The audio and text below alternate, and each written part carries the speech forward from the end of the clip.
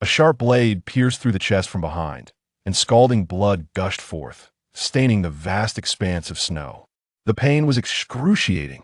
Luo Yun lay on the ground in disarray, struggling to lift his head, only to meet her scornful gaze. Why? Why did you betray me? Xia Xinya, her belly prominent, approached Zhou Yuan with a seductive sway, wrapping her arms around his neck, their lips meeting in a practiced kiss. After their passionate encounter, she did not forget to reveal a victorious smile with her moist lips. Can't you see? I have always been Zhou Xiao's woman. Zhou Yuan.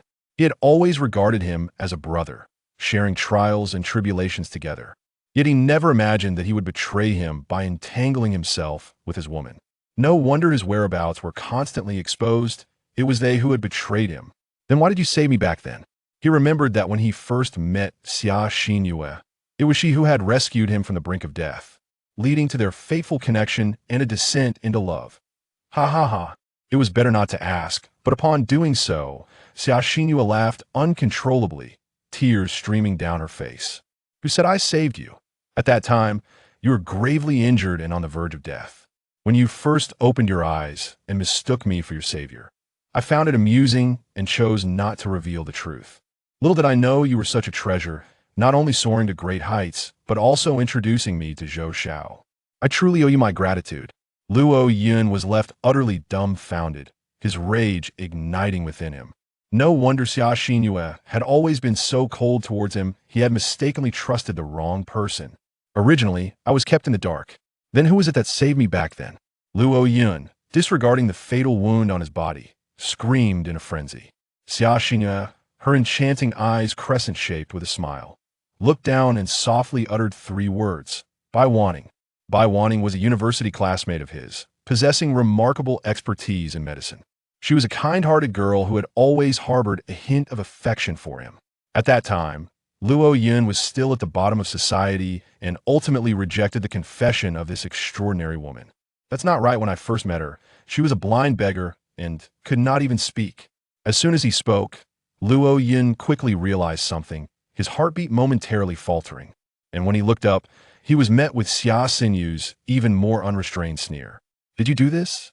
Luo Yun's eyes brimmed with fury, akin to a beast on the verge of a desperate counterattack. Xia Xinyue did not respond, yet she had already deduced the answer. She had witnessed his potential and feared that he would leave once the truth was revealed. To ensure the truth remained buried forever, she had rendered Bai Wanning blind and mute. Who told you to shine so brightly? The sudden revelation cast another layer of guilt upon Luo Yun, whose spirit was already shattered. Luo Yun, oh Luo Yun, in light of our brotherhood, I might as well share another secret with you. The child in your wife's womb is indeed my offspring. On the night of your grand wedding with Xia Xinyue, I was the one who shared the bridal chamber with her. You cannot imagine how thrilling it was to see her in that wedding dress. You two beasts. Luo Yun's roar seemed utterly feeble amidst the laughter of the two. The continuous onslaught of stimuli hastened the passage of his life, causing his vision to gradually blur into obscurity. Enough of this tiresome banter, my good brother. Relinquish your essence to me. Zhou Yuan crouched down, casting a disdainful glance at Luo Yun, who resembled a lifeless dog and commanded with authority. With great effort, Luo Yun staggered to his feet, and Zhou Yuan, entertained by the spectacle, allowed him to struggle. Luo Yun clung desperately to the last vestiges of his consciousness, suddenly plunging towards the abyss of death behind him. At that moment, Zhou Yuan realized the gravity of the situation and attempted to seize him, but it was far too late. Don't! Zhou Yuan's impotent rage diminished as he stood at the cliff's edge, while Luo Yun, filled with defiance, shut his eyes, overwhelmed by a profound sense of weightlessness. If granted a second chance, I would annihilate you wretched beasts. I would rather betray the world than allow the world to betray me. As he fell freely, an abrupt electronic notification echoed within his mind. Ding, host compatibility detected. This system is the Apocalypse Slaughter System. Would you like to bind? Luo Yun perceived this as a mere illusion before death, perhaps a sign of his grandmother coming to fetch him. Instinctively, he responded, yes. Ding, binding process initiated. Binding successful. Reward, 1 chance at rebirth. Would you like to use it? Yes. In the next instant, a flash of white light enveloped him. A mysterious vortex appeared beneath Luo Yun, and due to gravitational pull, he plummeted directly into it. Countless dials swirled around him, all spinning in reverse. Violet community. Luo Yun lay upon his bed, drenched in cold sweat, ensnared by the tangled sheets. His visage was contorted in agony, as though a malevolent force sought to drag him into an abyss of darkness. Ugh! With a sudden jolt, Luo Yun awoke, his gaze sweeping across the familiar decor of the room, oblivious to the fact that he had just endured a nightmarish ordeal. Wasn't it supposed to be the end of the world? I was betrayed by that wretched couple, Xia Xinyue and her accomplice, plummeting to my demise, only to hear a peculiar voice in my final moments. Ding! Congratulations, Master, on your successful rebirth. The unexpected electronic notification startled Luo Yun, triggering a primal response that enveloped him in dark, ethereal energy. This is my spatial ability. Luo Yun gazed incredulously at the black, void-like substance in his hands, then glanced at the time displayed on his phone. July 19th, 2090, a mere month before the apocalypse. So, I truly have been reborn? His expression brightened, excitement coursing through him as he realized not only had his powers returned alongside him, but he had also unexpectedly acquired a system. Ding! This system is the Apocalypse Slaughter System. Anyone who harbors hostility towards the Master to a significant degree will be bound as a target. Eliminating said target will yield corresponding slaughter points as a reward. The cost is that the Master can no longer absorb the source of their abilities to enhance their strength. Luo Yun listened intently until the final statement ignited his fury. I can't absorb the source of my powers. Am I to wait idly for others to grow stronger and kill me? The source of an ability user's strength resides within, cultivated at the back of the mind, to be absorbed upon the defeat of another ability user. The essence of the supernatural lies in its miraculous elixirs, and absorbing this essence is undoubtedly the swiftest path to enhancing one's power. Ding!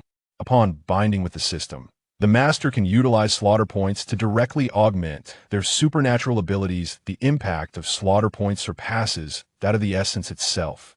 Upon grasping the system's explanation, Luo Yun exhaled in relief, his eyes sparkling with newfound realization as he sensed the alluring scent of wealth.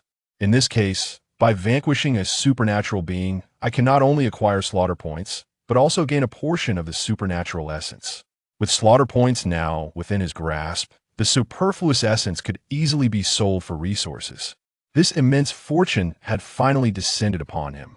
Drawing back the curtains, Luo Yun gazed at the sun-drenched scene outside, the intense killing intent casting a chilling aura over the previously sweltering environment.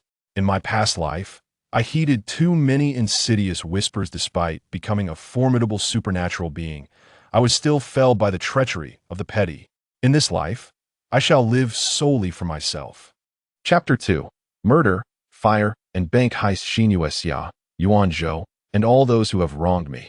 Know this. As long as I draw breath, you shall meet your demise. With a somber gaze, Luo Yun stared ahead, an aura of lethal intent enveloping her, as if darkness itself were perpetually encroaching, swallowing the sunlight by the window. I shall render you unable to seek life or death. The trials of the apocalypse have instilled in Luo Yun a habit of maintaining calm, employing an unwavering rationality to confront various unforeseen events. Given the rare opportunity to start anew, revenge is imperative, yet it is not my foremost objective. This time, I must leverage my existing advantages to carve out a domain uniquely my own. In my previous life, I wandered alone, fighting solitary battles, sorely lacking a sanctuary that could guarantee safety amidst the chaos of the end times.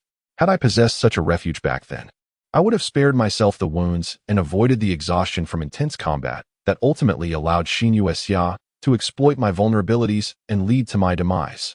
Therefore, it is crucial to establish a secure haven for the apocalypse in advance and gather the essential supplies for this lifetime. With this thought in mind, Luo Yun reluctantly set aside her vengeful impulses, redirecting her focus entirely towards strategizing in this new world. Consider yourselves fortunate. I shall grant you 2 more days of life. You treacherous pair. To construct a safe haven for the apocalypse, The most pressing need is financial resources, and thus, my primary goal is to amass wealth. The most effective approach? To rob a bank. Luo Yun seemed to recall something, and a smile involuntarily graced his lips as he murmured to himself. I remember that the Zhou family's business spans various sectors in Mohai City. To facilitate their financial operations, they even established a bank, aptly named Zhou Bank. How fortuitous, as I currently find myself in dire need of funds and supplies. Zhou Bank is precisely the private bank owned by the Zhou Yuan family, the very instigators of my misfortune. Had it been any other institution, I might have felt a twinge of remorse, but with the Zhou family's bank, I carry no such burden. Thus, I shall act without hesitation. With that, the space before him began to twist violently, revealing a swirling black vortex. Luo Yun strode confidently into it, vanishing from sight. The scene shifted to the interior of the bank's vault. As a dark door swung open, all the gold bars were drawn into the void. Entering the space portal once more, Luo Yun found himself in the surveillance room of a department store. After incapacitating the guard, he disabled the cameras with a swift gesture. He then proceeded to the vast warehouse, where he activated the dimensional gate, packing all the supplies along with the blue shelves into his possession. He did not forget to ignite a fire as a parting gesture. This was merely the beginning. In this life, I shall ensure that the Zhou family faces utter ruin. Amidst the endless inferno, the flickering lights danced in Luo Yun's eyes, and an invisible aura caused the flames to tremble. Utilizing the advantage of the space portal, he replicated the same zero-cost acquisition strategy throughout every corner of Mohai City.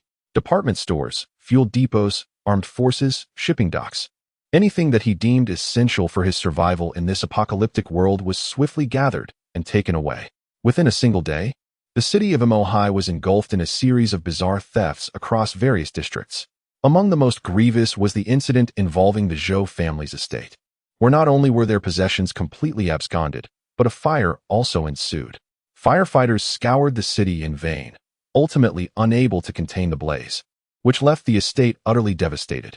This incident quickly made headlines, with police vehicles combing the area, yet uncovering no clues whatsoever. It was speculated that a well-coordinated gang was behind this grand heist. In the Zhou family's mansion, the study was adorned with an antique charm. Even the most unassuming ashtray was a priceless relic. Seated behind a rosewood desk was Zhou Yekai, the patriarch of the Zhou family, clad in traditional Tang attire as he meticulously practiced calligraphy. Suddenly, the elderly butler, Zhou Haoping, burst in, delivering news that nearly sent him into a state of shock. "Master, the bank vault has been robbed." Upon hearing these words, Zhou Yekai's body stiffened, causing the brush in his hand to crash onto the paper, ruining his work. Yet, he had no time to lament the destruction. He swiftly seized Zhou Haoping by the collar and demanded, "What did you say?" With over half of the Zhou family's ventures tied to Zhou Bank, this unexpected theft threatened to disrupt their entire empire. Zhou Haoping succinctly recounted the unfolding events, provoking Zhou Yekai's fury to reach new heights. Who dares to target the Zhou family? They are truly courting disaster. Terrified, Zhou Haoping dared not breathe, standing meekly with his head bowed, awaiting reprimand. "Investigate.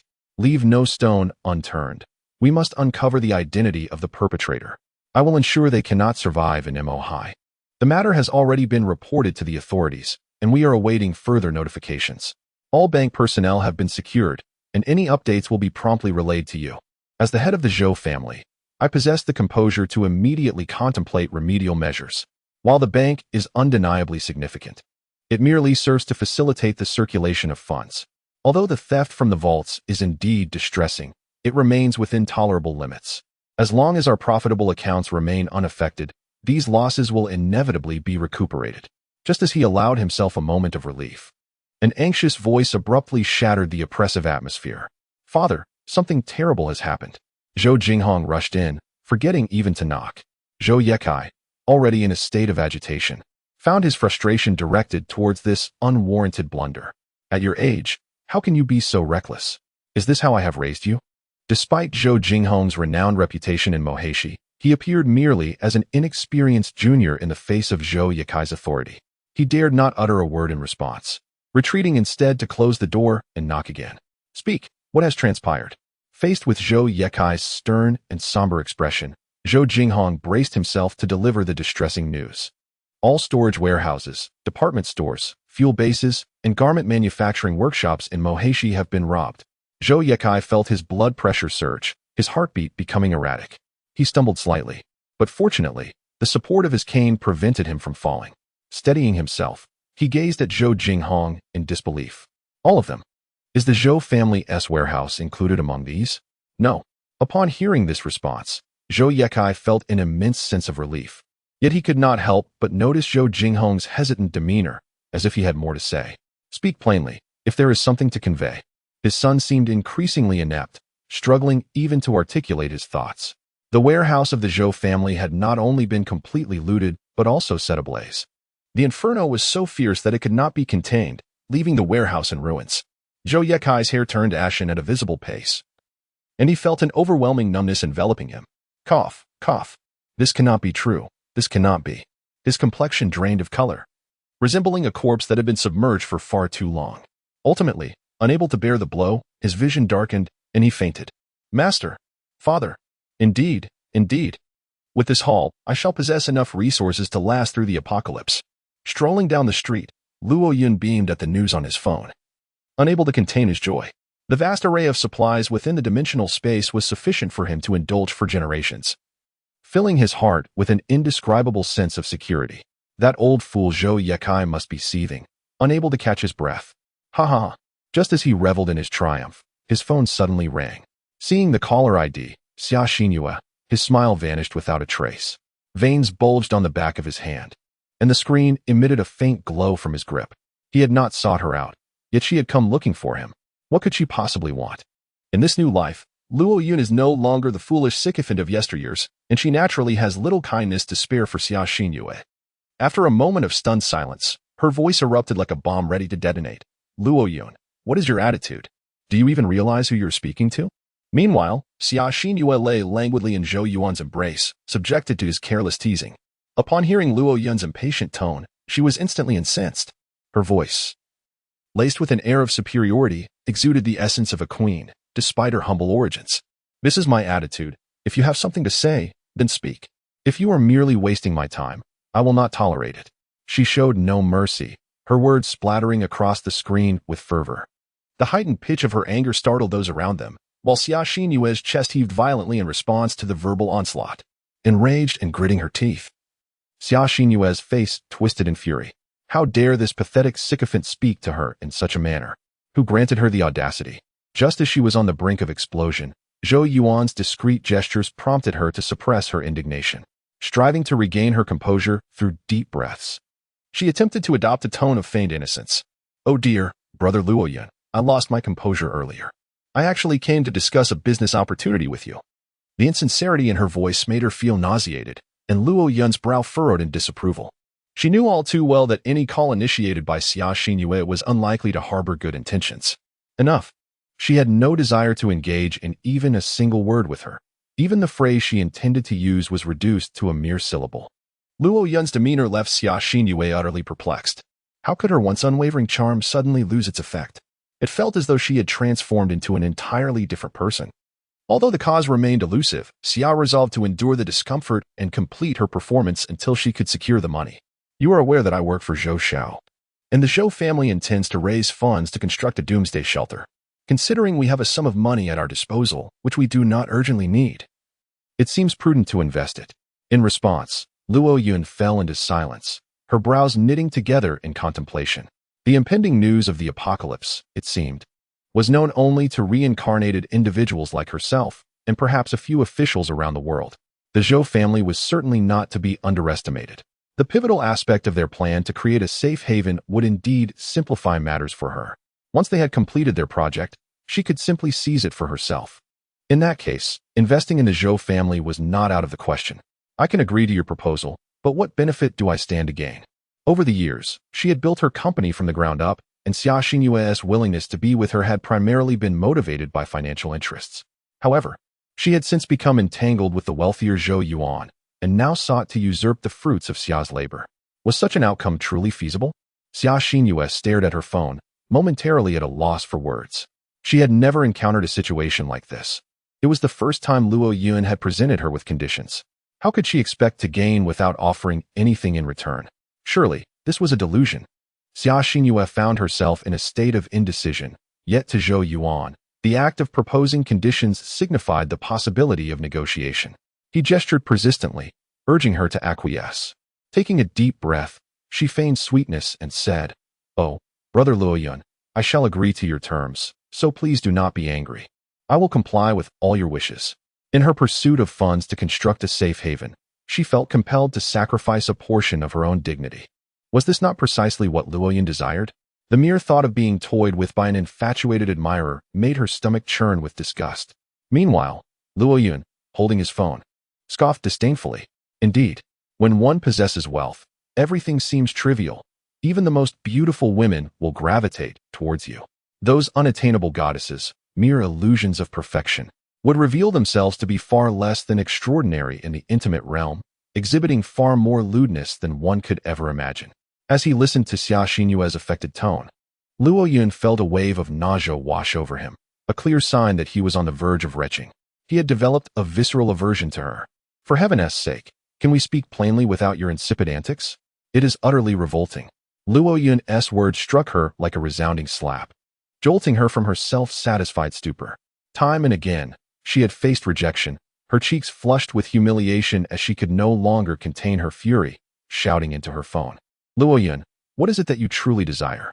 To Luo Yun, her words were akin to an insignificant noise, easily dismissed. This rare opportunity to negotiate with the Zhou family meant he must ensure they faced total ruin.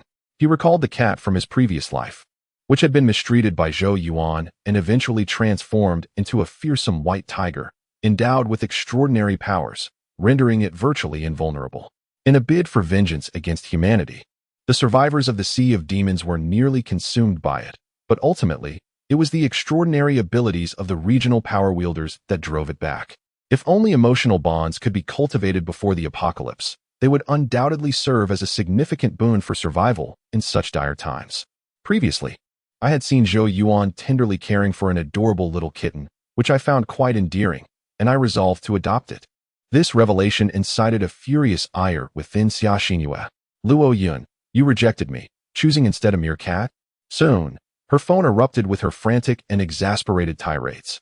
She could hardly fathom that her once prized figure held no value in Luo Yun's eyes, especially since he had previously been her devoted admirer.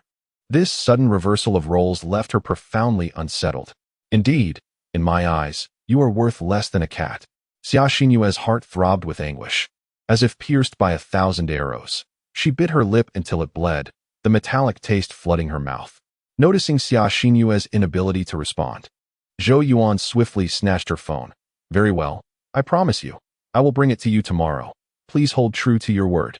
The voice of a man emanated from the phone, and Luo Yun's expression darkened ominously, as if a storm cloud loomed overhead. There was no need to listen further. He recognized that voice all too well. Naturally, after hanging up, "Zhou Yuan, are you truly certain that a great disaster will strike in a month's time?" Xia Xinyue's chest heaved with intense agitation, and the murderous intent in her eyes seemed on the verge of spilling over. At this moment, her singular thought was revenge. The optimal time to strike would be post-catastrophe, thereby evading any legal repercussions.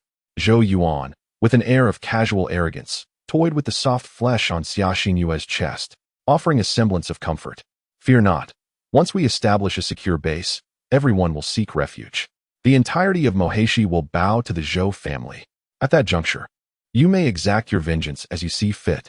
Xia Xinyue's eyes sparkled with anticipation, eager to rend Luo Yun into countless pieces. Her gaze lingered, a sinister smile curling at the corners of her lips. "Zhou Xiao, doesn't he desire that cat? I believe we could provide him with half of it." Chapter 3. The ingenious use of the killing point. Shall I proceed? If you decline, I shall dispose of it in the trash. Zhou Yuan, clad in a pristine white suit, his tousled yellow hair and tattooed hands presenting a rather disheveled appearance, disdainfully pinched a plastic bag containing a cat with 2 fingers, gesturing for the other to hasten. Indeed, it was a plastic bag. "You two brutes, what does our enmity have to do with this innocent creature?" Luo Yun trembled as he accepted the plastic bag, the cat within barely clinging to life. Its fur was sparse, marred by necrotic skin, evidently scalded by boiling water. One eye was blinded, and its demise seemed imminent. The wounds were fresh, clearly inflicted not long ago. Observing Luo Yun's anguished quivering, Zhou Yuan laughed heartily, his wicked smile stretching to the back of his ears. I shall care for my pets, but this one is no longer mine. Thus, its fate is of no consequence to me. Luo Yun's chest heaved violently as he met Zhou Yuan's taunting gaze, the latent power within him beginning to boil with intensity. I have finally come to understand why the white tiger in my previous life resorted to feasting upon humans. It is all a matter of retribution. Were I in its place, I would have acted with even greater ruthlessness. In a certain sense, it is I who am truly akin to that creature. The feline you desired has been delivered to you. I cannot fathom what it is about her that captivates you. To me, she appears utterly unremarkable. Xia Xinyue triumphantly brandished the contract in her hand, having achieved her objective, and saw no need to feign affection towards this impoverished wretch any longer. She reveled in the exhilarating sensation of dismantling that which Luo Yun held dear, and witnessing his anger filled her with a sense of satisfaction. The item has been bestowed upon you. From this moment forth, we are officially parted. You may now delight in your deceased feline companion. Xia Xinyue averted her gaze and entwined her arm with Zhou Yuan's as they slid into the sports car, speeding away with a flourish. Casting a glance in the rearview mirror at Luo Yun, a flicker of malice crossed her eyes, and she recalled his words with a desire to exact vengeance upon him. Zhou, you truly relinquished that cat to him? Though the little creature was nearly on the brink of death, she still felt an insatiable urge for retribution. Zhou Yuan, steering the car with one hand, chuckled heartily as he let his other hand roam freely upon Xia Xinyue's fair thigh. Fear not, I have made arrangements. They shan't survive for long. At his words, Xia Xinyue's eyes sparkled with delight, and in the rearview mirror, her crimson lips curled into a wicked smile. Zhou, you are simply marvelous. Tonight, I shall heed your every command. Hee. Luo Yun, meanwhile, scoured over a dozen hospitals, only to receive the same disheartening diagnosis each time. The little kitten's injuries were too severe, rendering any attempts at treatment futile. Shockingly, some even resorted to promoting pet urns. Was there truly no hope left? Luo Yun cradled the feeble kitten in her arms, feeling a profound sense of anguish and helplessness. It was as if she were gazing at another version of herself, one that had been granted a chance at rebirth, and she yearned to shield it from harm. Perhaps the system could assist. As she gazed at the system interface, a glimmer of hope ignited within her, as if she had grasped a lifeline. Ding! The system is capable of administering treatment. What was she waiting for? Urgently, she pressed on. Upon learning that the kitten could be saved, Luo Yun was elated, her heart racing as she urged the system onward. Ding! Treatment requires kill points. The current kill points of the master are 0. Treatment cannot be administered. In that case, a fierce glint flashed in Luo Yun's eyes as she surveyed the bound targets displayed on the system panel, Xia Xinyue and Zhou Yuan. Initially, she had planned to wait until they completed the construction of the safe base before taking action, but it seemed she had no choice but to expedite their departure. Just as Luo Yun prepared to set the spatial teleportation portal in motion, the system's prompt resonated in her mind. Ding! Hostility detected. The system has commenced binding. Binding complete. Name: Assassin 1 ability. Unawakened skill. None ability index. 7 hostility value. 70. Reaching 100 doubles the reward. Killing target reward murder points. 7. Name: Assassin 18 ability. Unawakened skill. None ability index. 10 hostility value. 68. Reaching 100 doubles the reward. Killing target reward murder points. 10. From Luo Yun's perspective, many individuals around him were marked in crimson. They appeared to be no different from ordinary passers-by, yet their gazes were palpably more sinister, occasionally darting towards him from the corners of their eyes. Why did he always feel that something was amiss? From the very beginning, he had sensed an elusive aura of malice, thinking that it was not the apocalypse yet, and dismissed it as it might not have been directed at him. In hindsight, he realized he had viewed this world with undue optimism, having already surmised who was targeting him. Luo Yun maintained an impassive demeanor. Just when I was troubled by the lack of murder points, you all arrived at the perfect moment, conveniently aiding me in testing this system's capabilities. Luo Yun turned into a deserted alley, deliberately choosing areas devoid of surveillance to meander about, observing this as an opportune moment. The surrounding undercover assassins slowed their pace and followed him. After several circuits within the alley, they ultimately cornered him at a crossroads. Finally willing to make a move? Cradling a small kitten, he slowly lifted his gaze, and in that instant, the aura emanating from him underwent a profound transformation. It was as though a fierce sword had been drawn from its sheath, akin to a demon breaking free from its seal, poised to wreak havoc upon the world. Engage. The leader, discerning a certain peculiarity from the frigid depths of Luo Yun's eyes, realized that this individual was no ordinary person. How could a mere youth, barely in his 20s, exude such a chilling aura? Even as a professional assassin himself, the murderous intent he harbored paled in comparison to that emanating from Luo Yun. Sensing the impending threat, he signaled his comrades with a mere glance to strike simultaneously. Did they truly believe they could contend with him? Luo Yun gently caressed the little kitten, and as he did, the distinctly contrasting colors of its eyes transformed at a visible rate into an abyssal hue. Gazing into those eyes felt as though one's very soul might be drawn in. The void eye unleashed its power, and the once menacing assassins fell one by one as if they were mere stalks of wheat being harvested.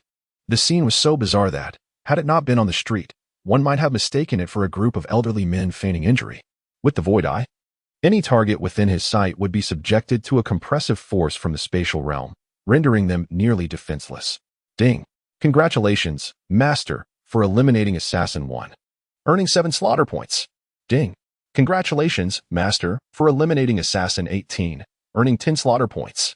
With the system's notifications echoing, his available slaughter points surged to 108. System, heal the little kitten. Ding. Initiating treatment, treatment complete. The slaughter points diminished swiftly, yet simultaneously. A miraculous energy surged into the kitten's body. The previous burns were rapidly mended, new fur sprouted at an astonishing pace. And even the lost eye was restored to its former glory. Meow. The little kitten sensed a transformation within itself, its tiny eyes brimming with excitement as it incessantly licked its own paw. The joy of surviving a calamity clarified for it that the person before it was indeed the one it should follow. Truly, the system is wondrous. It can completely heal even such severe injuries. Does this imply that as long as I accumulate enough slaughter points, death would be a distant concern? Luo Yun inhaled deeply, suppressing the exhilaration within as he gently petted the kitten in his arms.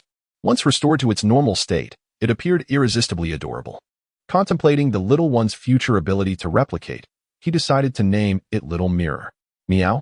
As Luo Yun gazed at the system panel, he noted the remaining 50 slaughter points after healing Little Mirror, and a thought began to form in his mind. System, utilize all slaughter points to enhance my abilities. Chapter 4, Blood Moon in the Sky, Second Awakening, Beep, Enhancement commencing.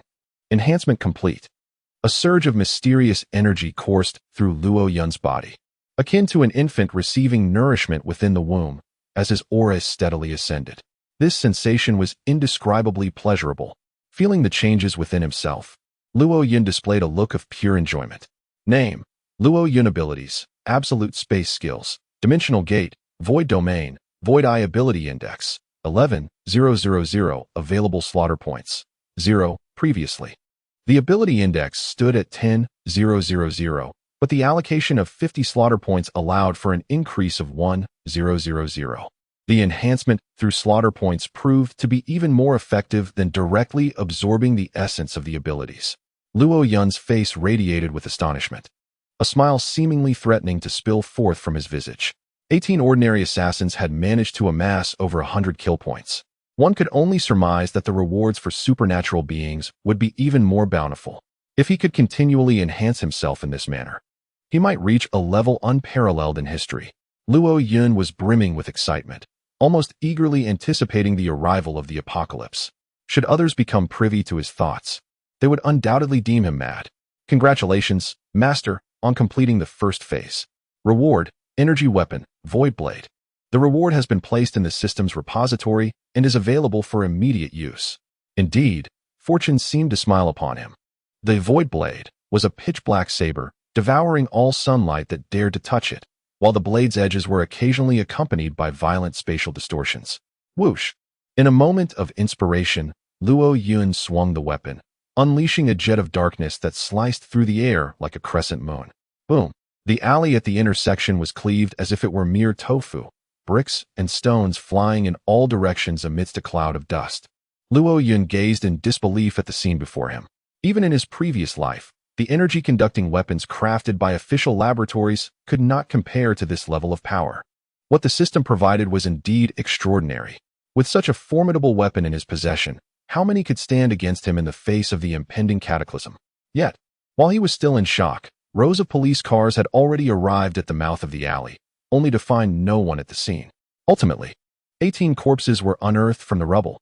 A series of bizarre occurrences has left the entire city of Moheshi in a state of unease. During this time, Luo Yun diligently sought out Bai Wanning's address and covertly visited her on several occasions. The guilt of having mistakenly identified her in the past, which led to dire consequences, weighed heavily on his conscience. After much contemplation, he decided against taking her away. The apocalypse had yet to commence, and there was no need to disrupt her life at this juncture. Instead, he dedicated his time to nurturing his bond with the little mirror. After more than a month of companionship, the little mirror had fully embraced him. In the blink of an eye, a month had passed. On the midnight of August 20th, 2090, Luo Yun transported himself and the little mirror to the rooftop, where they gazed at the moon gradually turning crimson. They awaited the impending doom with a calm demeanor. In his previous life, as the blood moon ascended, those who were bathed in its sanguine light awakened extraordinary powers.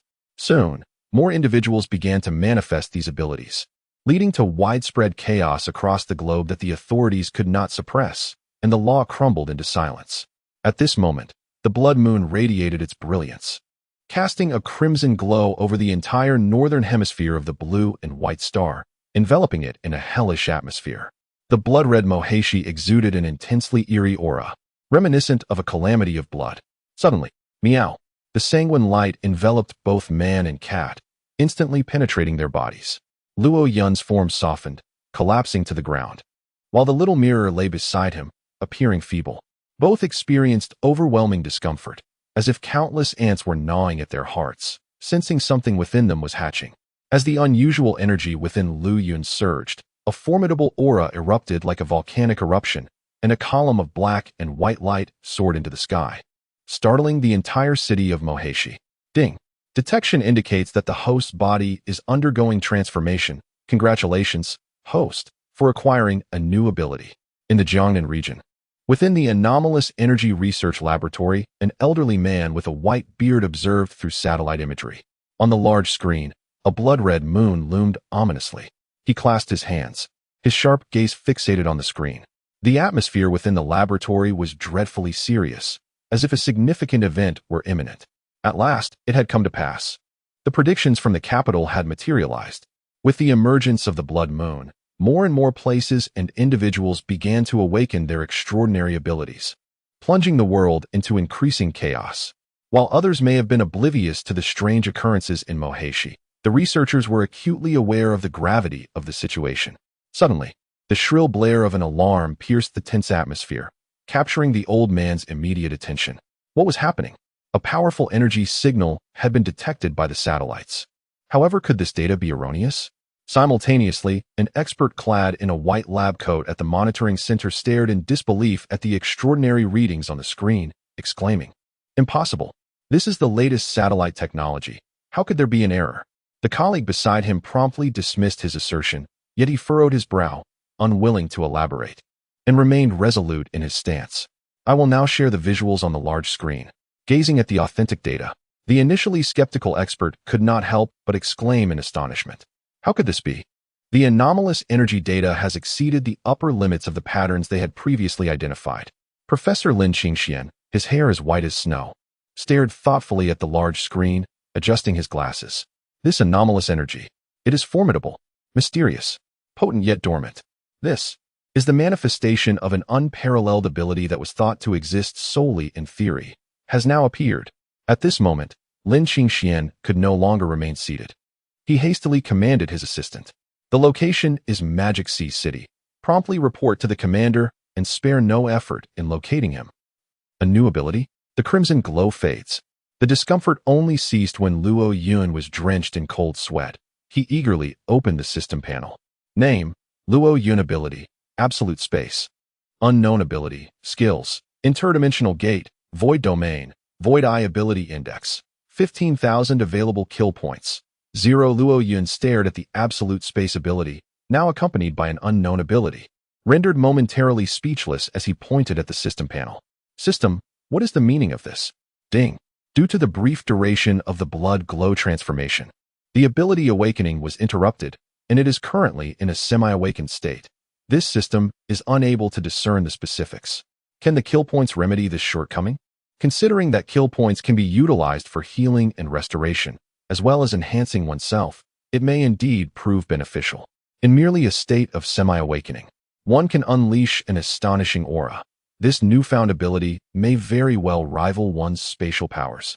Ding! Secondary awakening cannot be compensated for with killing points. However, as the master's strength increases, the deficiencies will gradually be remedied. Luo Yun let out a sigh of relief. He held absolute confidence in his ability to enhance his strength. At that moment, the small mirror also underwent a transformation, becoming a ferocious white tiger. Though its gaze remained endearingly playful, Luo Yun affectionately stroked its fluffy head, his voice chillingly cold. Little one, it is high time we ventured out for some activity. Chapter 5. The Apocalypse Hunting Ground. Day 1 of the Apocalypse. Individuals across the globe began to awaken unique abilities. Their lack of control led to the destruction of numerous public facilities, with videos of the chaos swiftly circulating online, only to be taken down shortly thereafter. Day 2 of the Apocalypse. Multiple riots erupted, totaling 432 incidents worldwide. Officials from various nations provided vague explanations, which were soon suppressed. Day 3 of the Apocalypse. Explosions of abilities occurred in Magic Sea City, with authorities attributing them to gas explosions, effectively stifling the uproar. Day 4 of the Apocalypse. The peculiar events erupting around the globe reached over 1 million, becoming utterly uncontainable, with countless eyewitness videos that could not be deleted. Day 5 of the Apocalypse. Governments worldwide offered explanations and designated these extraordinary abilities manifesting in individuals as superpowers. They urged everyone to adhere to their conscience and not to be consumed by desire. Initially, there was some efficacy, but with the arrival of a cataclysmic snowstorm, temperatures plummeted to a staggering -70 degrees. Countless individuals were frozen into mere ice sculptures, and the death toll reached a shocking 60 billion, leaving the world in utter disbelief. It was then that humanity recognized this was not merely a natural disaster, but the harbinger of the apocalypse. Beneath the looming threat of death and the enhancement of supernatural abilities, Pandora's box was irrevocably opened, unleashing the darkness within the human soul, rendering the law incapable of imposing any constraints. In this desolate world, resources reigned supreme. Across the globe, a frenzied scramble for supplies ensued, with individuals fighting tooth and nail for a mere loaf of bread, bodies strewn across the streets. The entire blue and white star teetered on the brink of collapse, akin to a heart clutched by a demon, struggling to beat against the odds. In the northern district of Magic Sea City, atop a towering crane, a peculiar scene unfolded. Despite the sun shining brightly, the snow fell incessantly, and the biting cold wind sliced through the air like a blade. Luo Yun, clad in a specially designed combat suit, had a small mirror perched on his shoulder, catching a snowflake that drifted down, murmuring to himself, "This snowfall has arrived more swiftly than anticipated." In his previous life, the snow had only begun to fall a month after the emergence of the blood moon. Yet now, less than a week had passed since its appearance. Could this rapid change be attributed to the butterfly effect of my rebirth? Observing the chaotic throng of pedestrians below, he felt akin to a deity overlooking the masses, lost in contemplation. This signified that the narrative of his rebirth, while reminiscent of the past, diverged entirely into an unforeseen side quest. Though this revelation was not necessarily favorable, Luo Yun swiftly recalibrated his thoughts. Such thoughts are futile. What one ought to focus on now is the acquisition of points to enhance oneself, while simultaneously eliminating potential threats that may arise in the future. In the bustling department store, a throng of individuals clad in down jackets, burdened with bags of various provisions, found themselves obstructed at the entrance. Whispers circulated among the crowd as a housewife, her hair styled in voluminous curls, attempted to rally the others against their oppressors. "We are all here to gather food. How can you be so domineering? This store does not belong to you." "Ah, it didn't before, but it certainly does now," retorted the leader of a group of a dozen individuals, fortunate enough to have awakened their abilities. The rotund figure spoke with a jovial laugh, his stomach jiggling with each word. "Blame your misfortune for not awakening any powers. When ordinary individuals confront those endowed with abilities, it resembles an adult bullying a child in kindergarten. Despite the numerical advantage, they stand no chance. Young man, I must warn you, I am of considerable age. I advise you to clear the way, or else." Seeing the situation deteriorate, an elderly woman, Aunt Lin, attempted to assert her age as a means of intimidation, adopting a patronizing tone as she began to lecture. Accustomed to bullying others under the guise of respect for the elderly, she presumed everyone was subject to her whims. Unfortunately for her, she had chosen the wrong target this time. With a swift motion, the leader of the group delivered a resounding slap, sending Aunt Lin tumbling to the ground, nearly losing consciousness. Gazing at her crumpled form, resembling a defeated creature, the hefty man scowled, spitting a thick glob of phlegm as he cursed vehemently. "You old wretch, daring to provoke me amidst this apocalyptic world. Have you lost your wits?" Without awaiting his command, the rotund man's underlings commenced their assault on Grandma Lin, delivering blows with reckless abandon. "Ah, spare me," Grandma Lin cried out, her pleas for mercy echoing in vain, as not a soul stepped forward to intervene. Just as her life hung by a thread, a middle-aged man, nearing 40, endeavored to halt their brutality and save her. "Cease this at once. Take your belongings, but do not harm her." He introduced himself as Chunzahai, a resident of the same building, and though he had a distaste for Grandma Lin's tendency to prey on the weak, he could not stand idly by as she faced certain death. "What do you think you are, daring to instruct me?" No sooner had Chunzahai spoken than the rotund man, like a specter, appeared before him, unleashing a rapid series of strikes that left Chunzahai battered and sprawled upon the ground. It became evident that even a well-trained soldier struggled to overcome those endowed with supernatural abilities in such dire circumstances. "Please, spare me." He is a soldier, trained to endure. His good intentions had inadvertently led to his own suffering. Yet, he bore no regrets, for he was a soldier of the people, destined to serve them. However, a single remark from Grandma Lin pierced his heart, igniting a pang of remorse within him. Due to his meddling, the rotund man's gang escalated their ferocity, and soon Chunzahai found himself bloodied. The rotund man surveyed the crowd, a chilling aura of menace emanating from him, causing the onlookers to recoil in fear. "Those who wish to survive, leave your belongings behind. Otherwise, you shall exit horizontally." Despair etched upon every face. They exchanged glances, reluctantly placing their provisions down. Just as they acquiesced, a blood-curdling scream pierced the air. The portly man turned to see one of his underlings impaled through the chest, collapsing lifelessly to the ground. At that moment, a strikingly handsome young man clad in a white combat uniform approached, wielding a pitch-black sword, exuding an aura of lethal intent. Beep, hostility detected. System initiating binding. Binding successful. Name, Zhang Zihao, ability, speed enhancement, skill, wind step, ability index, 2500.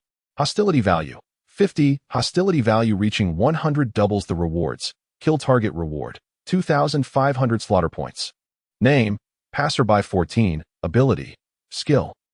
Ability index, hostility value, 30, kill target reward, 1300 slaughter points. Confronted with the enigmatic figure, Zhang, the corpulent man, felt an overwhelming sense of peril. However, the thought of his awakened power and the multitude by his side emboldened him. "How dare you attempt to slay me? Brothers, avenge our fallen comrade." Recognizing the formidable nature of their adversary, they all sprang forth, rallying one another. Just as fate would have it, a sinister smile curled upon Luo Yun's lips beneath his helmet. With a swift motion of the void blade in his hand, in a mere heartbeat, 15 individuals were cleaved in two, their lives extinguished irrevocably. Luo Yun stood frozen in place, gazing at the multitude of corpses strewn about, seemingly dissatisfied. This is rather pathetic. Although these individuals had awakened their extraordinary abilities, becoming akin to Spider-Man or Batman in the eyes of ordinary people, their sense of crisis was alarmingly poor, and their combat experience was utterly lacking. Confronted with a seasoned hunter like himself, who had returned from the apocalypse, they were destined to be thoroughly vanquished. He fed their source of abilities entirely to the little mirror, which gleefully licked its tiny tongue in satisfaction. "Congratulations, Master, for eliminating the target. Reward, 8,500 kill points." Observing the fluctuating kill points on the system panel, Luo Yun smiled contentedly, preparing to shift his focus to the next hunting ground, when his attention was drawn to the figure of Chunzahai lying on the ground. "Uncle Chun, is that you?" Chapter 6. An opportunity not taken. Luo Yun recognized Chunzahai well. He was the security guard stationed at the entrance of his company. A former soldier, he was a man of integrity and gratitude. In a past life, He had shielded Luo Yun from a bullet, perishing before him, and was one of the few who retained a glimmer of humanity amidst the apocalypse. Uncle Chun, how did you sustain such severe injuries? Luo Yun sheathed his void blade and helped Chun Zihai lean against the wall. At that moment, he had succumbed to unconsciousness, completely unaware of Luo Yun's voice. System. Heal him. Beep. Commencing treatment. Treatment complete. With the deduction of 50 kill points, the bruises on Chun Zihai's face visibly subsided, and as his brow quivered, his eyes fluttered open. Luo Yun, is that you? How did you end up here? Chun Zihai recognized himself through the eyes of the mask, propping himself against the wall as he stood up. After a brief exchange, they became aware of each other's predicaments. It turned out that after he transferred his shares to Xia Xinyue, the Zhou family sold the company to raise funds, resulting in Chun Zihai losing his job. Subsequently, the onset of the apocalypse forced him to join the masses in scavenging for supplies, where he encountered those with supernatural abilities oppressing the populace. Uncle Chun, haven't you awakened any powers? Luo Yun scratched his helmet, confusion evident in his gaze. In the previous life, Chun Zihai had indeed possessed abilities after the blood moon. He should have awakened, yet now he seemed bereft of them. Chun Zihai shook his head in disappointment, his eyes filled with unspoken envy. Beep. Detecting that Chun Zihai's body modification is incomplete, his powers are in a semi-awakened state. From Luo Yun's perspective, a progress bar indicating awakening appeared above Chun Zihai's head, showing only 70. System. Help Uncle Chun complete his awakening. In the next moment, Luo Yun struck Chun Zihai's chest with his palm. Though confusion flickered in Chun Zihai's eyes, he offered no resistance. Luo Yun, what are you doing? Before he could finish his question, he felt a warm current surge within him, and his body began to heat up, as if a barrier had been lifted. Beep. Awakening initiated. Awakening successful. Chun Zihai felt a surge of power attempting to burst forth from his body, and with a mighty shout, he floated into the air. This is supernatural ability. I have successfully awakened. Name, Chun Zihai. Ability, telekinesis, skill, mind control, ability index, 8,000. Loyalty, 100. Luo Yun had slain Zhang Zihao and others, and without his permission, they did not dare to act recklessly. They were astonished by the miraculous scene before them, their envy almost spilling over. The near-death individual was not only saved, but had also awakened his supernatural powers. How was this achieved? Luo Yun, did you help me awaken my abilities? Chun Zihai gazed at the young man with excitement, tears of gratitude welling in his eyes. In this apocalyptic world, what did possessing abilities signify? It was life itself. Luo Yun's actions undoubtedly instilled hope for survival within him. Uncle Chin, do you have any plans now? If you have nowhere to go, come with me. I assure you, you won't have to worry about food and warmth. Without a moment's hesitation, Chun Zihai accepted Luo Yun's invitation. Luo Xiao, you flatter me. As long as you don't mind my shortcomings, my life will belong to you from now on. His bright eyes seemed to pledge unwavering loyalty. All right.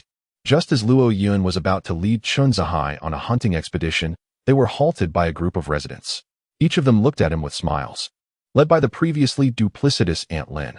Young man, you can't leave. What will we do if we encounter those people again? Luo Yun scoffed disdainfully. Moments ago, this old woman had been two-faced, and now she sought his protection. What happens to you is of no concern to me. Faced with Luo Yun's rebuke, none of them stepped aside. Realizing they could not retain Luo Yun, Aunt Lin and her group immediately changed their demeanor. If you wish to depart, we have but one condition. That is, grant us the ability to possess supernatural powers. Seeing that Luo Yun did not directly acquiesce, Aunt Lin turned her attention to Chun Zihai. Little Chun, as a soldier of the people, you cannot forsake us. Given that we are neighbors, would you kindly persuade this young man? Chun Zihai felt a wave of revulsion. Reflecting on his past assistance, he recalled how they had treated him. He was kind-hearted, yet certainly not foolish. Should you refuse, I shall expose your ability to awaken others' powers. Aunt Lin's threat was undeniably ruthless. If such information were to leak, Luo Yun would instantly become the target of public ire, facing either house arrest or obliteration. A death wish. The void blade materialized in his hand, and with a swift motion, he struck, severing Aunt Lin in two, blood gushing forth. Her head rolled onto the ground, fear frozen on her visage. An old crone, relying on her age, truly believed herself significant. A murder. The crowd scattered in terror, yet Luo Yun's gaze darkened as the void blade sliced through the air. leaving behind a trail of afterimages. Whoosh, whoosh, whoosh. All those fleeing were swiftly dispatched without mercy. He had initially intended to spare them, but their witnessing of forbidden sights left him with no choice. Only the dead could keep secrets. In light of this unfolding event, Chun Zhai refrained from intervening. Afterward, he gained a clear understanding of the vile nature of these individuals. Perhaps it is time for a personal transformation. Subsequently, accompanied by Chun Zhai and the small mirror, they embarked on a relentless hunt through the northern region of Magic Sea City, continuously absorbing the essence of the world, their strength rapidly amplifying. In a suburban villa, within the confines of a bedroom, Bai Wanning lay unconscious on the bed, while two lecherous men stood nearby. These individuals were her bodyguards. Due to the Bai family's refusal to enter into an alliance with the Zhou family, they had been bribed to forcibly return Bai Wanning, intending to create an irrevocable situation that would leave her with no choice but to acquiesce. However, to their surprise, the two bodyguards were overcome by lust, eager to indulge themselves before delivering Bai Wanning to the Zhou family. "Boss, is this really the right course of action?" One youthful bodyguard, evidently inexperienced, expressed his apprehension at the unfolding events, which were far too overwhelming for him. "What is there to fear? We are in an apocalyptic world. Even if we are discovered, what can be done? Rather than allow her to be ruined by the Zhou family, we might as well indulge ourselves first." Observing his apprentice's lingering hesitation, the leader hastened to stoke the flames of temptation. "Rest assured, if you keep quiet, who will ever know? I'll let you have the first turn." He smirked. Such exquisite beauty is a rare find indeed. Initially, the apprentice hesitated, but upon beholding Bai Wanning's enchanting beauty, his carnal desires ultimately triumphed over his reason. Acknowledging the collapse of moral boundaries, he decided to proceed without restraint. "Bai, do not blame us. Blame this world instead." Just as he was about to act, the space before them began to warp unexpectedly. A white silhouette suddenly emerged, delivering a powerful kick to the bulging red tent. The pain, a dual assault on both body and soul, was comprehended only by men. He writhed in agony, his complexion fluctuating between shades of green and white, clutching his bleeding groin, succumbing to the unbearable torment. "Who are you, daring to disrupt matters concerning the Zhou family?" Everything transpired with astonishing rapidity. He failed to discern from whence this young man had materialized, and before he could react, his apprentice was lost. Realizing he was outmatched, he attempted to summon the Zhou family, only to meet a swifter demise. Before he could finish speaking, a blade of emptiness pierced his throat, impaling him against the wall. "Wake up, are you all right?" Luo Yun sat at the bedside, gently patting Bai Wanning's cheek, startled by the suddenness of it all. On such a frigid day, how could she be so feverish? "Huh." Bai Wanning struggled on the bed, mumbling incoherently while her eyes remained tightly shut, clearly in a state of delirium. Luo Yun quickly grasped the situation. Gazing at Bai Wanning's delicate features, he hesitated to employ the system's healing capabilities. He swallowed hard, a wicked smile spreading across his face. "Uncle Chun, you and Little Mirror, clear the area. I require a little more time here." Fearing interruption, he pressed the earpiece. Under normal circumstances, he would never act in such a manner, but this was Bai Wanning. He could not bring himself to refuse. He thought to himself, "A fool indeed would pass up an opportunity."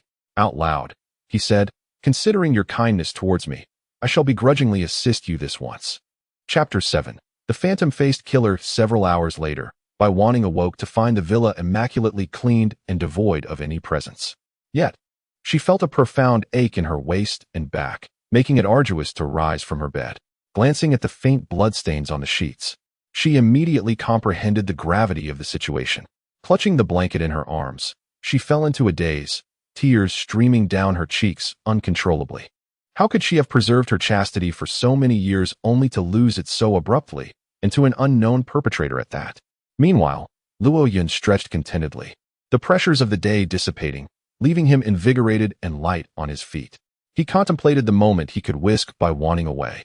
For she was a woman he had shared intimacy with, and he could not allow her to endure the same fate as in his previous life. Just as he reveled in these thoughts, the sound of clashing weapons echoed through his earpiece, accompanied by Chun Zhai's urgent cries for help. "Luo Xiao, it's bad. We have fallen into an ambush. You must come quickly." In an instant, the smile on Luo Yun's face froze, replaced by a tempest of murderous intent. "I am on my way," he declared. He pinpointed Chen Zihai and Xiao Jingzi's locations and swiftly activated a spatial portal to hasten his arrival. After days of relentless hunting, Uncle Chun and Xiao Jingzi had vastly improved their abilities. Ordinary practitioners would be as helpless as vegetables before their might. The fact that they sought assistance suggested that their adversaries were formidable indeed. On the other side, Xiao Jingzi had transformed into a fierce white tiger. Her massive form towering as high as a floor, engulfed in a whirlwind of bloodlust as she battled a portly phantom-faced foe, caught in a desperate struggle. In the cavernous maw of the blood-red abyss, a crimson energy beam erupted forth, striking the masked figure in an instant. The latter's body careened through 5 towering office buildings before finally coming to a halt, his garments tattered and torn, yet he remained alive. What a fearsome creature! When did such a terrifying monstrosity emerge from the northern domain? Clambering from the ruins, the ghostly-faced man clutched his aching chest, warily observing the white tiger before him. Although adept at defense, the recent assault had pushed him to his limits, nearly costing him his life. In another battlefield, Chen Zihai faced yet another ghostly figure. Both engaged in a duel marked by injuries. Due to his late awakening to his supernatural abilities, compounded by the adversary's advantages, he found himself at a disadvantage. I have been watching you for several days. Dare to unleash a massacre in the northern domain and surrender all the essence you have acquired. The figure opposite him was cloaked in an enormous black mantle, obscuring their features, and their voice had been altered, rendering it impossible to discern their gender. At that moment, they pointed a dagger menacingly at Chen Zihai. You're dreaming. Chen Zihai's eyes ignited with a celestial azure glow as supernatural energy surged forth. All objects surrounding him levitated, as if he had conjured his own realm. Stubborn fool, seeking death. In a flash, the tall, masked figure transformed into a shadow, merging with the ground and swiftly navigating through the array of floating debris, moving with lightning speed. In the next heartbeat, they appeared beside Chen Zihai, the dagger slicing through the air to leave a gruesome wound upon his shoulder.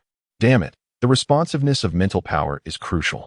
And this individual moves with such swiftness that I find it impossible to keep pace. What should I do?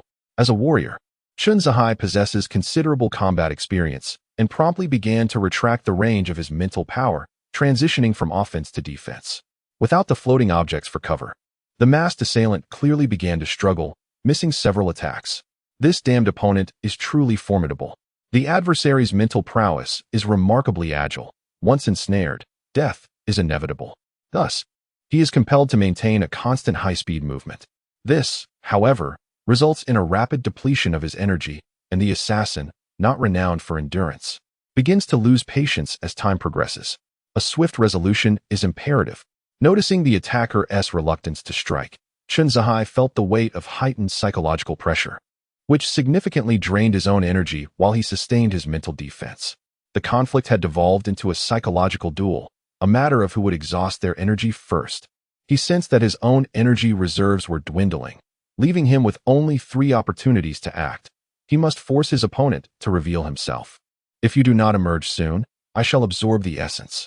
He produced a sphere of energy essence, cradling it in his palm, and began to absorb it openly. A perfect opportunity. Prepare to perish. The ghostly figure could no longer remain passive, seizing the moment to launch an attack. He accelerated to the utmost, wielding his dagger which pierced through the mental defense like a bullet, tracing an exceedingly cunning trajectory aimed directly at Chen Zihai's throat, intent on delivering a lethal strike. Whoosh! The assailant breached the mental defense, but his speed faltered, allowing Chen Zihai to capture him in an instant. The masked man pierced his arm, blood gushing forth, while he pressed the luminous orb against the assailant's chest. In the following instant, the masked figure became as immobile as a fly trapped in amber, suspended in midair. You despicable wretch! He realized too late that he had been deceived. He had not absorbed the essence of supernatural power. The orb in his hand was clearly a manifestation of concentrated mental energy. The masked man had merely been biding his time, waiting for him to fall into his trap. In the relentless game of power and defeat, words were futile.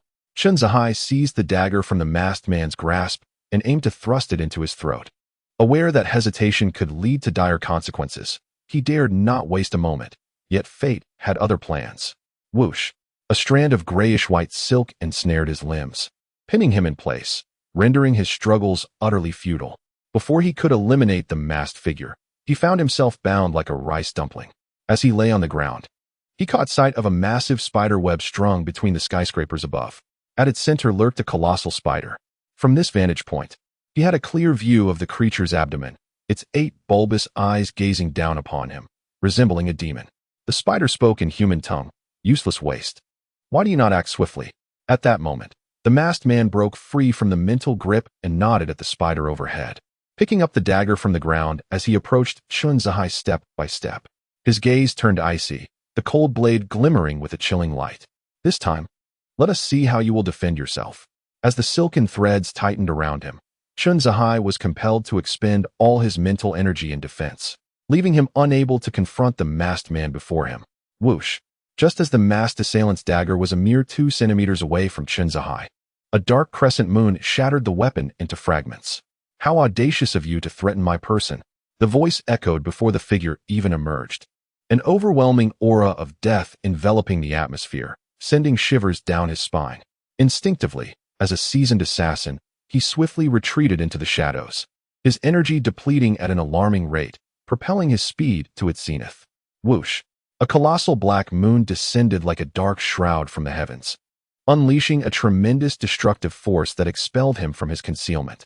In the next instant, another black moon loomed larger in his vision, its immense pressure seemingly threatening to cleave him in twain. "Boss, save me." Fear gripped him. He hadn't even seen his adversary yet, and his life was already in peril.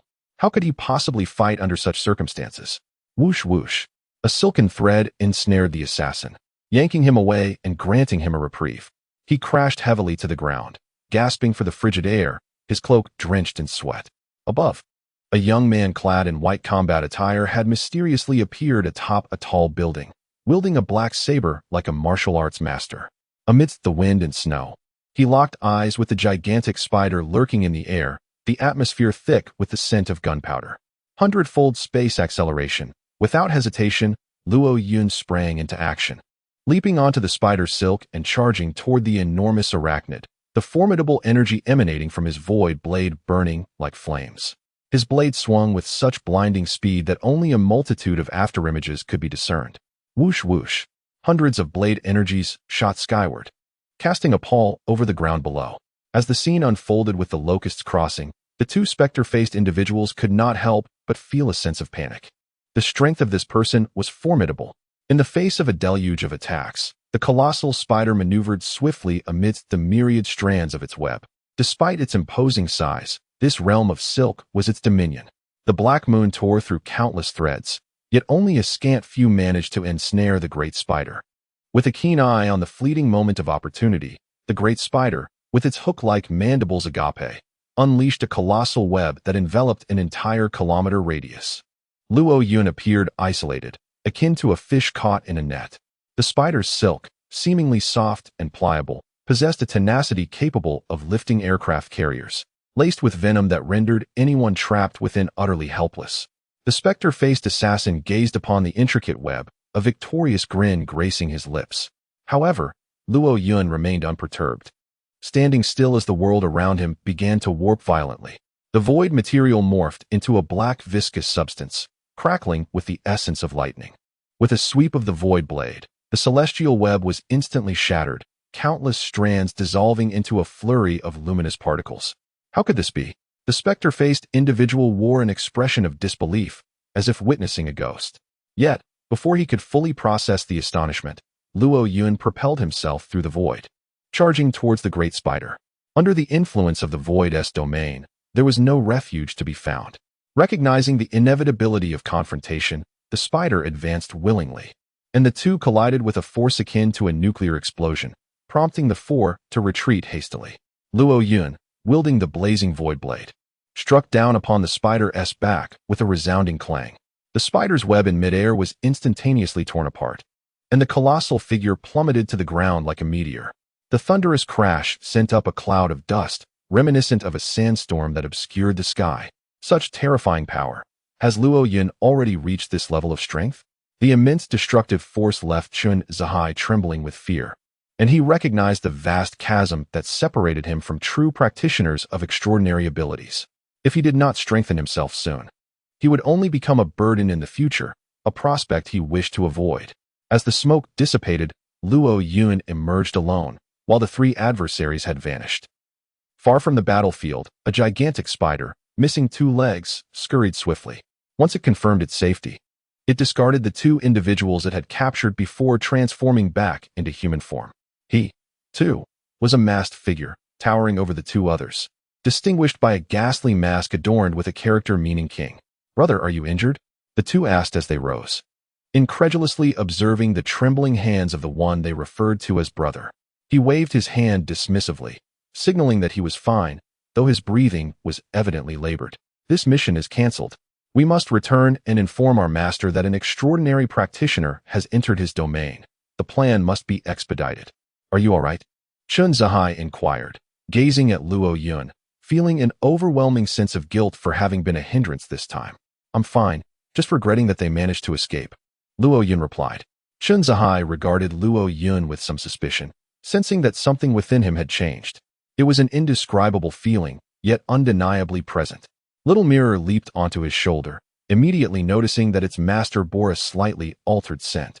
Upon understanding the situation, Luo Yun expended his killing points to heal the 2 individuals, allowing them to absorb all the acquired powers from this encounter.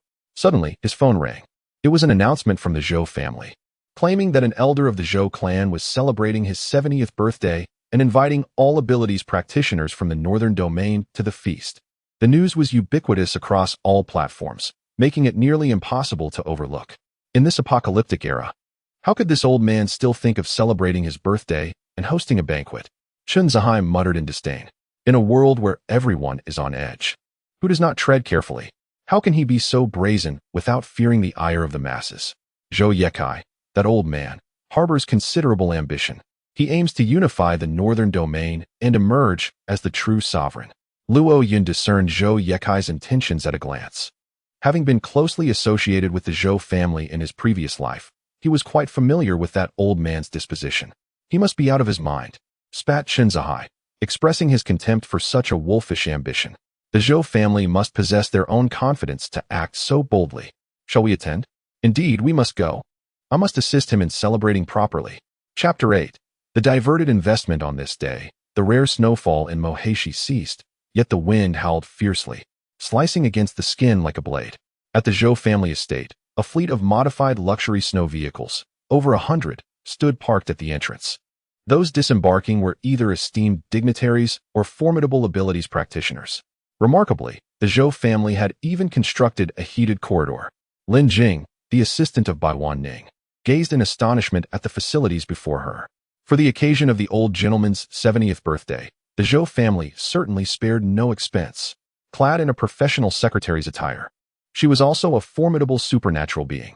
However, amidst the multitude of extraordinary individuals within the Zhou family, she resembled a solitary cabbage in a bustling market, utterly overlooked. Upon their arrival at the Zhou family hall, they found an even larger assembly of people, each seated with decorum, vigilantly observing their surroundings. The atmosphere seemed far from simple. Bai Wanning furrowed her brow, hesitating to step further. Being exceptionally perceptive, she sensed an ambience that appeared harmonious, yet was palpably suffocating, akin to clouds obscuring the sun. The 2 chose a discreet corner to settle down. "Halt! You cannot enter." A guard stationed at the entrance obstructed Luo Yun's path. Amongst the throng of attendees, he had singled her out while neglecting to even glance at the others. Was entry determined by some arbitrary criteria? Luo Yun, cradling a small mirror in her arms, felt no inclination to engage in eye contact. The guard, wielding a baton, scrutinized the pair. Unlike the elegantly attired guests, their combat uniforms, equipped with internal heating elements, were markedly more practical. However, to the guard, they appeared shabby, leading him to perceive them as mere impoverished souls seeking warmth. Those present were either investors in the safety base or influential figures. What business did they have here? With a cold smirk, Luo Yun retorted, "How fortuitous. For I too am an investor in the safety base." The guard displayed a look of surprise upon witnessing Luo Yun's unperturbed demeanor, instantly abandoning any pretense of indifference. If this were indeed true, he would find himself in dire straits, prompting an immediate change in his countenance. "Please wait a moment. The higher-ups are quite strict. I shall investigate at once." In the office, Zhou Yuan stared incredulously at the live feed from the surveillance monitors. It was hard to believe that the wretched cat he had nearly trampled to death, which had survived even boiling water, had indeed been revived. Zhou Xiao. That individual has invested money. If he causes a scene, will the other investors not be disturbed? Asked Xia Xinhua, adorned in an elegant black gown with a daringly high slit, leaning provocatively against Zhou Yuan, her brow furrowed with concern. With a resounding slap, Zhou Yuan struck her pert backside, a look of enjoyment gracing his features. The unexpected gesture startled Xia Xinhua, who protested verbally yet leaned into him eagerly. Zhou Xiao, what are you doing? Rest assured, the funds are yours, thus you rightfully hold the position of principal investor in this safe haven. Xia Xinhua beamed, nestling into Zhou Yuan's embrace, her arms wrapping around his neck as she whispered seductively in his ear, Zhou Xiao, you are so good to me. Tonight, I am yours. Bah, I expected something remarkable, but it turns out to be nothing more than a fraud. The guard returned, cursing as he brandished his baton threateningly at Luo Yun, incensed. The commotion swiftly attracted a throng of onlookers, eager to witness the unfolding drama. The list of investors does not bear your name at all. You have deceived the Zhou family, and you truly have no fear of death. Luo Yun's expression darkened. Despite having paid, he now found himself an outsider. Clearly, there had been some underhanded dealings, and only those two unscrupulous individuals could orchestrate such a scheme. Get out of my sight. Knowing that Luo Yun and his companion held no authority, the guard immediately revealed his malicious demeanor, ready to act according to his whims. Just as he prepared to strike, before his baton could descend, he was enveloped in a blue light. Chen Zihai had made his move. The overwhelming aura suppressed everyone, making it difficult for them to breathe, as if they were drowning, with some even dropping to their knees. The potent energy exhibited was several times stronger than the surrounding ability users. Such incredible power. How could an ability user reach such heights? Who was this man?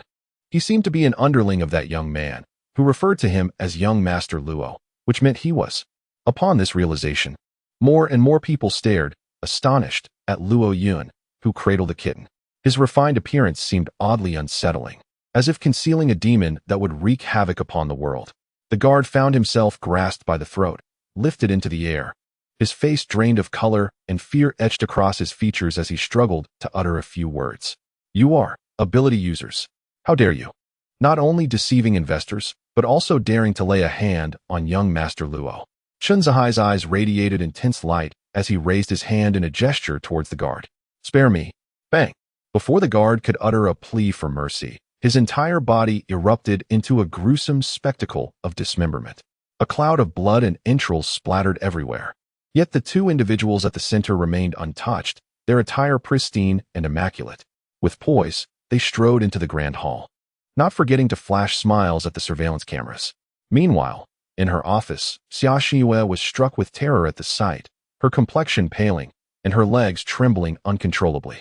How could the people around him possess such formidable strength? In disbelief, Xia Xinhua pointed at the screen displaying Luo Yun. While she had encountered superhumans before, the overwhelming aura emanating from him as he seemingly leapt from the screen was unprecedented. A mere sycophant, a destitute fool, somehow commanded the loyalty of such a powerful individual. Zhou Xiao, what shall we do? The people around him are so formidable. What if he seeks revenge against us? The thought of deceiving Luo Yun into relinquishing his shares made Xia Xinhua squirm in discomfort. Unlike Zhou Yuan, who had the entire Zhou family as his backing, she stood alone and vulnerable. Calm down. Zhou Yuan was equally enraged. For the prowess of that superhuman was beyond the reach of even a select few within the Zhou family, all of whom were beholden to Zhou Yekai. None among his own ranks could rival that individual, which implied he was inferior to Luo Yun. This was an affront Zhou Yuan could not tolerate, particularly the derisive glint in Luo Yun's gaze directed at the surveillance camera. It was a clear mockery from afar. Once this plan succeeded, the entirety of the northern domain would belong to the Zhou family. A mere superhuman, obedient or not, could easily be disposed of if necessary. Zhou Yuan's gaze was icy, akin to a furious beast, as he harbored a wave of suppressed anger within. As for Luo Yun, I shall make you kneel and beg. Realizing that the Zhou family had the means to deal with the situation, Xia Xinhua finally exhaled in relief and hurriedly approached to offer her soft consolation. Young Master Zhou, please calm down. Do not let your anger harm your health. Yet, Zhou Yuan paid her no heed. With a bandit-like grip, he seized her hair, disregarding her pain, and forcefully pressed her head down beneath the table. Ah! Xia Xinyue let out a soft cry, knowing what was to come, but offering no resistance. Zhou Yuan closed his eyes, and after a lengthy pause, he finally exhaled deeply, striving for tranquility. Chapter 9. The ambition of the Zhou family upon entering the hall. Luo Yun and his companion did not attract much attention. As they melded into the crowd, he immediately activated his ability, Void Domain. The Void Domain allows the user to detect any disturbances within a radius of 5 kilometers centered around themselves, relaying every subtle motion back to the practitioner. Luo Yun had swiftly gauged the strength of everyone present, concluding that none posed a threat to him. Simultaneously, he noticed a familiar face. Chen Zihai was navigating through the throng, unceremoniously taking a seat opposite Bai Wanning. At that moment, she donned a delicate pink sequin gown, draped with a trench coat. Even while seated in the corner, she occasionally attracted lewd glances from onlookers. Who do you think you are? Did anyone invite you to sit? Lin Jing glared at Luo Yun with disapproval, finding him excessively presumptuous. She held no interest in men, especially not in someone as refined and elegant as Luo Yun, who cradled a cat in his arms. He appeared nothing more than a decorative vase. It is you, Luo Yun. It has been a long time. Bai Wanning instantly recognized Luo Yun, her smile resembling a blooming ice lotus. The boy she once admired has matured significantly, his features now more refined. This revelation surprised Lin Jing, as the often aloof Bai had shown such enthusiasm for a man. Indeed, Luo Yun gazed at the exquisite face before him, his expression slightly awkward, uncertain of how to respond. It had indeed been a long time since they last met, though for him, it had only been a few days.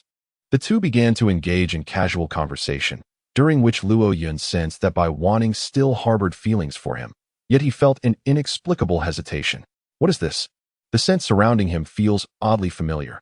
As he drew closer, Bai Wanning scrutinized Luo Yun with a hint of suspicion. One must admit, a woman's intuition can be frighteningly acute.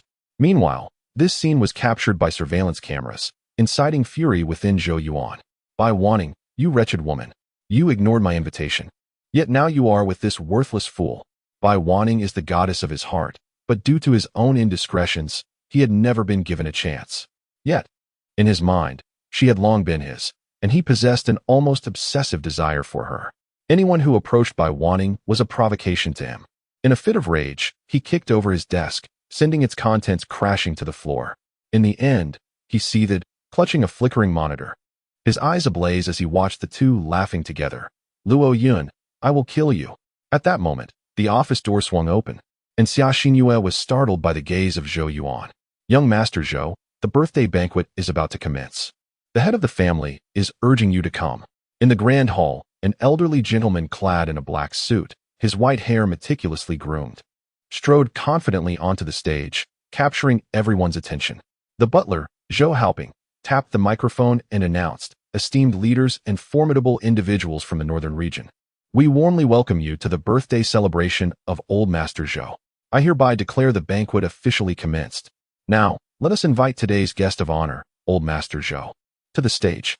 Amidst thunderous applause, Zhou Yuan and Zhou Jinghong carefully assisted a white-haired elder dressed in a golden tang suit onto the stage. Despite being 70 years of age, he exuded vitality, making it seem as though the two beside him were somewhat superfluous. Congratulations to Old Master Zhou. May your blessings be as vast as the eastern sea and your longevity surpass that of the southern mountains. Instantly, the entire assembly rose, clasping their fists in reverent salute. In stark contrast, Luo Yun remained seated, motionless, and yawned in boredom, seemingly oblivious to the proceedings. A mere commoner, daring to disregard the Zhou family's prestige. One could only hope he would still manage to smile later, unbothered by Lin Jing's foolishness. Luo Yun's indifference left Bai Wanning at a loss for words on how to intervene. I, Tianfeng International, present 3 trucks of goods. We, Zixing Group, offer a millennium-old ginseng. The Sun family gifts a source of extraordinary abilities. As he observed this grand display of tributes from various factions, Zhou Yekai's face creased into a smile, his wrinkles dancing with delight. Thank you all for your gifts. In return, I have a present for everyone. At this moment, silence enveloped the crowd. filled with curiosity about the so-called gift from Zhou. Meanwhile, in the corner, Luo Yun shook his head. It is evident to all that in recent times, the northern region has been plagued by bizarre occurrences, with many extraordinary individuals meeting inexplicable fates. We are all living in fear. Thus, I have resolved to establish a northern alliance. Those who join will become one family. When one faces adversity, all shall lend their support, and together we shall withstand the impending apocalypse. The initially joyous atmosphere grew heavy, the hall falling into a profound silence, breaths becoming scarce. My Black Wolf gang is willing to join the alliance, proclaimed one. The Sun family is willing to join, echoed another. And I, from the Purple Star group. These individuals were already under the covert influence of the Zhou family, engaging in the family's hidden affairs. Today, they merely took on a leading role. As more and more joined, the pressure on those still observing intensified. They were well aware that while the Zhou family appeared to be forming an alliance, they were, in fact, coercing compliance. Apologies, Old Master Zhou, but I must decline your proposition on behalf of Tianfeng International. A middle-aged man in a purple suit stood up, clasped his fist towards Zhou, and turned to leave. Farewell. Joining the alliance might offer the comfort of support, yet it would ultimately result in a complete loss of autonomy, leading to eventual absorption. After generations of hard work to build their family legacy, he had no intention of relinquishing it so easily. As more and more individuals chose to rise and depart, Zhou remained expressionless. This was all anticipated. Just as Li Xin from Tianfeng International reached to push the door, a glimmer of cold light flashed. In an instant, Li Xin became a headless corpse, blood gushing forth. His terrified expression frozen upon the rolling head. Among the guests, Li Xin's prowess was considerable, and his demise sent shockwaves of fear through the crowd. Faces turned pale, and legs trembled as they gazed at the severed head on the ground.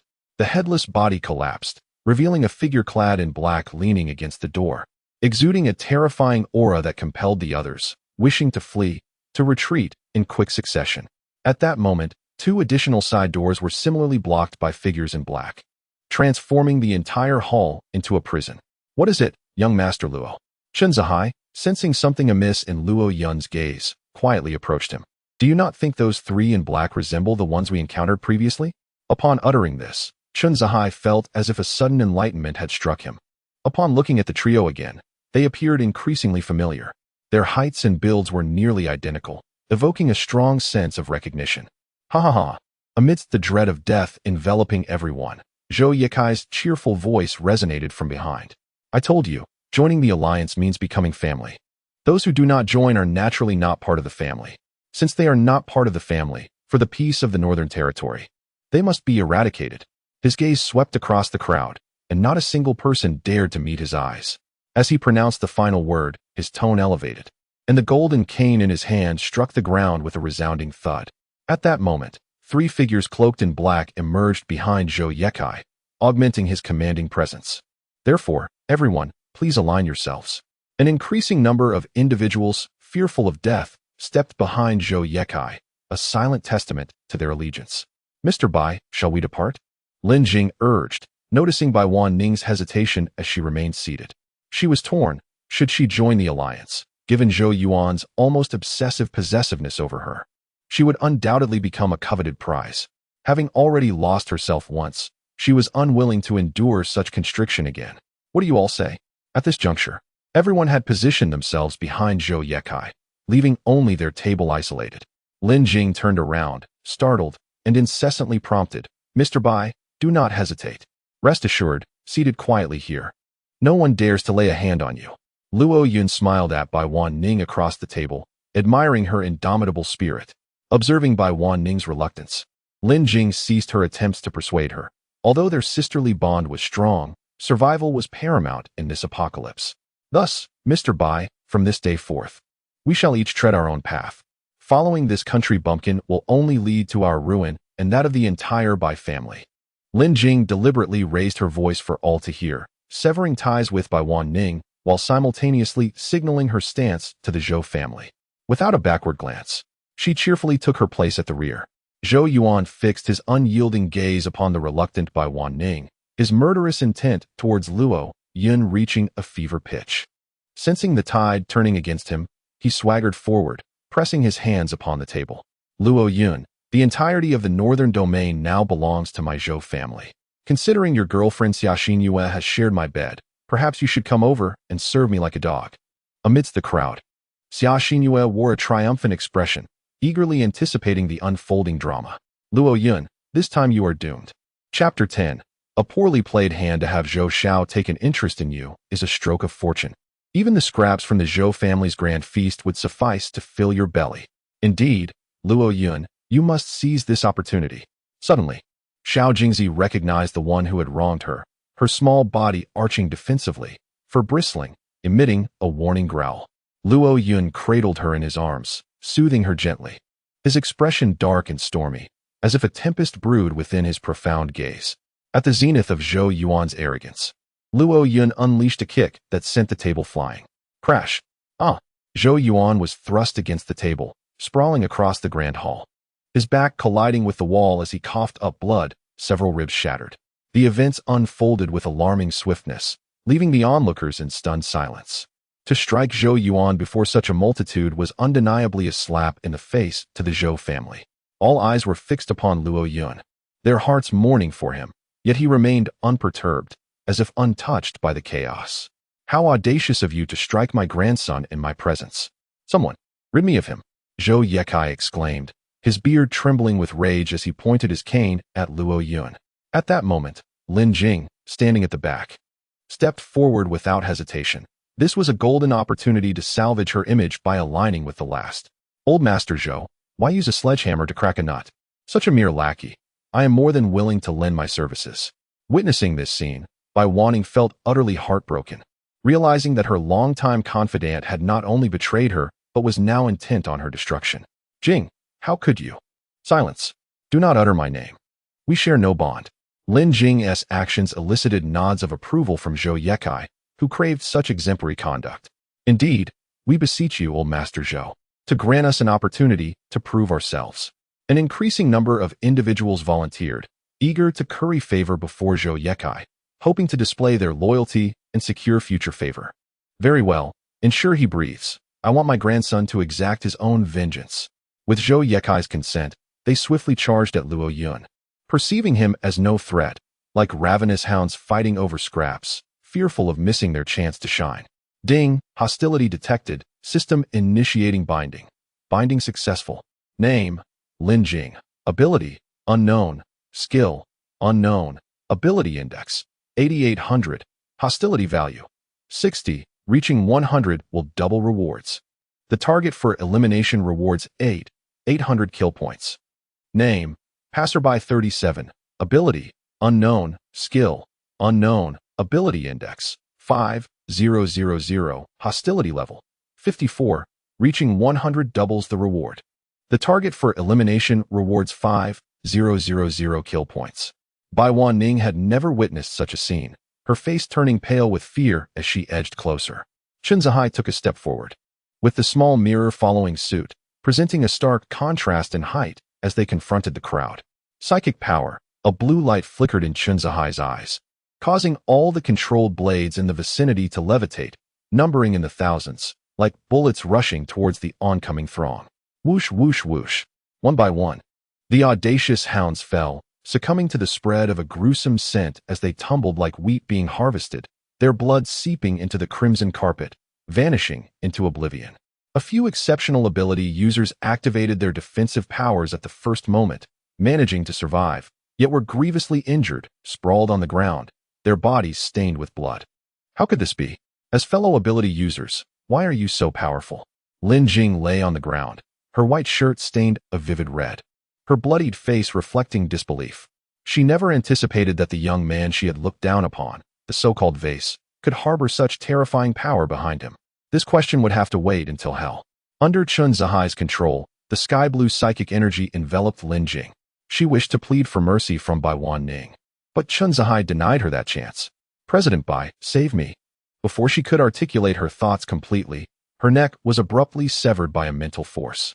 He discerned that Bai Wanning shared an unusual bond with Luo Yun. If she were to plead for mercy, it would likely place Luo Yun in a precarious position. Thus, it seemed that this nefarious deed was best left to him. Alas, what a pity! Bai Wanning felt a twinge of regret. She was not naive. The moment Lin Jing betrayed her, their paths were irrevocably divided. This was her own choice, and she had no one to blame but herself. Ding. Congratulations, Master. On eliminating Lin Jing, you are awarded 800 slaying points. Ding.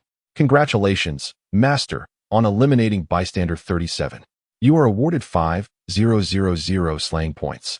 As the system's announcements echoed in his mind, Luo Yun fought against the urge to laugh. Achieving kill tasks did not necessarily require personal involvement. Any connection to him would suffice. How could this be? How could they possess such strength? Zhou Yuan, supported by Xia Xinyue, glanced over in trepidation. He had anticipated that the individual beside Luo Yun would be formidable, yet he never imagined them to be this powerful. A man who had been humiliated, a mere pauper. How could he command such formidable followers? The three men in black soon sensed the gravity of the situation and, without waiting for Zhou Yekai to issue commands, sprang into action. Ding. Hostility detected. The system is initiating binding. Binding successful. Name, Zhou Bairuan. Ability, Phantom Spider. Skills, Silk, Web, Venom. Ability Index, 65,000. Hostility Value, 50. Reaching 100 will double rewards. The reward for eliminating the target, 65,000 kill points. Name, Zhou Qianren. Ability, Phantom Killer. Skill, Shadow Escape. Ability Index, 55,000. Hostility Level, 50. Reaching 100 doubles the reward. The reward for eliminating the target, 55,000 kill points. Name, Zhou Zijiang. Ability, Rubber Man. Skills, Rebound, Transformation. Ability Index, 53,000. Hostility Level, 50. Reaching 100 doubles the reward. The reward for eliminating the target, 65,000 kill points. Indeed, it is these three individuals. Through the system's binding, the profiles of the three appeared on the system panel. While I might mistakenly identify them, the system will not. Their abilities are identical to those of the three I encountered that fateful night. 3 against 2, the advantage lies with me. As Zhou Yuan observed that there were only 2 opponents before him, he sighed in relief, continually reassuring himself. In the next moment, the small mirror burst forth. Its diminutive form rapidly enlarging, a crimson aura flooding the entire hall. A palpable aura of slaughter, instilling fear in all present. My heavens, what is this creature? Finally, under the watchful eyes of the crowd, the small mirror transformed into a ferocious beast, a blood-soaked white tiger. This is indeed the divine beast, the white tiger. My goodness, mythology has come to life. The white tiger, born from the small mirror, filled the last vacant position, turning the battle into a 3 against 3. Witnessing the sudden shift from a favorable position to an equal footing, Zhou Yuan's complexion oscillated between hues of green and white. A visage more ghastly than one who has consumed excrement. This cat can actually transform into a divine beast, the white tiger. How could this be possible? His words immediately alerted the keen-eyed Zhou Yekai, who turned sharply to fix a piercing gaze on the despondent Zhou Yuan. What is going on? Do you know that cat? Zhou Yuan clenched his teeth in frustration. If he could, he would rather not answer this question. However, in the presence of his grandfather, he dared not conceal the truth and could only brace himself to reveal the answer. That cat was initially my pet. Zhou Yuan attempted to downplay the matter, speaking vaguely. But Zhou Yekai offered him no such opportunity. Since it was your pet, why would it assist an outsider? In order to raise funds for building a secure base, I sold it to Luo Yun. Upon hearing that his grandson had sold such a terrifying creature, Zhou Yekai felt a wave of dizziness wash over him, fortunately supported by the steward beside him. This had originally been a tremendous asset for the Zhou family, and now it had been lost. Even aiding their enemies in attacking the Zhou family. What kind of situation was this? How much did you sell it for? Zhou Yekai's face shifted through shades of green and white, looking at his grandson with a mix of disappointment and frustration. If not for the current circumstances, he would have been tempted to strike his forehead with his cane. Zhou Yuan realized he was in deep trouble and decided to throw caution to the wind, extending a single finger. 100 million? 1 million. Cough, cough. Zhou Yekai suddenly erupted into a violent fit of coughing, nearly expelling his lungs. The Zhou family had invested hundreds of millions to nurture their 3 adopted sons, and the outcome was still uncertain. Now, a being of equal or even greater value had been sold for merely 1 million. This was utterly outrageous. What a splendid hand he had squandered. Chapter 11. Chaos and battle. If you were to eliminate those two, would they still heed your command? Zhou Yekai gazed at the ferocious beast, the white tiger. Swirling with bloodlust, he was reluctant to concede. Unlike mere animals, a creature nurtured over time naturally recognizes its master. Yet, it seemed unlikely. The memory of the little cat, its fur bristling with fury, haunted him. Its piercing gaze was as if it sought to devour him whole, leaving him trembling with trepidation. Zhou Yuan harbored no hope whatsoever. How could my Zhou family have produced such a worthless offspring? Zhou Yekai vented his frustration with a torrent of curses. The confrontation escalated into a 3-on-3 melee. A tempest erupted in the center of the venue, as opulent, finely crafted tables and chairs were sent tumbling against the walls, shattering into fragments. It was you. The three black-clad figures from the Zhou family recognized their opponents as the same trio they had encountered on that fateful night. They did not identify them by their abilities, but rather by the unmistakable power of the white tiger, which was far too conspicuous. Yet, what did recognition matter? They were still the defeated. In Luo Yun's grasp, the void blade shimmered with an inky luster, infused with extraordinary energy that sent shivers down the spines of all present. With a single stroke, it unleashed a crescent moon from the Earth's surface, hurtling forth as though it aimed to rend the very fabric of space. Zhou Byron's face contorted in fear.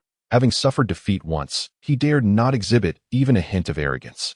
He swiftly transformed into a half-human, half-spider form, for limbs bracing before him to absorb the blow. Nevertheless, he was still sent hurtling backwards, crashing through a wall. The sound resonated with a thunderous roar.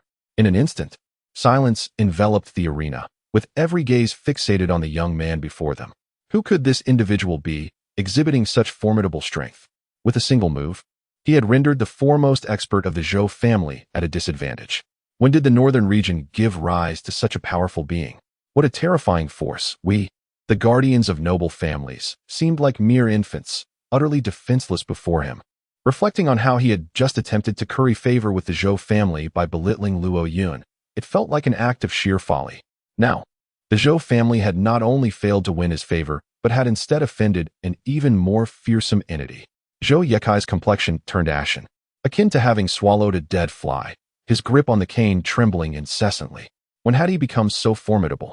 Zhou Yuan and Xia Xinyu gazed in disbelief at Luo Yun, who stood resolutely like a warrior.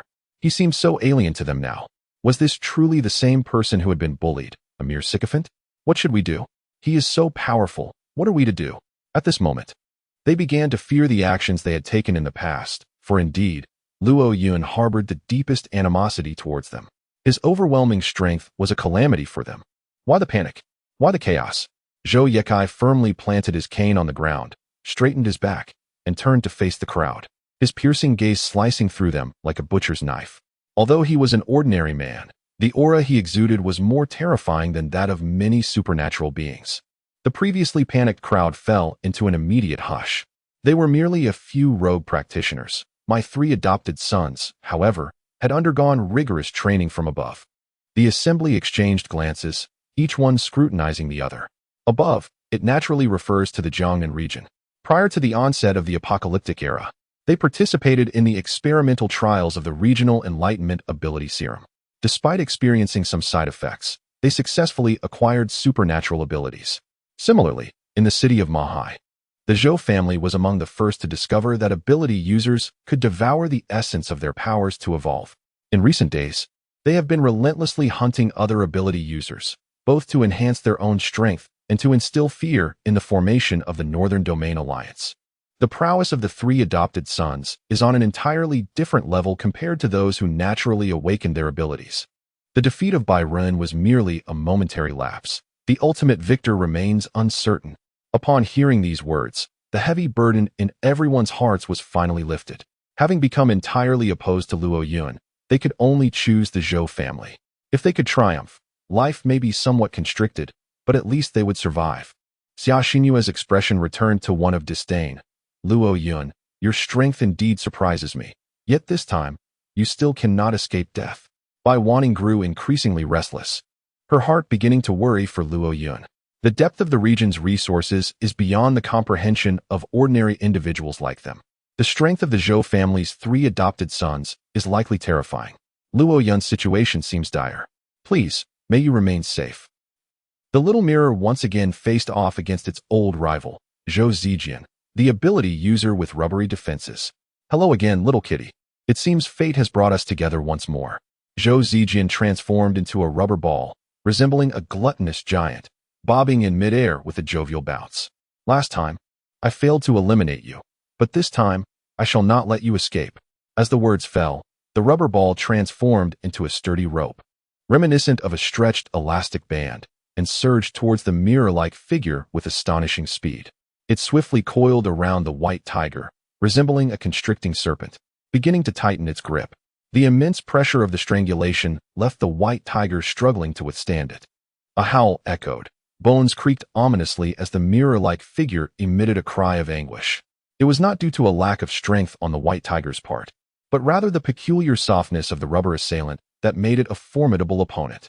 Zhou Qianren and Chen Zihai, old adversaries, were also locked in combat, each encounter igniting a fierce animosity, especially since Zhou had nearly met his demise at Chen's hands previously. He was determined to avenge that humiliation and launched a relentless series of assaults from all angles. Old fool, this time your end is certain. In high-stakes encounters, the same tactics cannot be employed twice. Zhou, now wary, left Chen with no opportunity to prevail. As shadows flickered, Chen bore numerous wounds, each marked by crimson trails. Yet, his expression betrayed no hint of concern. Instead, he appeared remarkably composed. A skilled assassin is only as effective as the wielder. I may fail countless times, but you can afford to fail but once. In the heart of the grand hall, Luo Yun stood wielding the blade of the void.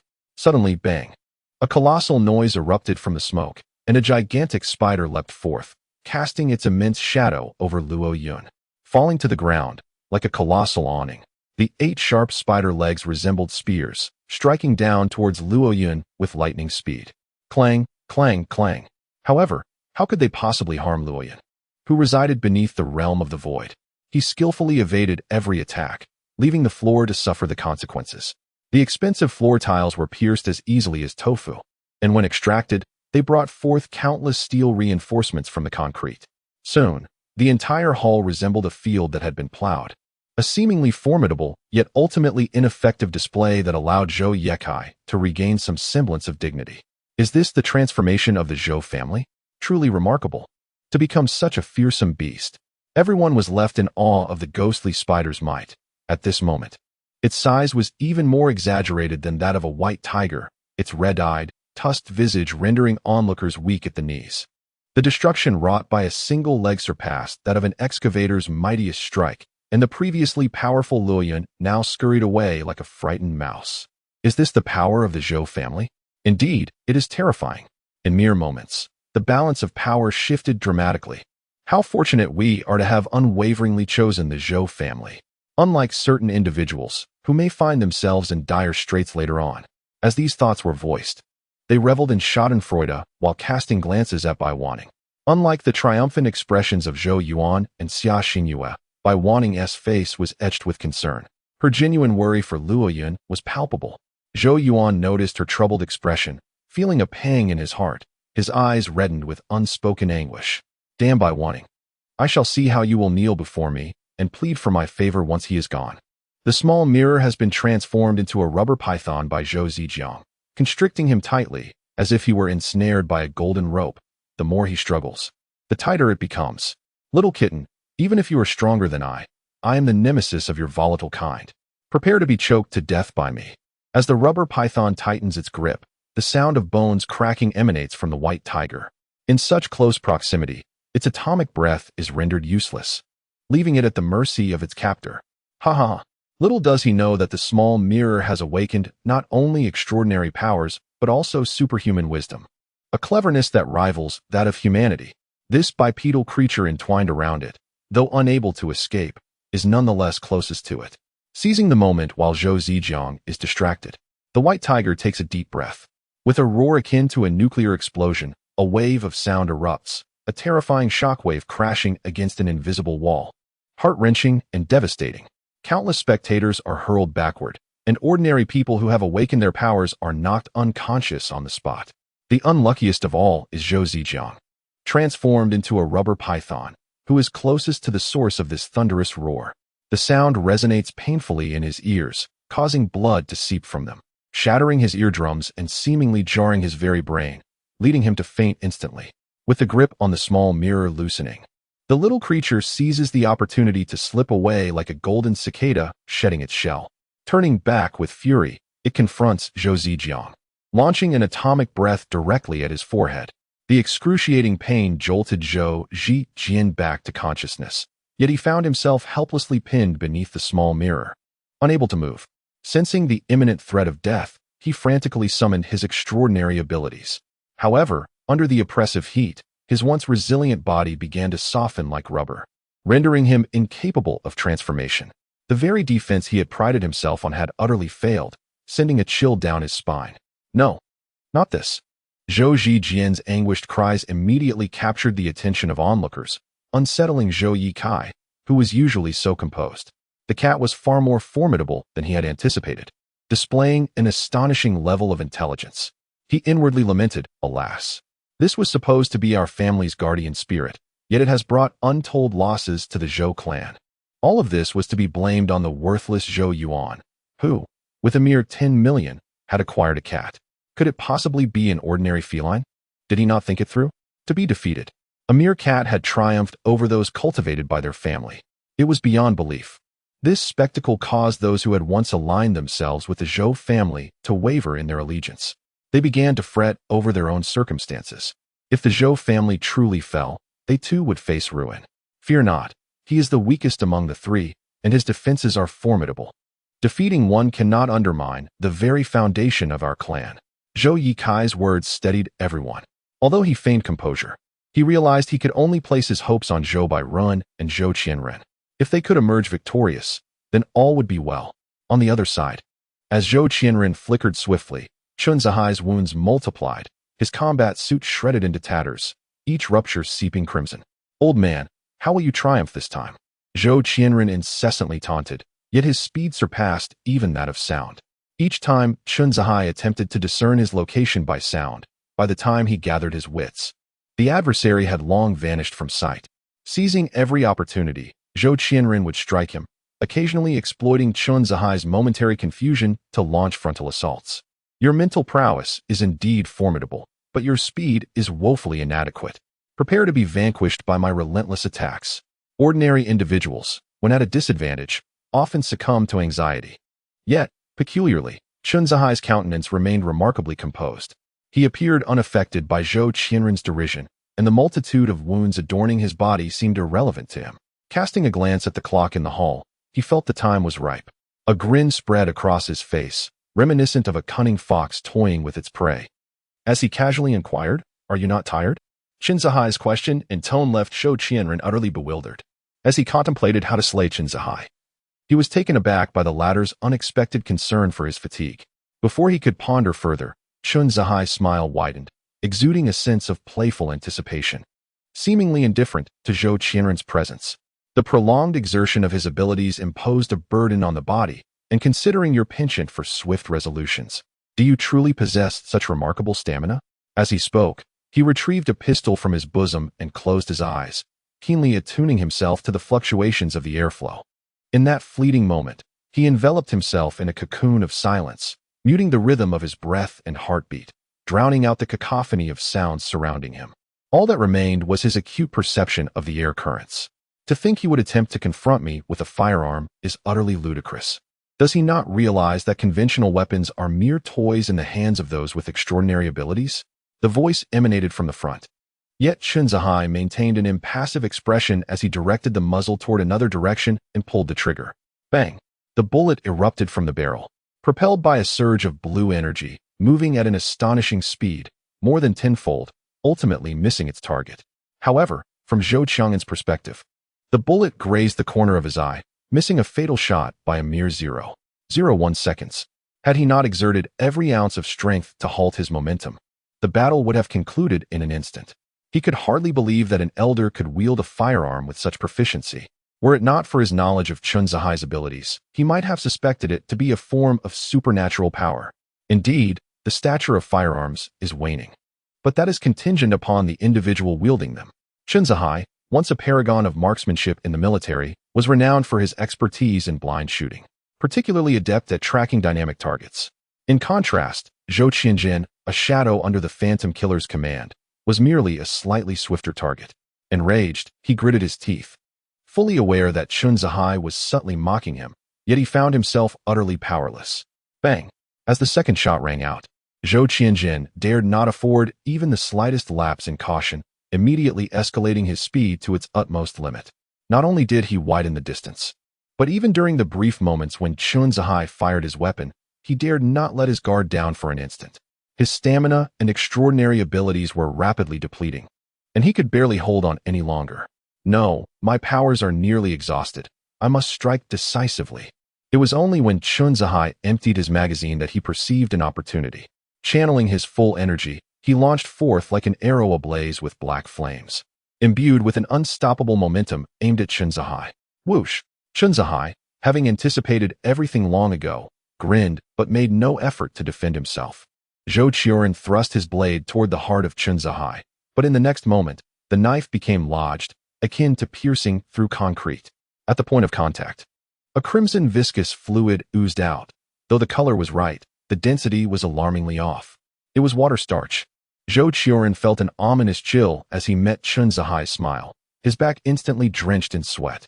The wounds he thought he saw were merely water starch, indicating that Chen Zihai had sustained no injuries within his combat suit, nor had he even utilized his abilities. Indeed, he had fallen into the trap once more. Without a second thought, Zhou Qianjin began to retreat, but it was too late. A blue psychic force materialized into a cage, sealing both him and Chen Zihai within. It felt as though they were two individuals confined within a coffin, devoid of any space for Zhou Qianjin to maneuver. In stark contrast, Chen Zihai was a master of combat, excelling in close-quarters fighting, and he was clad in a combat suit to boot. Bang! Bang! Bang! Chen Zihai unleashed his fists, each strike landing with brutal precision, targeting vital points with devastating effect. In less than a minute, Zhou Qianjin was left battered and bruised, with his front teeth scattered across the ground. Realizing that his life was in jeopardy, he decided to abandon all restraint and drew a dagger, aiming a strike at Chen Zihai's throat. Alas, his wrist was seized by an unseen force of mental energy, and with a furrowed brow from Chen Zihai, his entire arm was brutally wrenched from its socket. This harrowing scene was witnessed clearly by Zhou Yekai and the others, leaving him increasingly restless, while others began to contemplate severing ties with the Zhou family. The defeat on one battlefield might be manageable, but to falter on a second front suggested a complete collapse. Zhou Xiao, if this continues, we surely cannot avoid losing, can we? Xia Xinyue said, her expression taut with anxiety.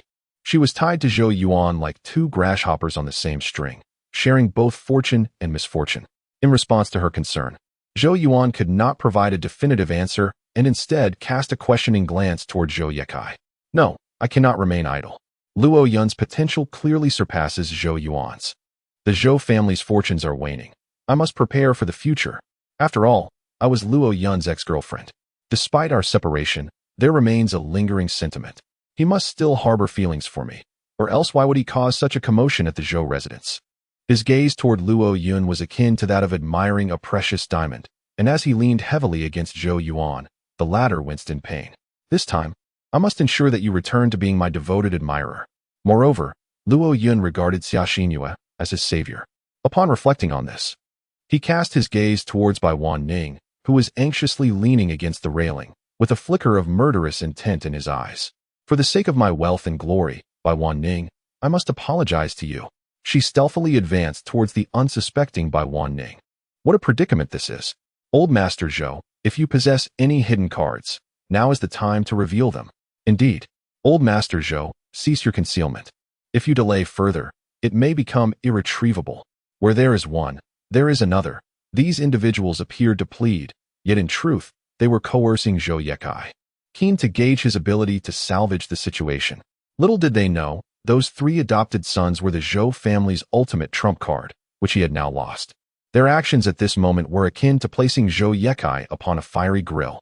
He found himself at a loss for words, enveloped in silence until he could no longer restrain himself, erupting in a fierce roar. What is all this commotion about? My Zhou family has dominated the Magic Sea City for many years. We are not so easily toppled. If you feel uneasy, you may depart at once. I, Zhou, shall not make it difficult for you." Observing Zhou Yekai's unwavering confidence, the crowd finally relaxed, their faces adorned with feigned congeniality. "Old Master Zhou, how can you speak so? Since we have chosen the Zhou family, we are naturally one family." Yes, yes. We are one family, one family." Zhou Yekai's chest heaved violently. As if he were stifling a breath he could not release. Despite knowing their words were mere flattery, the term family spilling from their mouths was exceedingly uncomfortable. It was utterly revolting. He turned his gaze towards the intense battle involving Zhou Banyan, now hoping desperately that he could turn the tide. The clash between Luo Yun and Zhou Banyan had escalated to a fervent peak, and this arena, as the strongest battlefield, would inevitably sway the fate of the Northern Alliance. Beneath the massive spider's form, Luo Yun darted and maneuvered with agility, akin to a school of fish in water, seemingly within reach, yet utterly elusive. Observing Luo Yun's remarkable dexterity, Zhou Banyan could no longer tolerate the situation. With two other fronts faltering, the pressure on his side had become overwhelming. Growing impatient with the lack of resolution, he unleashed a web laced with venom, its inky blackness permeating the air with a nauseating stench, descending upon Luo Yun below. "Luo Yun, your demise is imminent." As the web ensnared Luo Yun, Zhou Banyan could not help but erupt into laughter. This scene acted as a stabilizing agent for Zhou Yekai and his wavering allies, instantly restoring their morale. Truly, the mightiest of the Zhou family. Incomparable to mere rogue, supernatural beings. Though they had faltered on two fronts, as long as this battle was secured, victory would still belong to them. All eyes were fixed on the center of the battlefield, eagerly anticipating the moment when Luo Yun would be reduced to a lifeless corpse. "Ha ha ha, Luo Yun, you shall ultimately meet your end. Bai Wanning, rest assured, I shall take good care of you." Witnessing this spectacle, Zhou Yuan revealed a lecherous grin, his malevolent demeanor resembling that of a man possessed. Xia Xinyue contemplated launching a surprise attack on Bai Wanning, but halted midway. With Luo Yun in dire straits, there seemed little need to concern herself with Bai Wanning. Yet, this thought lingered for only 2 fleeting seconds before being cast aside. No, Zhou Yuan also harbors feelings for Bai Wanning. With her presence, I shall forever remain in the shadows. She must perish. At the moment Zhou Byron ensnared Luo Yun, he was instantly engulfed by an overwhelming sense of impending doom. Whoosh! A colossal, serpentine blade of black energy, crackling with dark lightning, zipped past in an instant, startling everyone as if an aircraft had soared overhead. The monstrous form of the phantom spider crumbled as if a roof had collapsed without support. All 8 of its legs were severed in a single blow. The phantom spider, rendered immobile, emitted a wretched wail of agony. "This time, how will you escape?" At that moment, Luo Yun materialized above the phantom spider, channeling arcane energy into the void blade, and struck down fiercely upon the creature's back. Bang! The rear segment of Zhou Byron's spider form was cleaved in two, leaving him grievously wounded and incapable of rising again. This scene plunged the arena into silence. Zhou Yekai was taken aback. Even his most prized Zhou Byron had met with failure. Could it be that the Zhou family was destined for extinction? Yet, as tension mounted among the onlookers, Zhou Byron mustered every ounce of strength to expel a strand of silk, its reach enveloping the entire hall, even affecting the other 2 battlefields. The grand hall was swiftly transformed into a webbed labyrinth. What is happening? Visibility was completely obscured. What is the purpose of this? Zhou Byron's actions left them perplexed. Having lost his ability to move, what use were these countless strands of silk? They would not save him from his fate. Chun Zahai and the small mirror immediately became vigilant, guarding against the spider's silk, only to witness their prey being dragged away by a mass of webbing. Alarm bells rang. He was in the midst of a rescue. Upon hearing the commotion, Luo Yun aimed to launch an attack, only to discover that the giant spider beneath him had vanished. With a surge of spatial acceleration, Luo Yun shattered all the spider silk with a single stroke. As their vision cleared, they were met with a horrifying sight.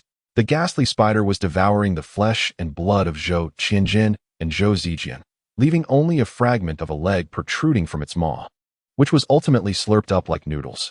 Simultaneously, the spider's own power was escalating, enveloped in a swirling black mist as if it were basking in dark flames.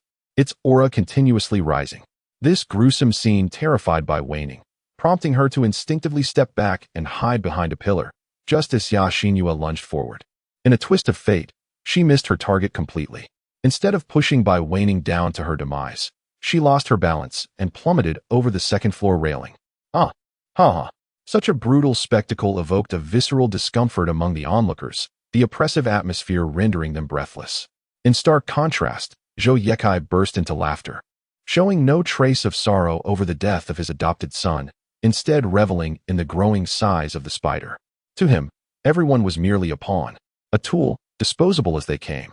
Zhou Byron's ruthless actions, though cruel, were undeniably the most effective course of action, and he even saw a reflection of himself in them. Indeed, this is my child, my good child. He opened his arms, lifting them upwards as if to admire his own masterpiece. Observing his silhouette, a profound silence enveloped the crowd.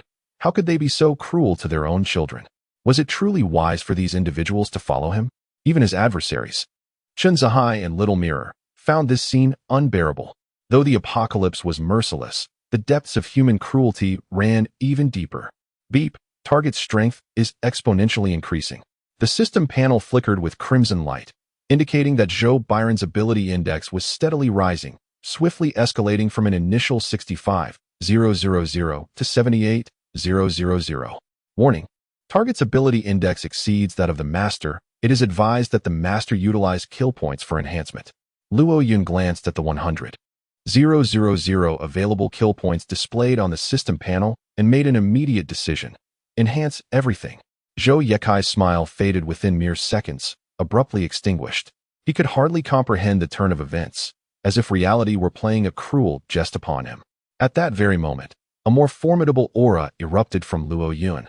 A tsunami of extraordinary energy surging forth like a volcanic eruption reaching for the heavens, swiftly overtaking and surpassing Zhou Byron. If Zhou Byron represented the bright moon, then Luo Yun was the sun, blinding and undeniable. How could it be? How could his energy be so powerful? Zhou Yekai's eyes widened in disbelief. Teetering on the brink of madness, Luo Yun's sudden outburst spelled catastrophe for the Zhou family. The critical point was that Zhou Byron had acquired his strength by absorbing the power of Zhou Zijiang and Zhou Qianren, whereas Luo Yun had seemingly achieved this without any effort. Could it be that he had been masquerading as a fool, waiting to strike? This time, no one hesitated any longer. Those who once aligned themselves with the Zhou family distanced themselves from Zhou Yekai one by one. The Zhou family's power had waned, prompting them to reconsider their allegiances. Damn that Luo Yun. How much more is there that I remain unaware of? Zhou Yuan, infuriated, coughed up blood, clutching his chest tightly. Collapsing to the ground, ignored by all. Only Bai Wanning sighed with relief, murmuring to herself, "Thank heavens." Meanwhile, the index of supernatural abilities on the system panel surged rapidly, finally stabilizing at 85,000. Ding! Congratulations to the master for unlocking a new ability. Luo Yun was pleasantly surprised, not expecting such a delightful turn of events. Had that power finally returned? However, dealing with a mere spider required no such fuss. The void matter within Luo Yun underwent a complete transformation into a liquid state. Coalescing upon the void blade, he raised above his head. A terrifying aura emanated from him, forming a colossal shadow of the blade behind him, indistinguishable from the void blade itself. The air in the entire hall seemed to be siphoned away, rendering everyone's breaths laborious and suffocating. This was dire. Even the evolved beings felt their scalps tingle under the weight of this power. Once the blade fell, their demise was inevitable. Without a moment's thought, he unleashed his most formidable attack, a violet shockwave erupting from his mouth. It was the strongest move he had just evolved, yet it had yet to be named, forced out by the circumstances. The blade descended. Black and violet clashed and eroded one another. Boom!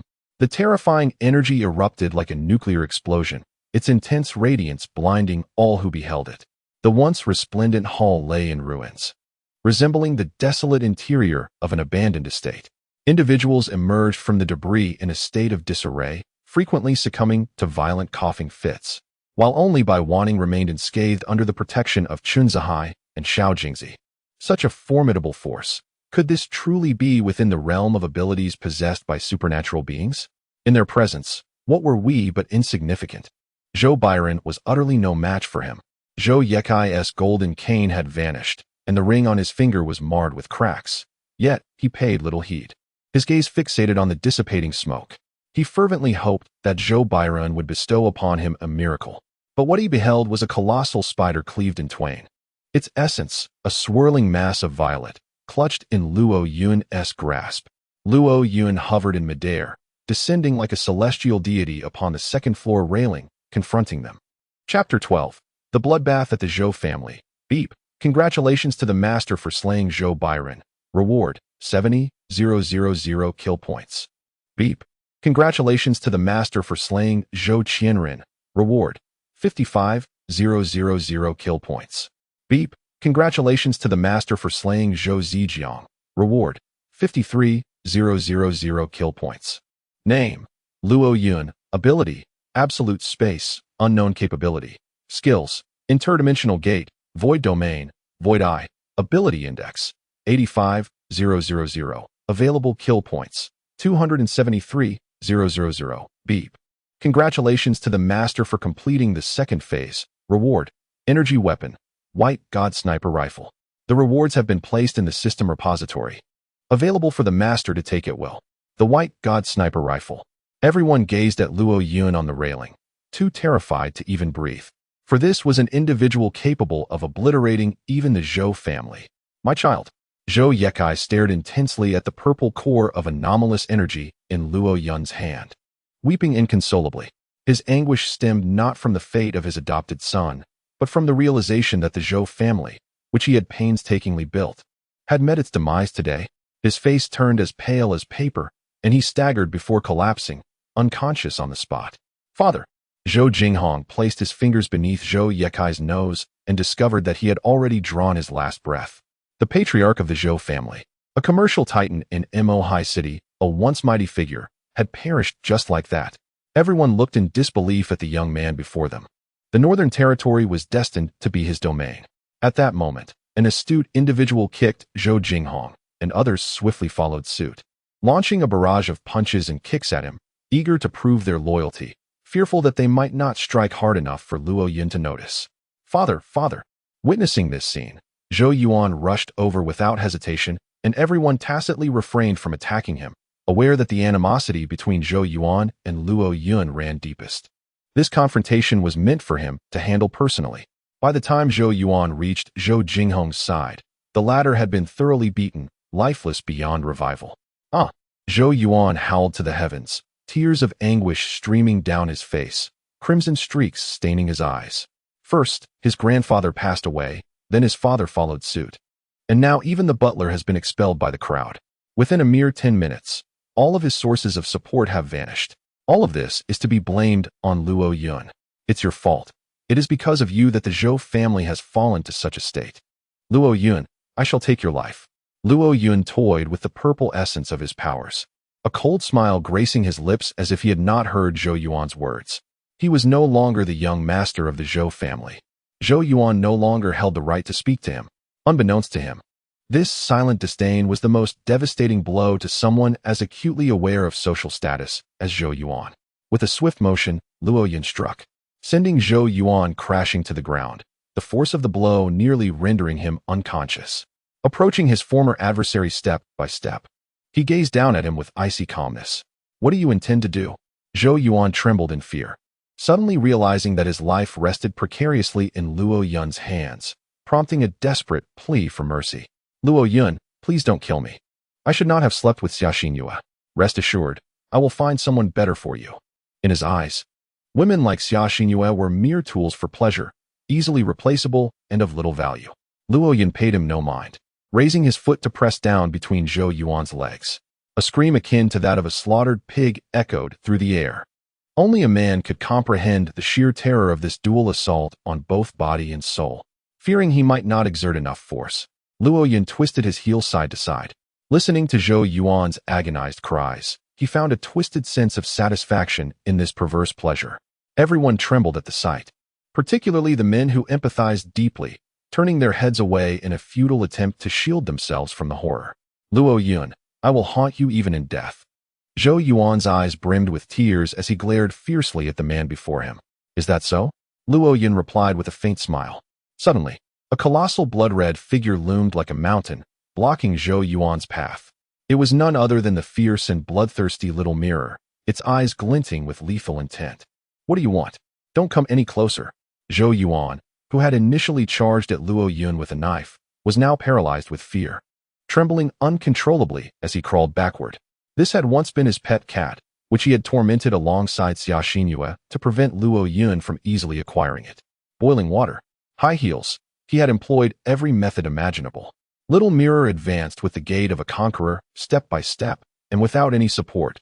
Zhou Yuan was utterly terrified, losing control as a puddle of yellow liquid seeped from his trousers. You scoundrel, I am your master. Don't you remember? Zhou Yuan attempted to call the name of the white tiger, only to realize in that moment that he had never named it since acquiring it, leaving him speechless. Little Mirror offered him no opportunity for explanation. With a gaping maw, it swiftly severed Zhou Yuan's head, leaving behind only a headless corpse. In the next instant, its body shrank rapidly, transforming back into the adorable little kitten it once was. It leaped onto Luo Yun's shoulder, playfully nuzzling against his face. Meow? Here, take this and share it between yourselves. Luo Yun exclaimed, tossing the purple orb of light to Chen Zihai. This startling act left everyone in utter shock, their eyes nearly popping out of their heads. My goodness, that was the essence of supernatural abilities. Even the ordinary ones are rare and precious, let alone the essence belonging to the three formidable masters of the Zhou family, something he had never dared to imagine.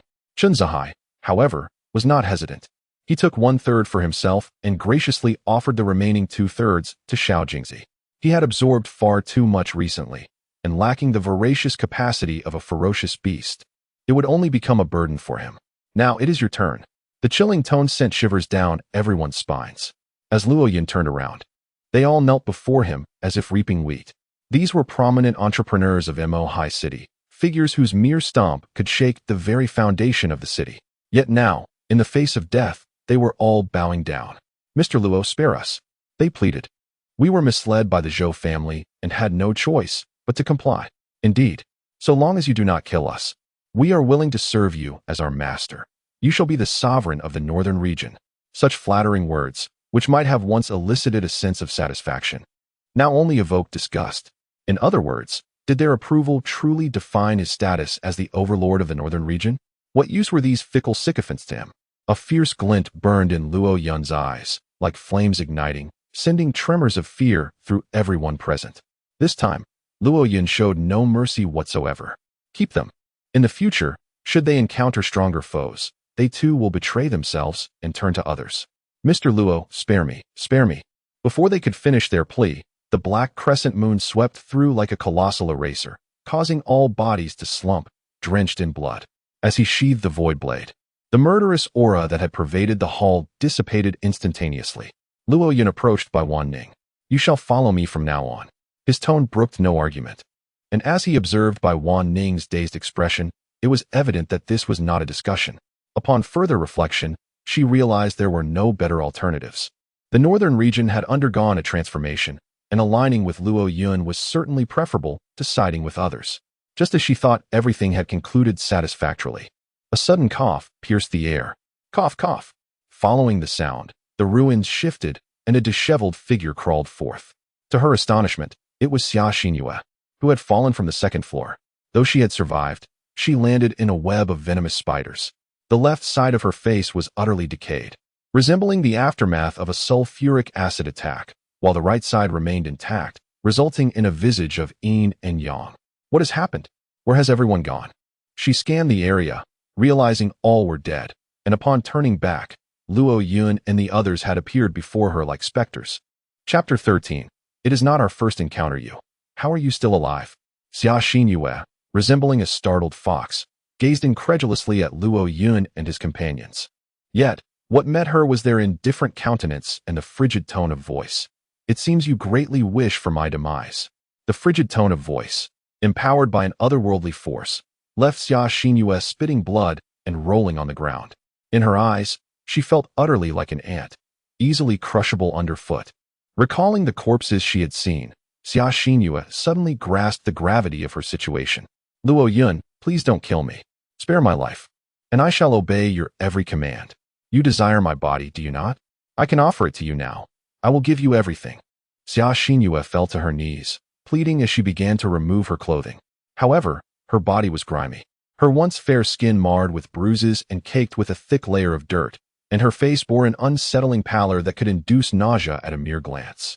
Even if she were to strip bare, her form would elicit no response whatsoever. I have my reasons. It was all Zhou Yuan's coercion. If I disobeyed, she would have killed us. I did it for your sake. Now that Zhou Yuan is dead, we can be together. You still like me, don't you?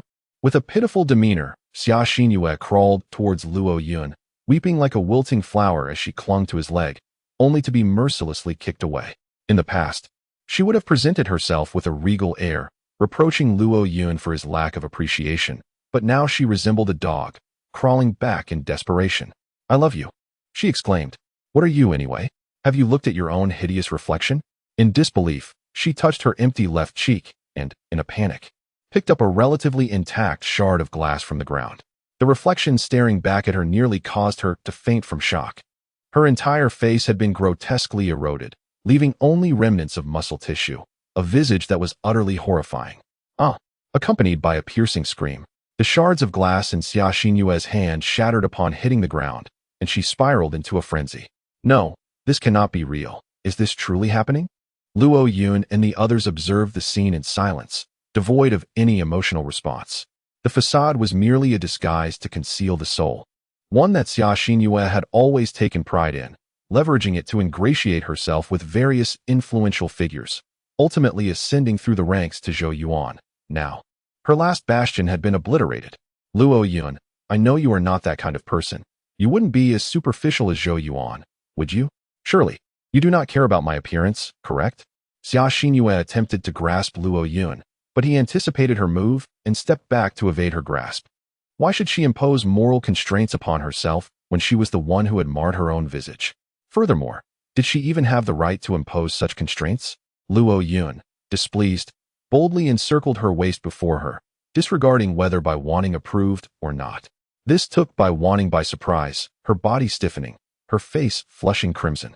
Understanding Luo Yun's intentions, she remained silent, allowing him to act as he pleased. You are sorely mistaken. I have a better team by my side, individuals far more trustworthy. And why would I ever think that I would be attracted to someone who resembles a grotesque creature? Xia Xinyue wept, her sobs echoing her profound despair, as if her entire being were unraveling. The wrongs she had committed ultimately bore their consequences, but she was not ready to surrender, and thus began her quest for vengeance. Luo Yun, have you forgotten who it was that saved you in the first place? Do you truly wish to become an ungrateful person? She is convinced that Luo Yun cannot be so heartless. Moreover, she had concealed the matter quite adeptly, even if the principal party, Bai Wanning, stood before her. She was confident that the truth would remain undiscovered. Alas, Luo Yun had long since uncovered the truth, a revelation brought forth by Xia Xinyue in a previous life. How could she possibly allow her to have her way? Oh, a sinister smile crept across Luo Yun's mind, while she feigned an expression of sudden realization on her face. Striking her palm with her fist, you are referring to the incident 2 years ago, when I had that car accident, and you took me to the hospital, correct? Upon uttering these words, Xia Xinyue's face drained of color as she noticed the unmistakable hint of suspicion in Bai Wanning's expression. She had never anticipated that Luo Yun would make such a statement, which undoubtedly shattered all her carefully laid plans. In her mind, she fervently prayed. Yet the outcome only served to spark Bai Wanning's inquiries. Are you referring to the incident when you fractured your bones and were hospitalized for 3 months? Indeed. How did you know? Luo Yun feigned ignorance, presenting a facade of complete bewilderment. Slap. For the first time, anger marred Bai Wanning's gentle and fair visage. She retaliated with a fierce slap, leaving a crimson mark on Xia Xinyue's face. In an instant, her appearance grew even more grotesque. How could you strike someone? Luo Yun continued her charade, gazing at Bai Wanning with a look of utter confusion. She spoke nonsense. The one who saved you was not her, but rather me. After completing your surgery, I had pressing matters to attend to, so I used your phone to reach out to someone familiar to you, which happened to be her number. Thus, when you awoke, you mistakenly perceived the first person you saw as your savior. At this point, Bai Wanning could not help but slap Xia Xinyue once more. She had always found it perplexing. In her memory, Luo Yun was not someone who would be ungrateful. Why had he never reached out to her afterward? Not even uttering a simple thank you? It turned out that this gratitude had been falsely claimed by another. While she did not particularly care whether Luo Yun felt grateful toward her, the act of someone else usurping that recognition was infuriating. This was precisely the outcome Luo Yun desired. Without having to voice it, he made it possible for Bai Wanning to extricate herself from Xia Xinyue's incessant meddling, while simultaneously branding her with a label of moral depravity. Observing this, Chun Zihai and Xiao Jingzi behind her wore expressions of disdain. Having anticipated that Xia Xinyue would be utterly humiliated, yet they had not expected her to reach such depths of disgrace. Did you not claim that it was you who saved me? Luo Yun innocently inquired, knowing that in front of Bai Wanning, no one would believe her words. She was acutely aware that Luo Yun was mocking her, and Xia Xinyue, disregarding her dignity, knelt on the ground, repeatedly bowing her head. Luo Yun, I am sorry. It is all my fault. Miss Bai, I should not have falsely claimed your kindness. I beg for your forgiveness. Luo Yun, it is all my fault. I implore you to spare my life. I am willing to serve you, to be your servant if you wish. Now that the Zhou family has perished, their northern mountain safe haven naturally belongs to Luo Yun. This place is the most secure in the entire northern region, and for the time being, it is best to remain here. Eventually, there will be opportunities to cultivate a relationship with Luo Yun. After all, he will belong to me in due time. Bai Wanning, though noble and beautiful, could hardly fathom the skills I possess. Yet, she has greatly overestimated her standing in Luo Yun's heart. Luo Yun, please don't drive me away. I beg you for just one chance, even if it is to serve as your maid. Xia Xinyue implored, kneeling on the ground after Luo Yun had kicked her out. Outside, the snow fell relentlessly, and the biting cold wind felt like daggers against her skin. It was not that she did not wish to eliminate her, but such an act would be too merciful. Without any powers, she was left to wander alone in the storm. Fear, hunger, cold. These were the most suitable companions for her. With the door shut, Luo Yun could not be bothered with her pitiful pleas for mercy. What are you doing, Luo Yun? In the most opulent room of the northern mountain safe haven, the pink lights cast a suggestive glow. Bai Wanning was forcefully pressed onto the bed, struggling furiously, yet against Luo Yun's formidable strength, she had no means to resist. You scoundrel! Despite her desperate attempts, she ultimately succumbed. 5 hours later, Bai Wanning clutched the blanket tightly against her chest, staring blankly at the ceiling. This is not our first encounter, so stop pretending to be on the verge of death. Chapter 14. The Hidden Sisterhood. Upon hearing those words, a flicker of anger ignited on Bai Wanning's helpless face. She could no longer afford to be dazed. Biting her lip, she glared fiercely at herself. What did you say? Last time. Was it you? I sensed a familiar scent about you. Upon discovering my unfortunate predicament, I isolated myself in my room, consumed by gloom for several days, my heart heavy with unease. Fortunately, the truth has now come to light. Though anger still simmers within, the burden on my heart has lifted somewhat, for at least it was you, Luo Yun, and not someone else. What extraordinary ability have you awakened? Through an entire evening of profound dialogue, Luo Yun distinctly sensed the fluctuations of an unusual energy within Bai Wanning. Thus, it was certain that she had indeed awakened. How did you know? Bai Wanning was quite astonished. This matter was known only to herself. Not even her close assistant, Lin Jing, was aware. Acknowledging that Luo Yun was merely diverting the conversation, she nonetheless cooperatively replied, My ability is healing power. Healing power, a therapeutic ability that can mend various injuries, with the energy expended proportional to the severity of the wounds, and to some extent, it can manipulate the life activities of cells. In an apocalyptic world, this healing ability is of paramount importance. As more powerful abilities emerge, battles will only grow more brutal. No one can guarantee their safety from harm. Hence, any healing ability is irrefutably cherished. No wonder you seem far more radiant than before. Luo Yun licked her lips. The ability to control cells is indeed remarkable. One can freely adjust their physique, accentuating the desirable features while enhancing the alluring curves. Truly astounding.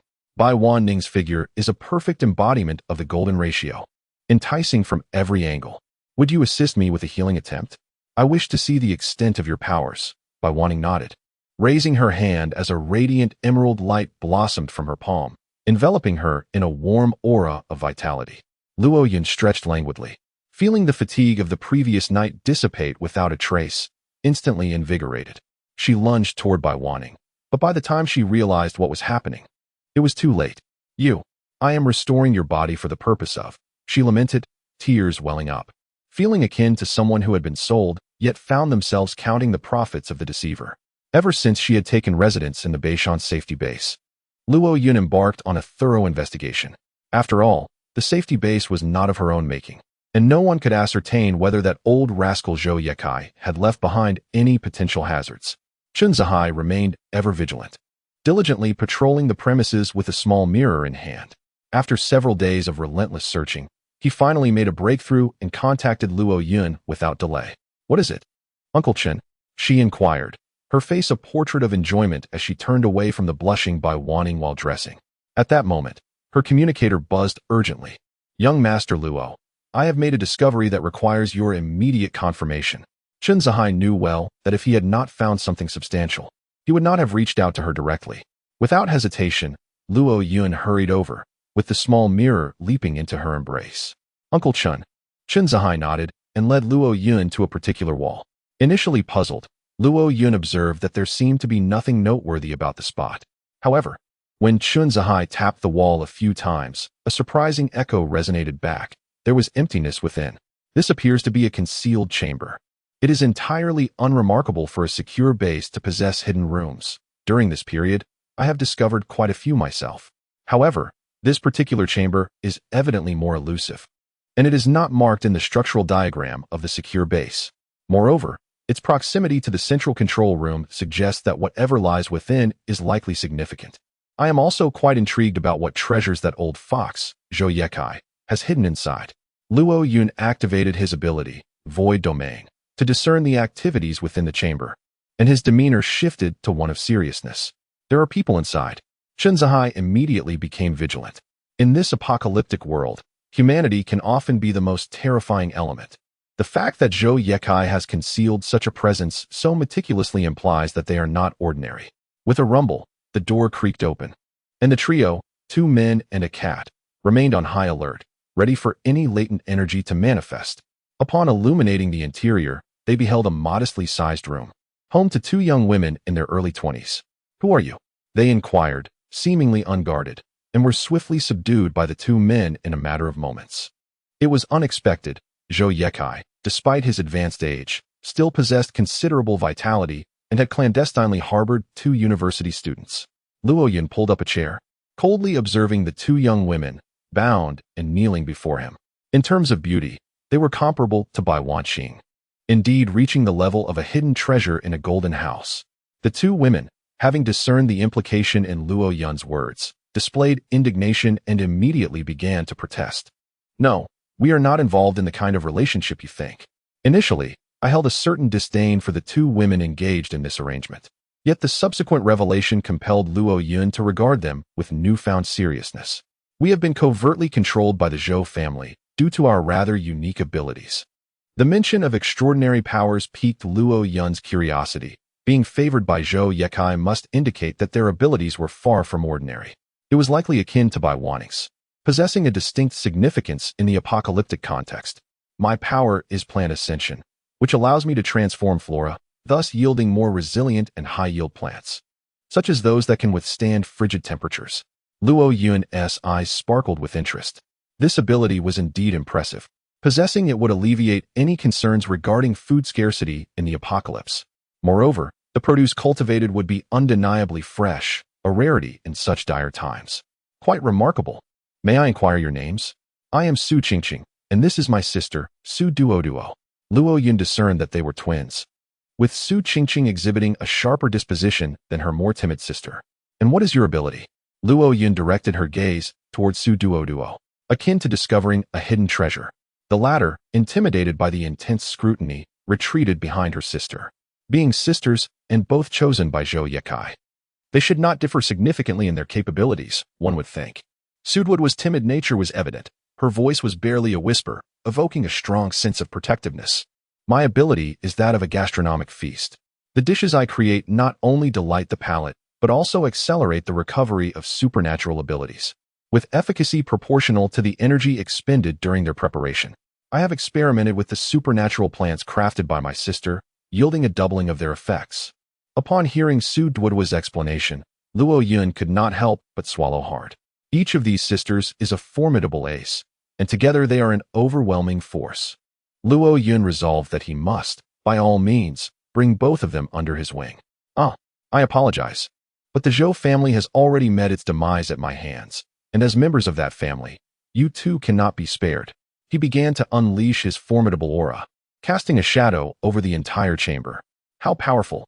Chunzahai felt an overwhelming urge to kneel, and the sisters found it even more challenging to breathe. Please don't kill us. We can join your team. Su Duoduo was rendered speechless with fear, while Su Qingqing, recognizing her own value, sought to negotiate for their survival. Observing their capitulation, Luo Yun immediately tempered his aura, noticing the beads of sweat glistening on their foreheads. Given that you still possess some utility, I shall spare your lives for now. Henceforth, Su Qingqing will be responsible for cultivating vegetables, while Su Duoduo will take charge of the culinary endeavors. Luo Yun's gaze lingered on their dampened garments. Originally scanty, their attire now clung to their forms, accentuating their allure. Go wash yourselves and change into fresh clothes. I have important matters to discuss with you. Chapter 15. The storm approaches. The two sisters quickly wash themselves clean, their skin glowing with a rosy hue, and don garments personally selected by Luo Yun, enhancing their beauty when standing side by side. Why must we wear this? Su Qingqing queried, glancing at her own reflection and then at her sister, casting a doubtful look towards Luo Yun. At that moment, Su Qingqing was dressed in a secretary's attire, which complemented her rebellious nature, exuding an irresistible allure. In contrast, the gentle and amiable Su Duoduo, clad in a cute JK uniform, evoked a strong sense of protectiveness. I do not accommodate idlers here. Your abilities are ill-suited for combat and can only serve logistical purposes. However, this is insufficient, and thus, you must strive in other areas. As Luo Yun spoke, he circled behind them, pulling them closer and gradually leading them towards the bed in the center. The implication was unmistakable. Su Qingqing was alarmed. How could she share a partner with her own sister? This was utterly absurd, yet she found herself unable to resist. Wait, I can agree to this, but my sister cannot. As the elder sibling, she felt compelled to safeguard her family. She could endure a bit of discomfort, but her sister should not. That will not do. I desire both sisters. Luo Yun was unperturbed by her objections and forcefully pushed them onto the bed. He relished the thrill that came with the identity of having these twin sisters. Removing one would diminish the experience entirely. And then, the following day, as Luo Yun turned his back to the sisters, dressing himself, he glanced at their nearly disheveled state and chuckled. You scoundrel.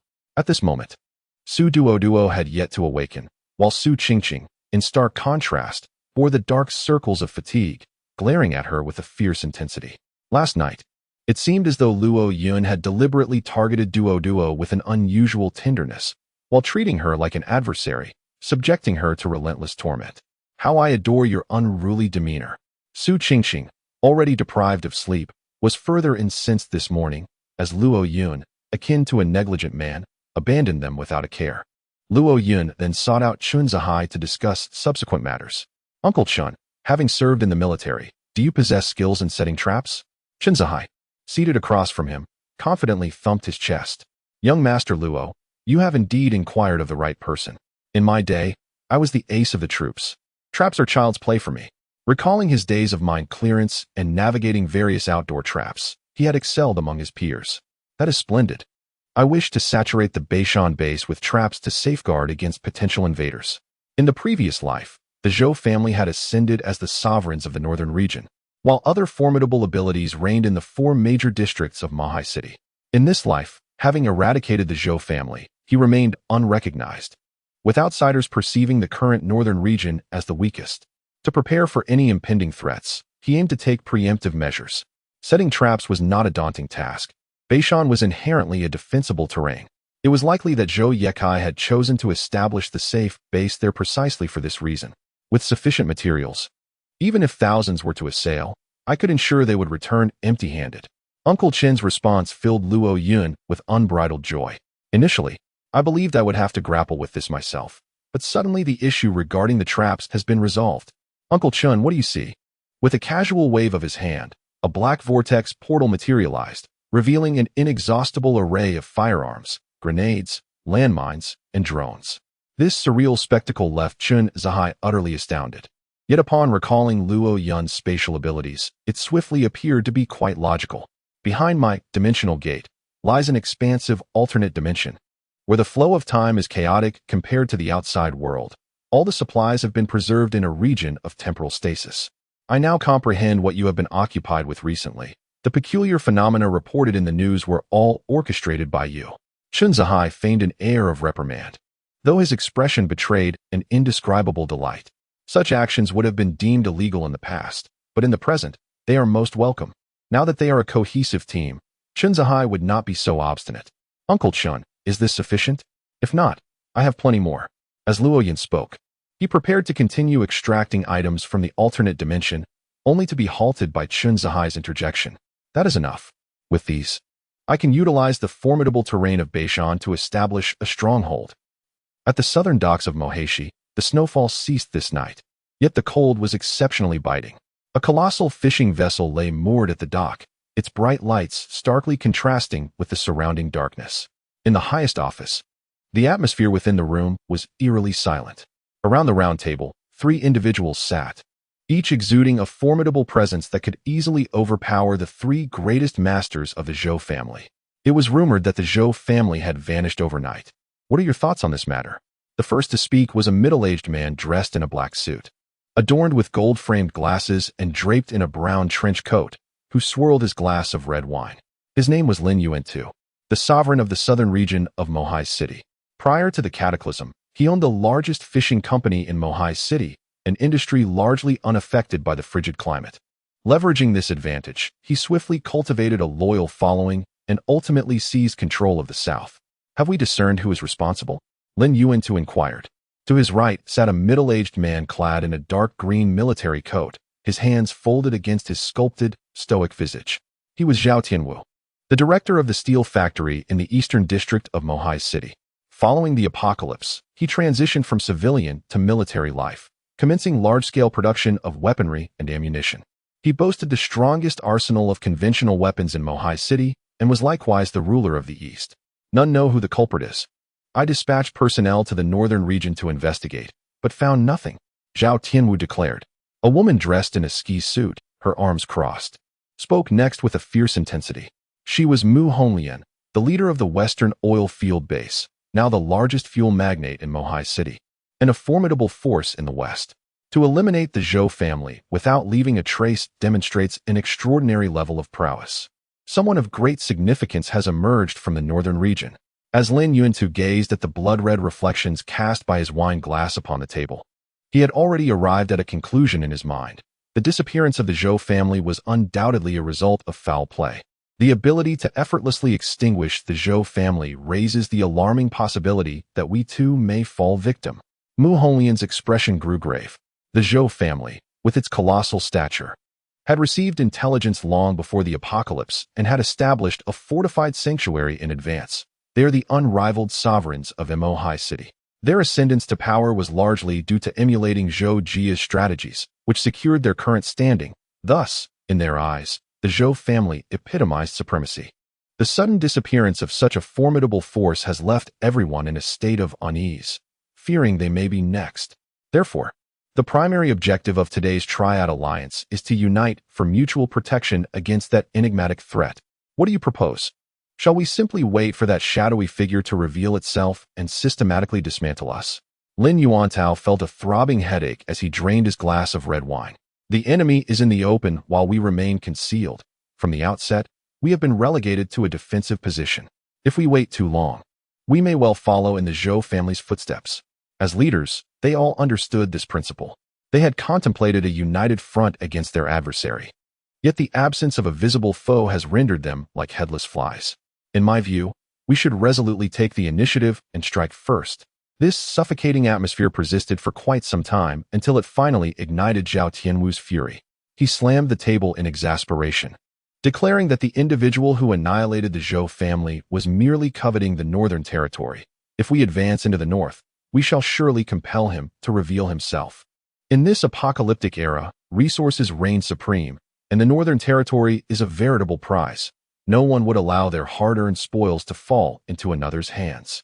Upon coming to this realization, Lin Yuantong revealed a cunning smile reminiscent of a fox. This strategy is indeed feasible, as long as the three of us unite our efforts. Even if we cannot overpower our adversaries, we can still retreat unscathed. Not only would this compel the hidden foe to reveal themselves, but we could also seize a trove of resources along the way. Should we succeed in annihilating them, that would be even more splendid. Zhao Tianwu and Lin Yuantong exchanged knowing glances, both in agreement with this course of action, and turned their attention to the silently contemplative Mu Honglian, awaiting his decision. With the participation of the South City and the Eastern District, this was no longer solely within his purview. They would not allow anyone to remain on the sidelines while they charged into battle. Moreover, he held a keen interest in the Northern Territory, and together, the three factions could share the burden of any perilous outcomes. Very well, I shall commit the Western base to this endeavor. Under duress. Mu Honglian had no choice but to acquiesce, for it was the only option available at that moment. Yet, he quickly shifted his tone, casting a sidelong glance at the two. But if we truly conquer the opponent, how shall we divide the Northern Territory? At this utterance, a profound silence enveloped the room. The mention of profit distribution instantly shattered the previously harmonious atmosphere, extinguishing the smiles that adorned their faces. The office fell into an eerie stillness, with only the sounds of breathing and heartbeats reverberating in the air. The primary concern regarding the allocation of the Northern Territory was the secure base. Although resources reigned supreme, how could a leader ever lack for provisions? It was the secure base that they desperately desired, and such temptation was potent enough to incite enmity among them. After a tense 10 minutes, Zhao Tianwu was the first to break the silence. The secure base is mine. Upon the utterance of those words, both Mu Honglian and Lin Yuantu immediately altered their expressions, their darkened gazes resembling those of a furious tiger. Their latent abilities were subtly stirred by their emotions, and a palpable tension filled the office, reminiscent of an impending explosion. How dare you claim the safety base as your own? Zhao Tianwu leisurely sipped his red wine, appearing completely unfazed by the escalating situation. He had anticipated this turn of events, approaching the matter with a calm demeanor. Turning his gaze towards Lin Yuantu, he chuckled. Brother Lin, your origins lie in dockside fishing, and you are the farthest from the safety base. Even if it were granted to you, could you truly manage both ends? Do you intend to relocate the safety base to the southern city, or perhaps move your fishing vessels to the northern region? Lin Yuantu found himself rendered speechless by Zhao Tianwu's inquiries. The safety base and the dock were two entities that could not be relocated. One must be chosen, and there was no room for alternatives. Observing Lin Yuantu's silence, Zhao Tianwu then turned his gaze toward Mu Honglian with a similar smile. Faced with a parallel dilemma, her western oil fields were equally immovable. Leader Mu, do you plan to safeguard the oil fields, or shall you move to the northern region? The two were left without a response, while Zhao Tianwu, arms crossed and reclining against the chair, maintained his cheerful demeanor. Everything lay firmly within his grasp. Among the three major bases, only his military factory possessed the capability for relocation, which stood as his greatest advantage. I can afford to relinquish the safety base. To gain, one must first give.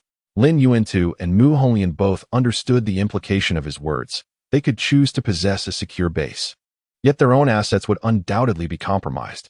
The prospect of sacrificing their firmly held resources for an unfamiliar sanctuary led to their rare hesitation.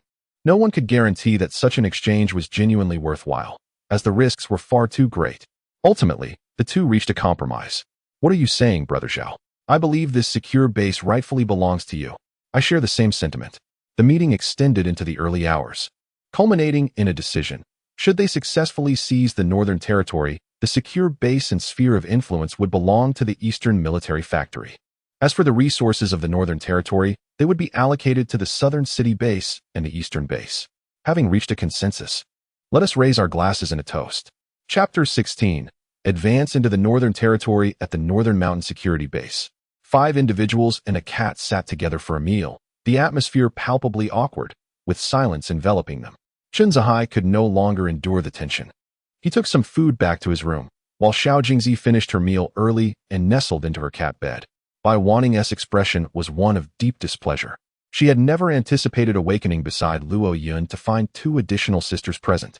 The Su sisters exchanged glances of disdain, unable to openly display their discontent, resorting only to glaring at Luo Yun as if they could devour him with their stares. Despite the glaring tension, Luo Yun appeared oblivious, relishing his meal with unabashed delight, embodying the essence of living a second life with a thick skin and no shame. I've finished my meal. I shall take my leave. Snap. He had just set down his bowl and chopsticks when the sound of breaking chopsticks reached his ears. Not one pair, but three. Stop. Bai Wanning's voice rang out, causing Luo Yun to freeze in place. Turning around, he was met with 3 pairs of eyes glaring at him, as if they wished to devour him whole. Don't you have anything to say? Luo Yun feigned a look of sudden realization, glancing at the crowd. Could someone wash the dishes? Seeing no one respond, he quickly adopted a serious demeanor and began to elaborate. In this apocalypse, the foremost priority is survival. Your abilities are valuable to me. I must keep you here. With so few people, you need not work every day. As for other matters, I prefer not to elaborate. After all, you too have physiological needs. With that, he chose not to linger, leaving the 3 women to ponder in silence. The way of thinking in this end-of-the-world scenario had long since altered. Emotions had evaporated, and intimacy had become merely a seasoning for a monotonous existence. They had no choice. Bai Wanning and the Su sisters both understood that their circumstances were alike. If blame were to be assigned, it would fall upon Luo Yun. Acknowledging this, they remained silent for a considerable time until Su Duo finally blinked her large eyes and stood up. I'll go wash the dishes. Meanwhile, on the other side, the 3 dominant powers, accompanied by their teams, entered the northern region and commenced their scavenging for supplies along the way. Strangely, they discovered nothing. The places they passed through were utterly barren. All basic necessities had vanished. Not even a roll of toilet paper remained. The supermarkets and plazas along their route were stripped bare, leaving only empty counters and tiled floors. What on earth is happening? In the vast northern domain, not a single strand of hair could be found. Inside the RV, Lin Yuan had erupted in a fit of fury. According to the distribution principles they had established, both he and Mu Honglian were to receive nothing, an outcome they could not tolerate. Only Zhao Tianwu remained composed, eliciting hostile glares from the two, while he assumed the role of a venerable sage, offering insight. This must have been the work of those who had annihilated the Zhou family. They must possess some extraordinary ability that allows them to swiftly gather resources. Upon his declaration, an immediate hush fell over the crowd. Although the supply of resources in the northern domain had ceased production in this apocalyptic world, for the 10% of survivors that remained, the quantity was still incalculable. To have it completely stripped away in such a short time was utterly implausible. The involvement of abilities was the only viable explanation. Are you suggesting that we should swallow our pride and return empty-handed? Mu Honglian, with her fiery temper, voiced her displeasure, interrogating him sharply. She had no intention of undertaking such a thankless task. Lin Yuan remained silent, yet his expression spoke volumes. It was, of course, impossible to allow them to depart empty-handed. After all, to eliminate the puppet master behind this, they would require their robust assistance. Until the mastermind was dealt with, even if the resources were indeed depleted, Zhao Tianwu would not dare let them leave without anything. Understanding this, the two gradually quieted down. In truth, this was a stroke of good fortune. Zhao Tianwu's words left Mu Honglian and Lin Yuan bewildered. With the resources gone, how could this possibly be considered fortuitous? The sheer volume of supplies in Moheshi was monstrous. If they were to gather them at a leisurely pace, who could say how long it would take them? Now, it is settled. They have gathered everything for you, and you can simply seize the opportunity to defeat them.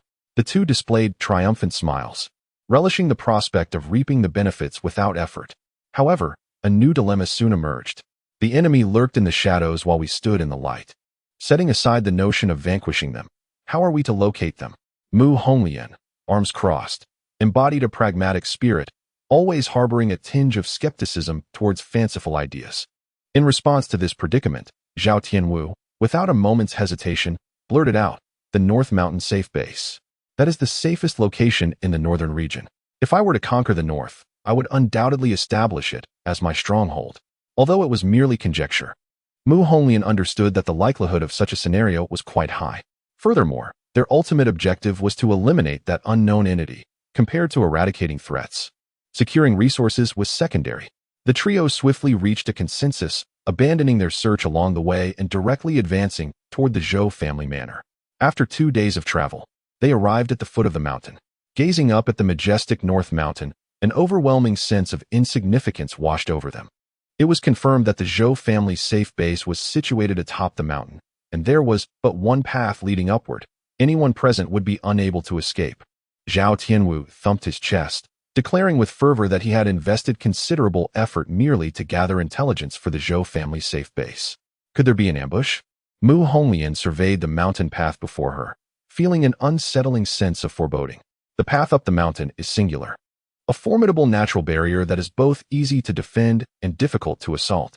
Any determined individual could easily create enough trouble for outsiders to be thoroughly overwhelmed. Perhaps it is the sixth sense inherent to women, but there is an unsettling feeling that the snow on the mountain path is thinner than elsewhere, as if it bears the marks of human interference. Now that we have arrived, the presence of an ambush only confirms that we are indeed in the right place. Thus, we must eliminate them with even greater resolve. Zhao Tianwu smirked coldly, his lips curling into a wicked arc. He turned his gaze towards Mu Honglian, while his eyes discreetly flicked to his subordinates who were resting and dining nearby. As for the traps, assistance would surely come to smooth our way. She understood Lin Yuantu's implication. They were merely cheap labor. In this apocalyptic era, as long as one possesses resources, such individuals are as plentiful as one desires. Upon returning to the vehicle, the convoy commenced its ascent. The robust treads crushed the soft snow, and with a resounding roar, they began their journey upward. The others jogged closely behind. At first, all seemed well, but after a distance, an explosive sound shattered the calm. Bang! The treads of the leading snow vehicle on both sides were utterly obliterated. The entire coalition convoy was forced to halt midway up the slope. What is happening? Mu Honglian leaned out of the window to inquire about the situation. Her assistant, Ling Zifeng, disembarked to ascertain the circumstances and hurried back. Report, leader. The treads of the front snow vehicle have been blown off, causing it to stall. The three leaders immediately sensed something amiss and exited the vehicle to investigate. Ultimately, they discovered that landmines had been planted in advance. This revelation confirmed their suspicions. The extermination of the Zhou family was indeed imminent, right above them. Shall we continue onward? Mu Honglian inquired, gazing at the two individuals across from her. In the face of the unexpected crisis, Lin Yuantu and Zhao Tianwu exhibited no signs of panic. Rather, their expressions radiated excitement. Press forward. Those who dare to retreat a single step shall face dire consequences. The commotion immediately caught Luo Yun's attention. As the surveillance cameras activated, every move of the coalition was laid bare. Indeed, they had arrived. Luo Yun recognized at a glance that the three adversaries before her were old foes from her previous life. Even through the screen, she could sense a formidable aura emanating from them. Uncle Chun, if you were in their position, what would you do? Luo Yun asked the man behind her, who had meticulously orchestrated these traps and was most familiar with them. Chun Zahai stroked his chin, glancing at the vantage point represented by the surveillance camera, and shook his head. Let us wait for a moment, until they find themselves with no escape. Leaving Chun Zahai in the central control room, Luo Yun informed the three women about the impending enemy assault. Their brows furrowed in concern, their expressions heavy with apprehension. Is there anything we should do? Bai Wanning was the first to speak, feeling a sense of responsibility as the first woman by Luo Yun's side, believing herself to be his rightful partner. There are many foes before us, but they cannot advance all at once. Duo, prepare more supplies of ability-enhancing food for any unforeseen circumstances. Su Duo nodded vigorously, embodying the picture of obedience. During this period, Luo Yun ensured they were well fed, and they had come to a profound realization. Their living conditions were identical, with the only distinction being the order in which they were served. What was there to dispute? Ever since the discovery of the first landmine, a comprehensive search ensued. These mines were cunningly concealed, devoid of any discernible pattern. After several kilometers, fewer than 5 had been unearthed. The chill of the outside world was exacerbated by the enormity of the task, leading many to feel a sense of resistance. What was happening? How could such a long stretch yield so few mines? Mu Honglian, furrowing her brow, sensed something was amiss. The initial mine seemed to signal impending danger. Yet out of caution, the coalition commenced a thorough search. The subsequent 6 mines appeared deliberately spaced, compelling them to continue their search. With such a monumental workload, the collective stamina of the group was rapidly depleting, having traversed less than 5 kilometers. This was no trivial matter. The 3 leaders convened within their vehicle, their expressions grave. Being astute individuals, they immediately recognized this as a psychological warfare tactic. They were acutely aware that the adversary was being intentionally deceptive.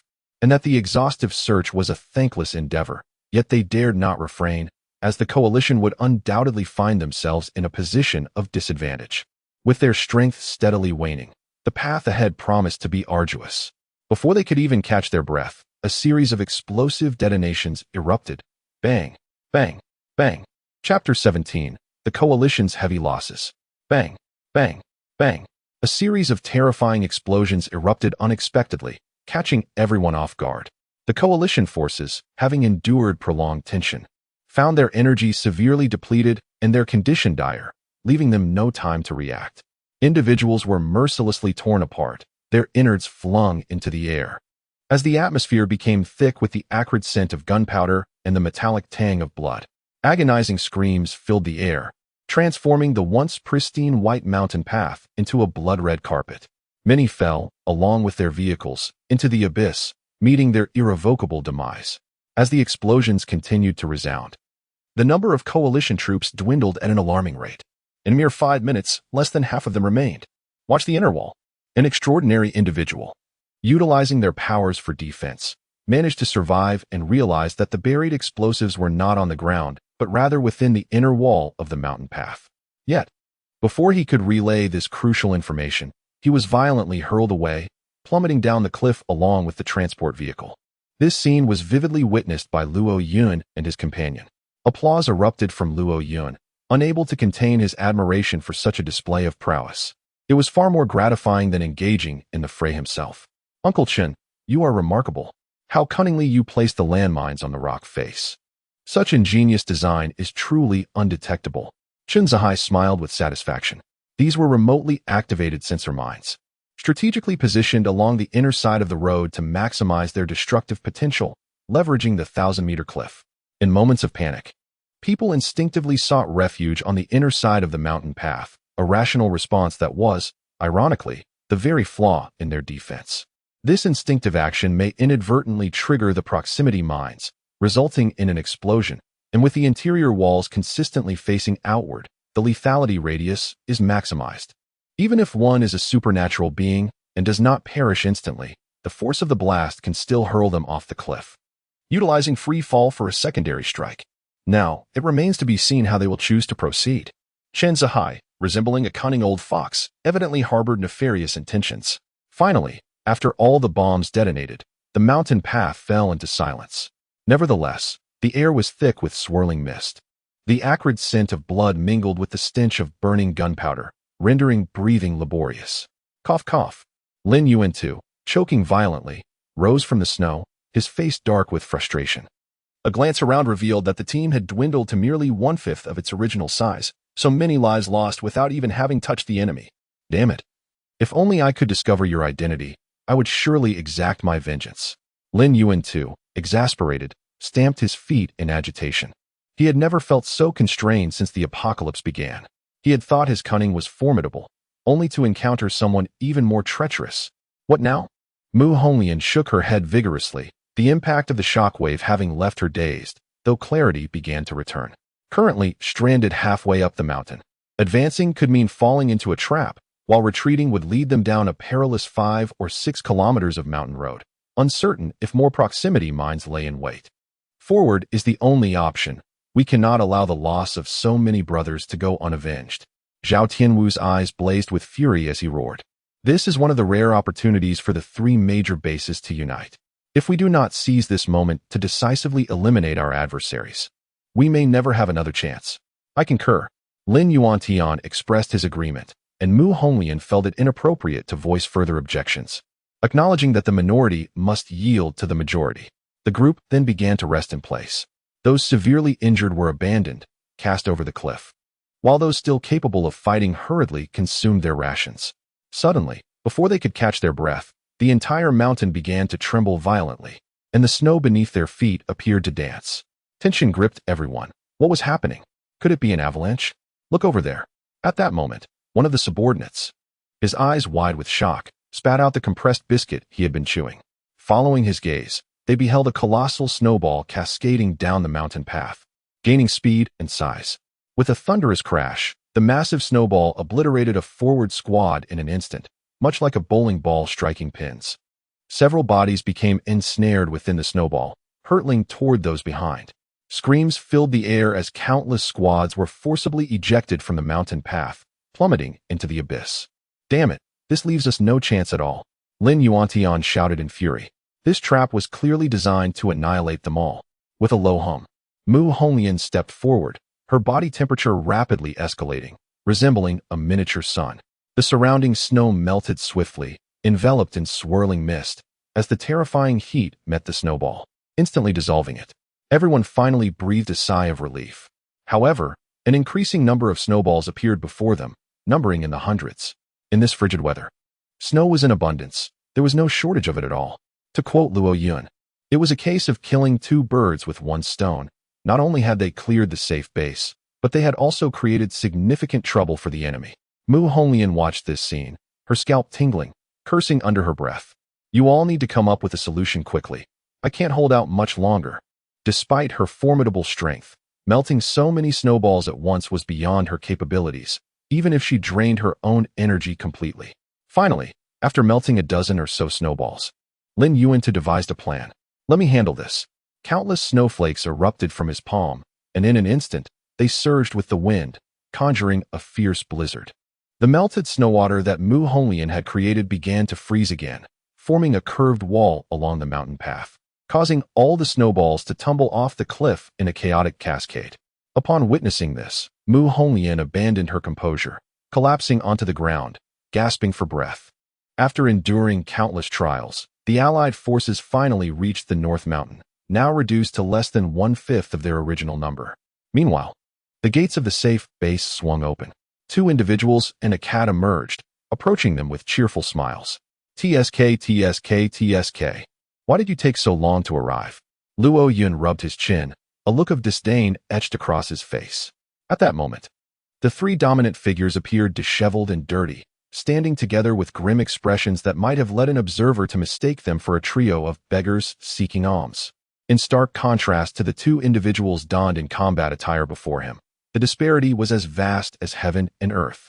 Although the physical harm inflicted was minimal, the insult was profoundly severe, igniting Lin Yuantao and his companions with an explosive fury, their grievances erupting like a volcanic eruption. Did you eliminate the Zhou family members? And are you also responsible for the traps on the mountain? Mu Honglian gazed at the youthful figure of Luo Yun before her, and couldn't help but marvel at their youthfulness. Yet, she would not underestimate her opponent based on mere appearance. Was it not apparent? There was no need for pretense. Luo Yun boldly acknowledged the truth, as if uttering the most mundane of statements. With such prowess, finding a rival within the entire Moheshi was nearly impossible. How could he possibly fear three former subordinates? I have no desire to engage in further dialogue. I will state this only once. The northern region is my territory. Leave this place, and I shall spare your lives. Upon hearing Luo Yun's declaration, Lin Yuantao reacted as if he had heard the most ludicrous joke in existence. Haha, just the two of you, alongside a mere cat, aspire to conquer the northern region? You must be joking. His laughter abruptly ceased, his expression darkening with a chilling intensity, the cold aura around him inducing a gust of frigid wind. I advise you to surrender your secure base. If you do, we may grant you mercy. Otherwise, you shall face certain death. Stop wasting breath on them. Eliminating them resolves everything. Observing Luo Yun's unwillingness to acquiesce, Zhao Tianwu was seized by a furious rage. Having been humiliated by the traps, he was now consumed by a singular desire to eradicate the individual before him and reclaim his honor. A group of ignorant fools indeed. Luo Yun shook his head as he observed them. While these three individuals possessed formidable strength, ranking among the pinnacle of the entire Demon Sea city, his own team was equally impressive. Ding, hostility detected, system binding initiated. Binding successful. Name, Zhao Tianwu. Ability, diamond transformation, skill, indestructible body, ability index, 77,000. Hostility value, 70, reach 100 for doubled rewards. Kill target reward points, 77,000. Name, Mu Honglian. Ability, Red Lotus Inferno, skill, body of the fire god, ability index, 75,000. Hostility value, 70, reach 100 for doubled rewards.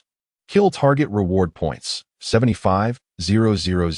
Name, Lin Yuan 2. Ability, blizzard, skill, snowfall, snow escape, ability index, 72,000. Hostility value, 79. Reach 100 for doubled rewards.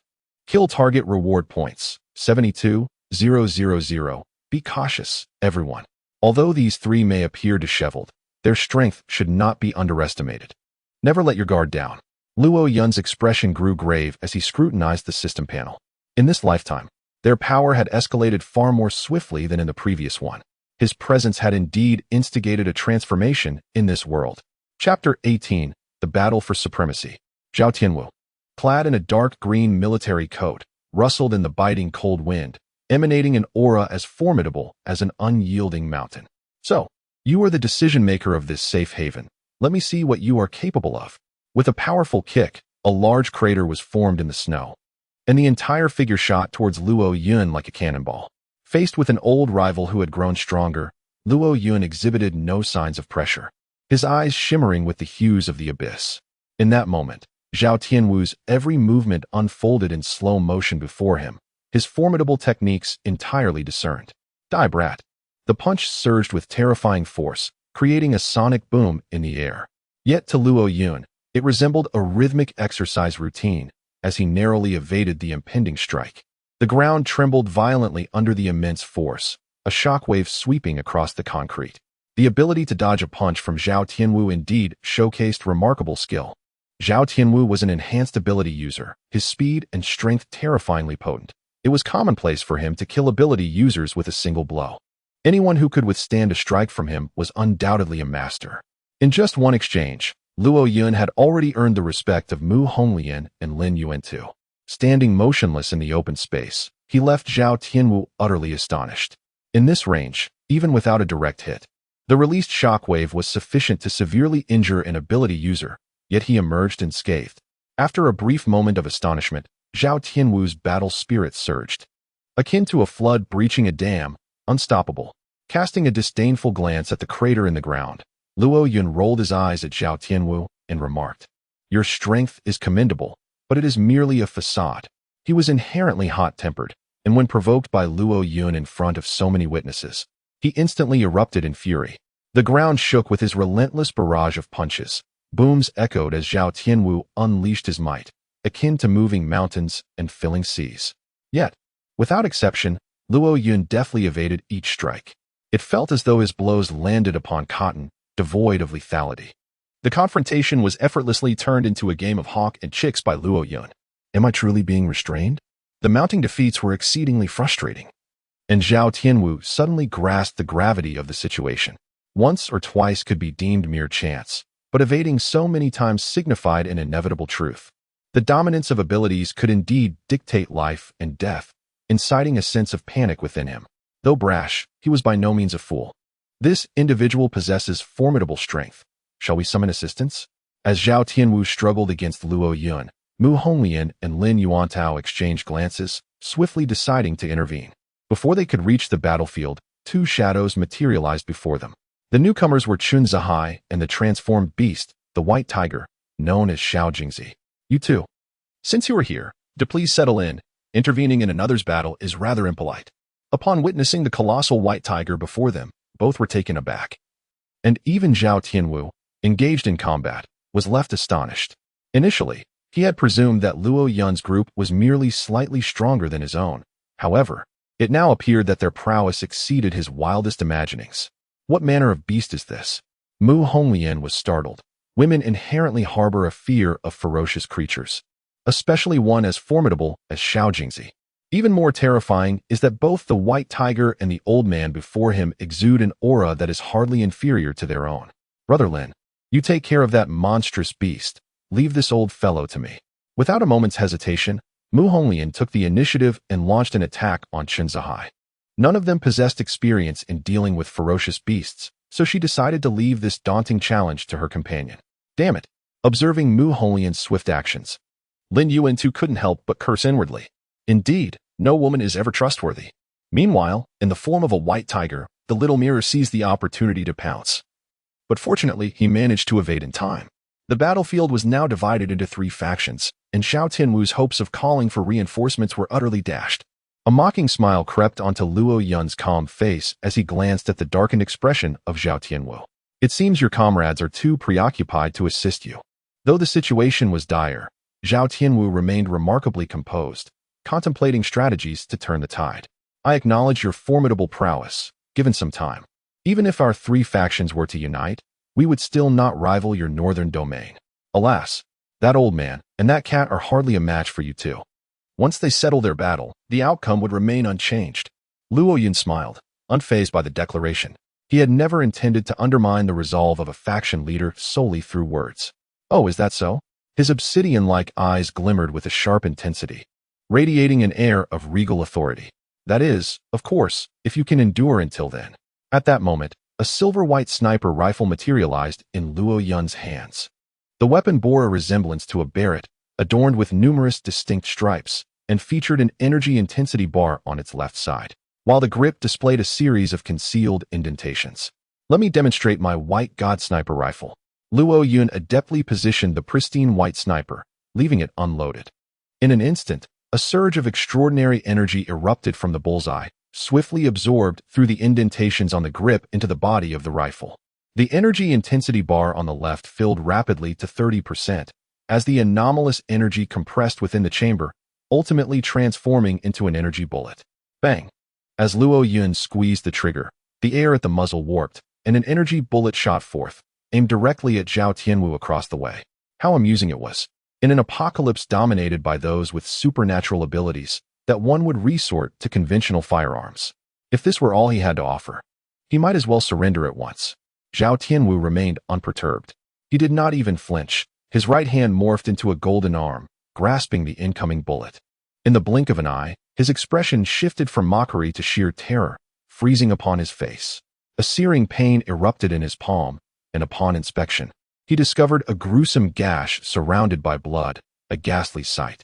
Indeed, the system provides treasures, Luo Yun murmured to himself. Whether it was the void blade or the current white god sniper rifle, both were lethal instruments for taking lives, paired with anomalous energy. They could easily be deemed divine artifacts. How could this be? Zhao Tianwu, incredulous, shifted his gaze from his palm to the white god sniper rifle. As a practitioner of enhancement abilities, one's physique serves as the most formidable weapon, with the palms being the most resilient part of the body. Squeezing a rocket launcher is merely a quotidian task. Yet now, to be pierced by a bullet is utterly unfathomable.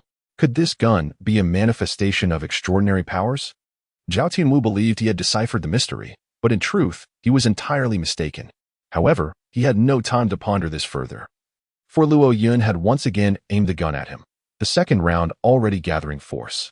Diamond transformation. The energy within Zhao Tianwu erupted like a volcano, enveloping him in a golden glow as his form began to expand. Ultimately, he transformed into a colossal golden ape, his skin shimmering like the Buddha in the grand hall of a temple. To his astonishment, the second bullet struck his golden form and ricocheted away. This was intriguing, as it differed vastly from the abilities of his previous life. Luo Yun stood rooted in place, gazing intently at the towering creature before him, prompting him to adopt a more serious demeanor. Roar! The golden giant ape regarded Luo Yun, who appeared as insignificant as an ant, and swung its fist, resembling a small mountain, in a furious strike. I shall not afford you another opportunity to fire. With a thunderous crash, the massive fist descended upon Luo Yun, causing the entire northern mountain to tremble slightly. Meanwhile, on the other side, the small mirror confronted Lin Yuantu, its enormous tiger-like eyes fixated on him, emanating a murderous aura akin to a spreading fog of blood. Without uttering a word, the small mirror unleashed a blood-red beam of light, hurtling towards Lin Yuantu with lightning speed. Feeling the terrifying aura of destruction, Lin Yuantu was immediately struck with a sense of dread, prompting him to unleash his abilities. His body fragmented into countless hexagonal snowflakes, vanishing amidst the swirling snow. The blood-red breath of annihilation pierced through the blizzard, creating a gaping crater in the snow.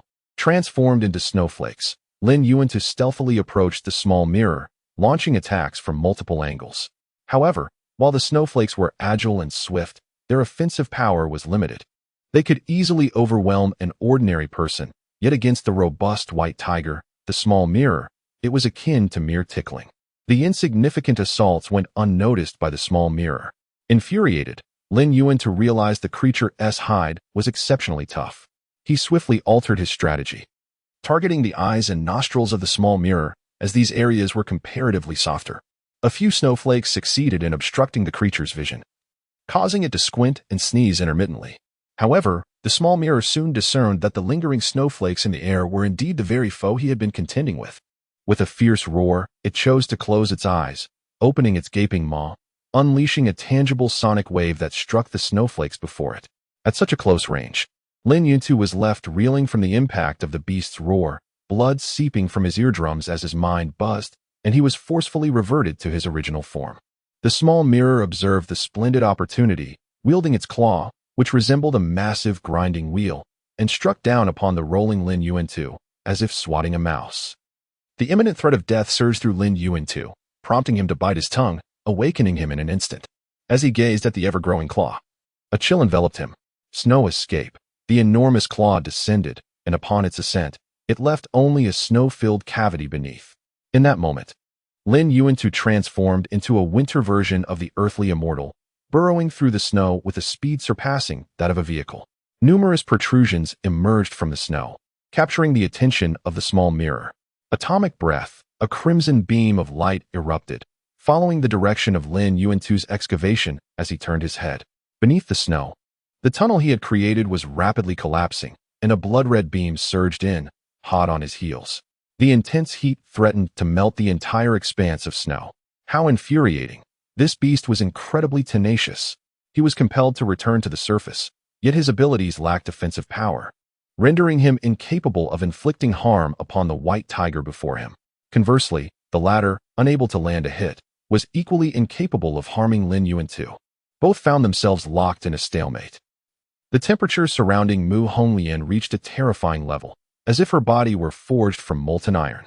The heat radiating from her caused the snow around her to continuously melt, transforming the ground beneath her feet into scorched earth. I hope your prowess does not disappoint me. Mu Honglian surged towards Chun Zihai like a rocket, her speed so extraordinary that it left afterimages in her wake. In a mere collision, Chun Zihai found himself at a disadvantage. The heat radiating from him rendered him akin to a scorching iron. After immense effort, he finally freed himself from Mu Honglian's grasp. Yet his entire left arm felt as if it had been desiccated. How do you like my fire god physique? Mu Honglian, akin to a confident hunter, gazed at her tormented prey with a smile. Her greatest advantage lay in her audacity to engage with others, while they hesitated to approach her. She relished this sensation of being a hedgehog. Suddenly, a brilliant blue light erupted from Chun Zihai's eyes, unleashing a mysterious force. Instantly, the snowflakes on the ground began to levitate, ultimately coalescing into a colossal snowball that descended from the heavens, burying Mu Honglian beneath it. However, before Chun Zihai could revel in his triumph, the snowball began to melt at a visible pace, the terrifying heat evaporating it into a mist. From within this fog, Mu Honglian, transformed into a fiery figure, emerged with a singular intent, to embrace Chun Zihai and sear him into jerky. I shall not allow you to succeed. It was evident that he had anticipated this, choosing not to manipulate the snowflakes with mental force, but rather to exert control over Mu Honglian herself. As she felt her body being lifted by an invisible power, panic surged within her. The sensation of losing control was utterly disconcerting. As long as you cannot touch me, your divine form is merely a facade.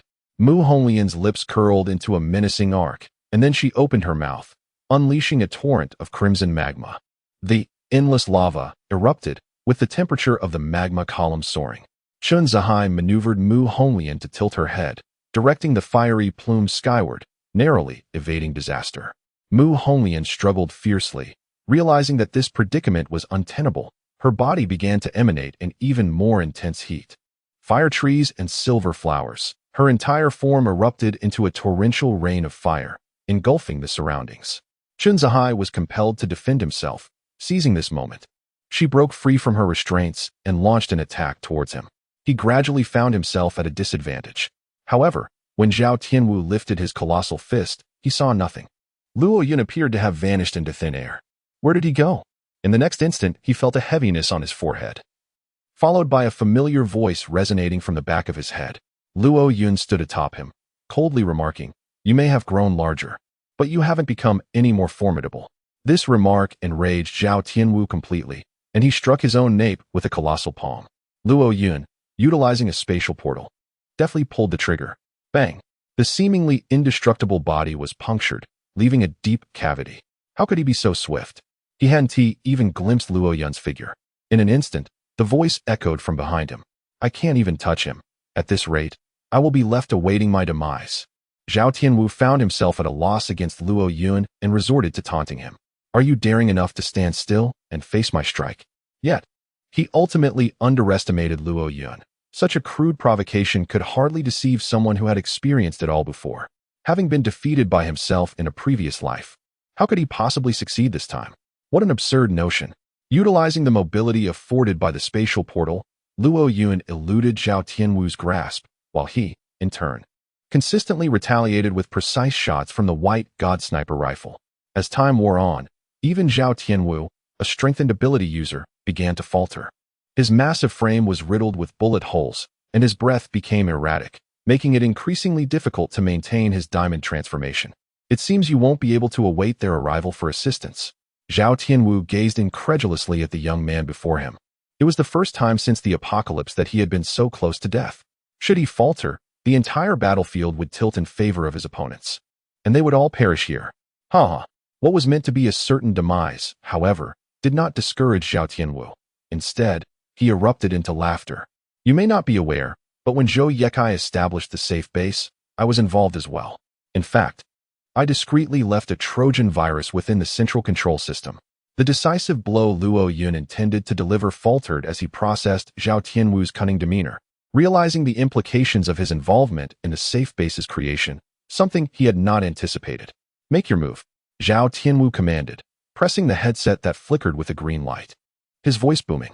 Meanwhile, beneath the northern mountains, the antenna atop an electromagnetic interference vehicle began to rotate.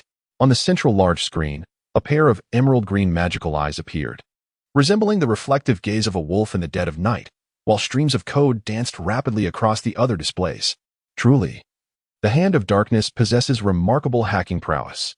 The term Hand of Darkness refers to the mastermind orchestrating all of this.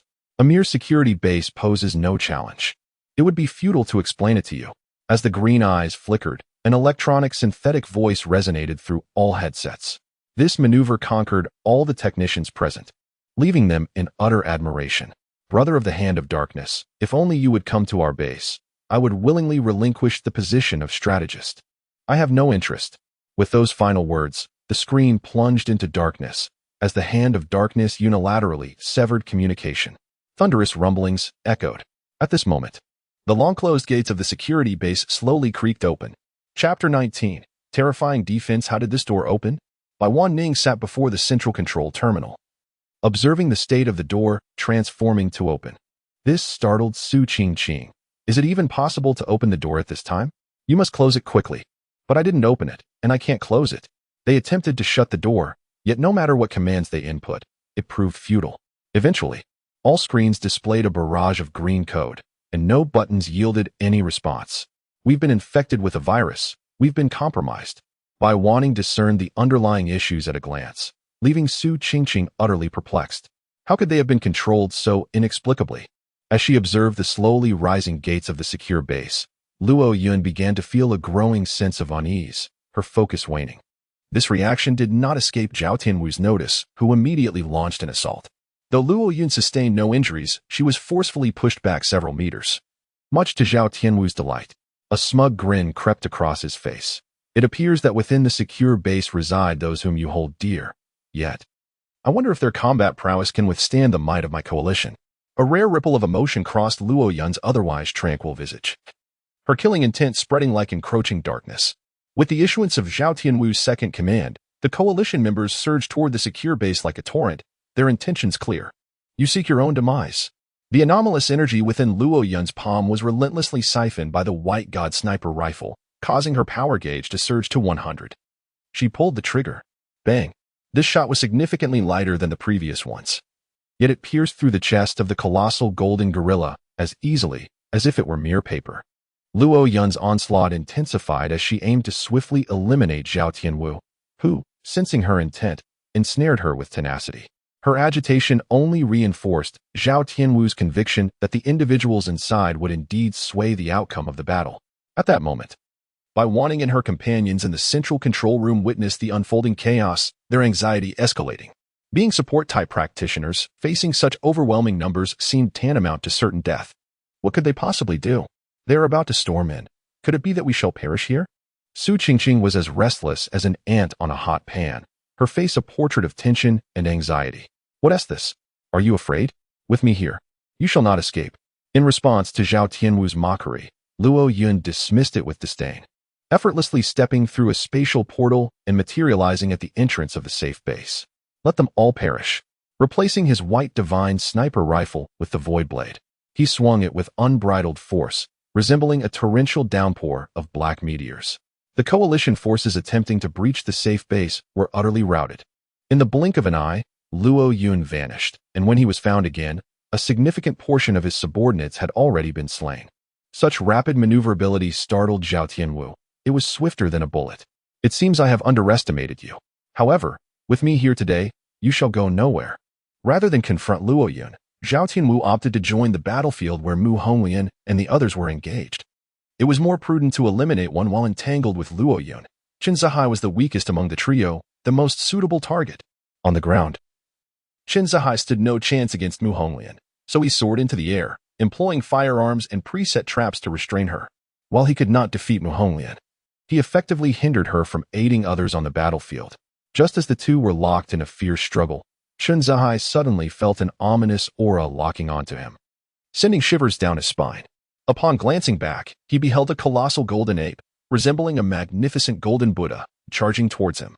Simultaneously, Lin Yuan too, sensing the impending threat, transformed into a flurry of snowflakes, launching an assault on Qin Zihai. A piercing howl erupted as the little mirror, recognizing the peril, opened its gaping maw and unleashed a crimson atomic breath upon the golden ape, causing it to stagger in pain. It shot a fierce glare at the little mirror, yet, despite the agonizing torment, it swung its fist towards Qin Zihai.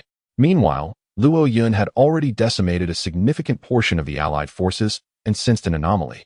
Zhao Tianwu had inexplicably refrained from intervening. Upon turning his gaze, he noticed that everyone had converged upon Qin Zihai, which tightened his chest with unease. They intended to sacrifice a multitude of subordinates to procure Qin Zihai's life, a transaction remarkably advantageous. Alarmed, Luo Yun vanished from his location, hastening towards the ultimate battlefield. The allied forces, too, began to charge forward recklessly. A sense of dread enveloped Qin Zihai. He discerned the ominous turn of events and promptly summoned his mental energy to ascend. The golden ape and Mu Honglian were unable to fly, rendering the skies a sanctuary. Just as this thought crossed his mind, a flurry of snowflakes encased him. Lin Yuanzu had made his move. Qin Zihai's combat suit was swiftly torn asunder, and he found himself uncontrollably plummeting downwards, directly towards Zhao Tianwu and Mu Honglian, who lay in wait, charged with their powers. Perish. The three leaders simultaneously unleashed their lethal strikes, a force so formidable that even a deity would falter here. Qin Zihai closed his eyes. Just as he believed he was on the brink of death, a young man appeared behind him, resting a reassuring hand on his shoulder, instantly alleviating the tension that gripped him. Luo Xiao, Qin Zihai exclaimed with uncontainable joy, as if he had grasped a lifeline. Heaven offers a path you refuse to tread, yet you dare to invade hell. The three leading figures, upon witnessing this scene, displayed expressions of ruthless intent, intensifying their extraordinary energy output in a bid to ensnare the two of them. Diamond Explosive Fist, Frost Disintegration, Infernal Red Lotus. Qin Zihai felt a shiver run down his spine as he sensed the three distinctly formidable energies converging upon him. Yet, Luo Yun remained unfazed, his gaze swiftly darkening as the very fabric of space began to warp violently. Dimensional Gate. In the next moment, the hair-raising attacks abruptly vanished, as if devoured by an invisible maw. Before anyone could comprehend the situation, the identical assault materialized anew, hurtling back towards its origin. It was as if the very direction had flipped. A thunderous roar erupted as the violent energy explosion engulfed the entire Beishan Plaza, sending the three leaders crashing like projectiles in divergent paths. Wounded and filled with dread, they gazed at Luo Yun, who remained unscathed, having nearly turned the tide against them. Was this truly the extent of his power? Zhou Tianwu and Mu Honglian stared incredulously at the young man before them, plunged into profound self-doubt. The chasm between their abilities was so vast that, sooner or later, they would be unable to even defend their own territory. No, the recent onslaught did not originate from him, but rather stemmed from within ourselves, possessing the capability to shift the tide of attack. As long as we refrain from launching an assault, no harm shall befall us. Following Lin Yuanto's elucidation, a wave of understanding washed over everyone, although they exhaled in relief. The gravity of the situation remained formidable. Does this not imply that no one can truly confront him? Luo Yun is akin to a hedgehog, indiscriminately firing bullets that will only strike his own kind. So, what shall we do now? Presently, the prospect of victory appears bleak, and continuing the fight seems futile. Within the safe base, there are those he cherishes. If we can merely detain the three of them until our subordinates succeed in capturing their targets, we need not fear his insubordination. Zhou Tianwu's remark ignited a spark of hope in everyone, their eyes greedily fixated on Luo Yun. His abilities are exceedingly practical, if harnessed. They would serve as a formidable weapon. Coupled with our military-industrial complex, would that not transform into a mobile military base? Just as the three were lost in their reveries, distant explosions reverberated through the air. Bang, bang, bang. At that moment, the coalition, having perceived a lack of obstacles, believed the path ahead to be secure, charging heedlessly forward, only to stumble into the minefield Luo Yun had long prepared. They were met with utter chaos. Despair not. The entirety of Beishan is ensnared in my traps, and breaching the safe base will not be an easy feat. Chen Zihai held unwavering confidence in his traps. To ensure security, they had left no doors ajar. Entry and exit relied solely on Luo Yun's spatial portals. Any outsider attempting to approach the safe base must be prepared to pay with their life. Surely, you do not presume that my three major bases are devoid of defenders, do you? Zhou Tianwu, brimming with confidence, felt that everything was under his control. He had long anticipated the traps that lay ahead. Thus, he had prepared a trump card from the very beginning. Suddenly, a middle-aged man clad in a captain's uniform emerged from the ranks of the coalition forces. His name was Qi Qiuyan, endowed with the ability of group defense.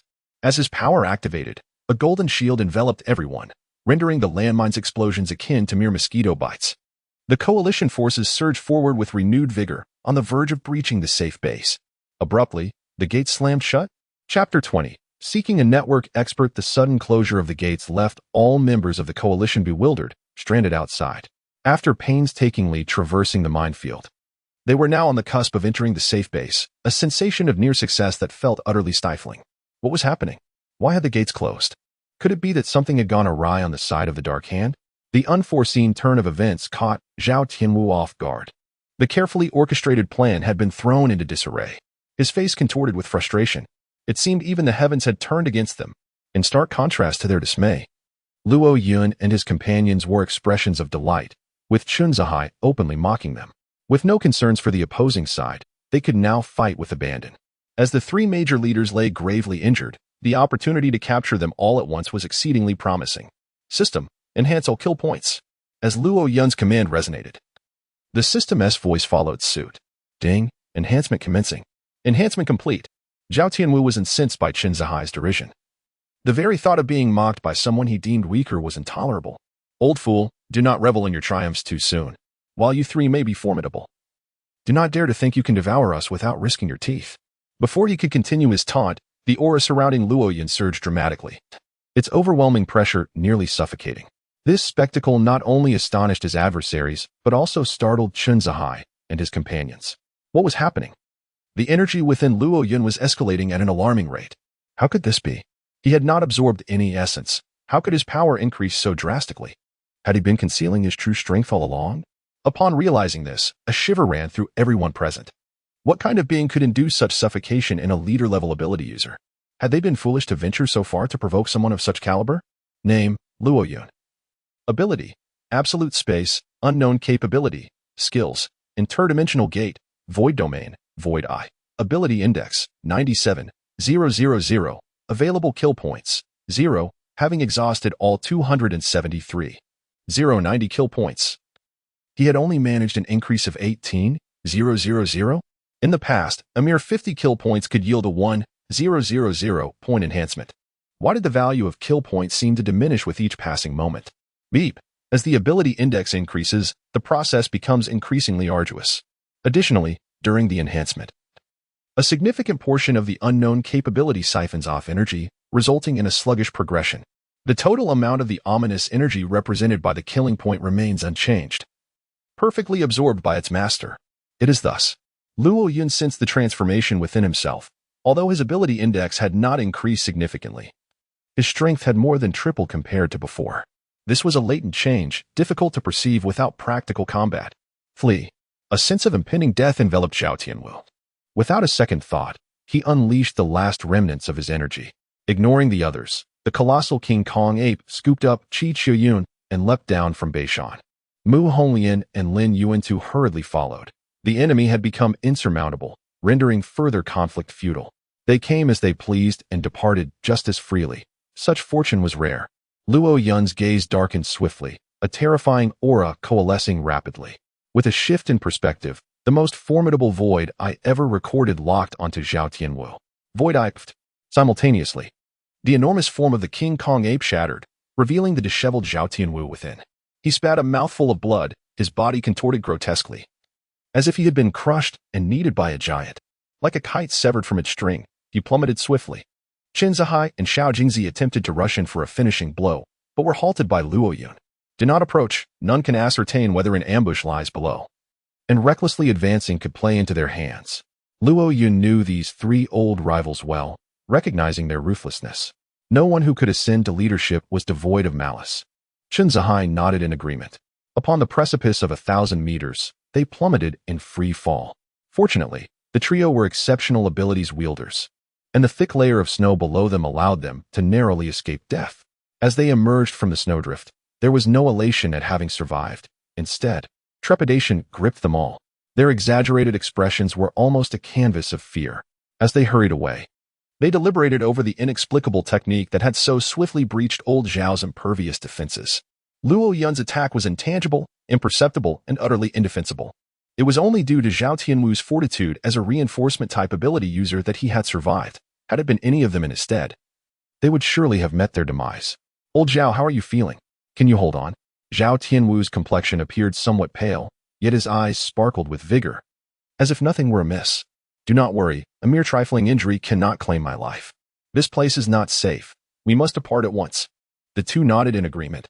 They were still at the foot of the North Mountain, and should Luo Yun and his companions catch up to them, their grievously wounded state would likely seal their fate.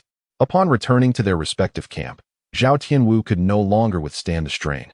He coughed up a mouthful of blood and promptly lost consciousness. He had forced himself to endure, fearing that the two individuals would turn against him once he was incapacitated. At the North Mountain safe base, darkness enveloped the interior, all illumination extinguished. Fortunately, he possessed the void domain.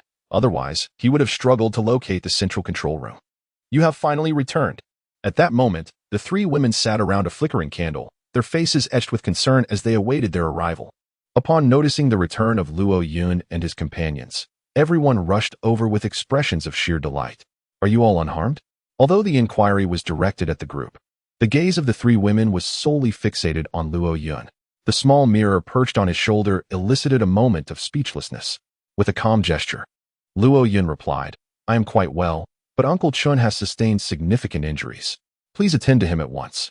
Leave it to me, Bai Wanning declared, patting her ample chest, as a verdant glow erupted from her palm, filling the entire central control room with a life-affirming aura. In no time, the burn on Qin Zihai's arm healed at a visibly rapid pace, completely mending within mere seconds. Thank you, Miss Bai. Qin Zihai expressed his gratitude, moving his arm to find no trace of pain.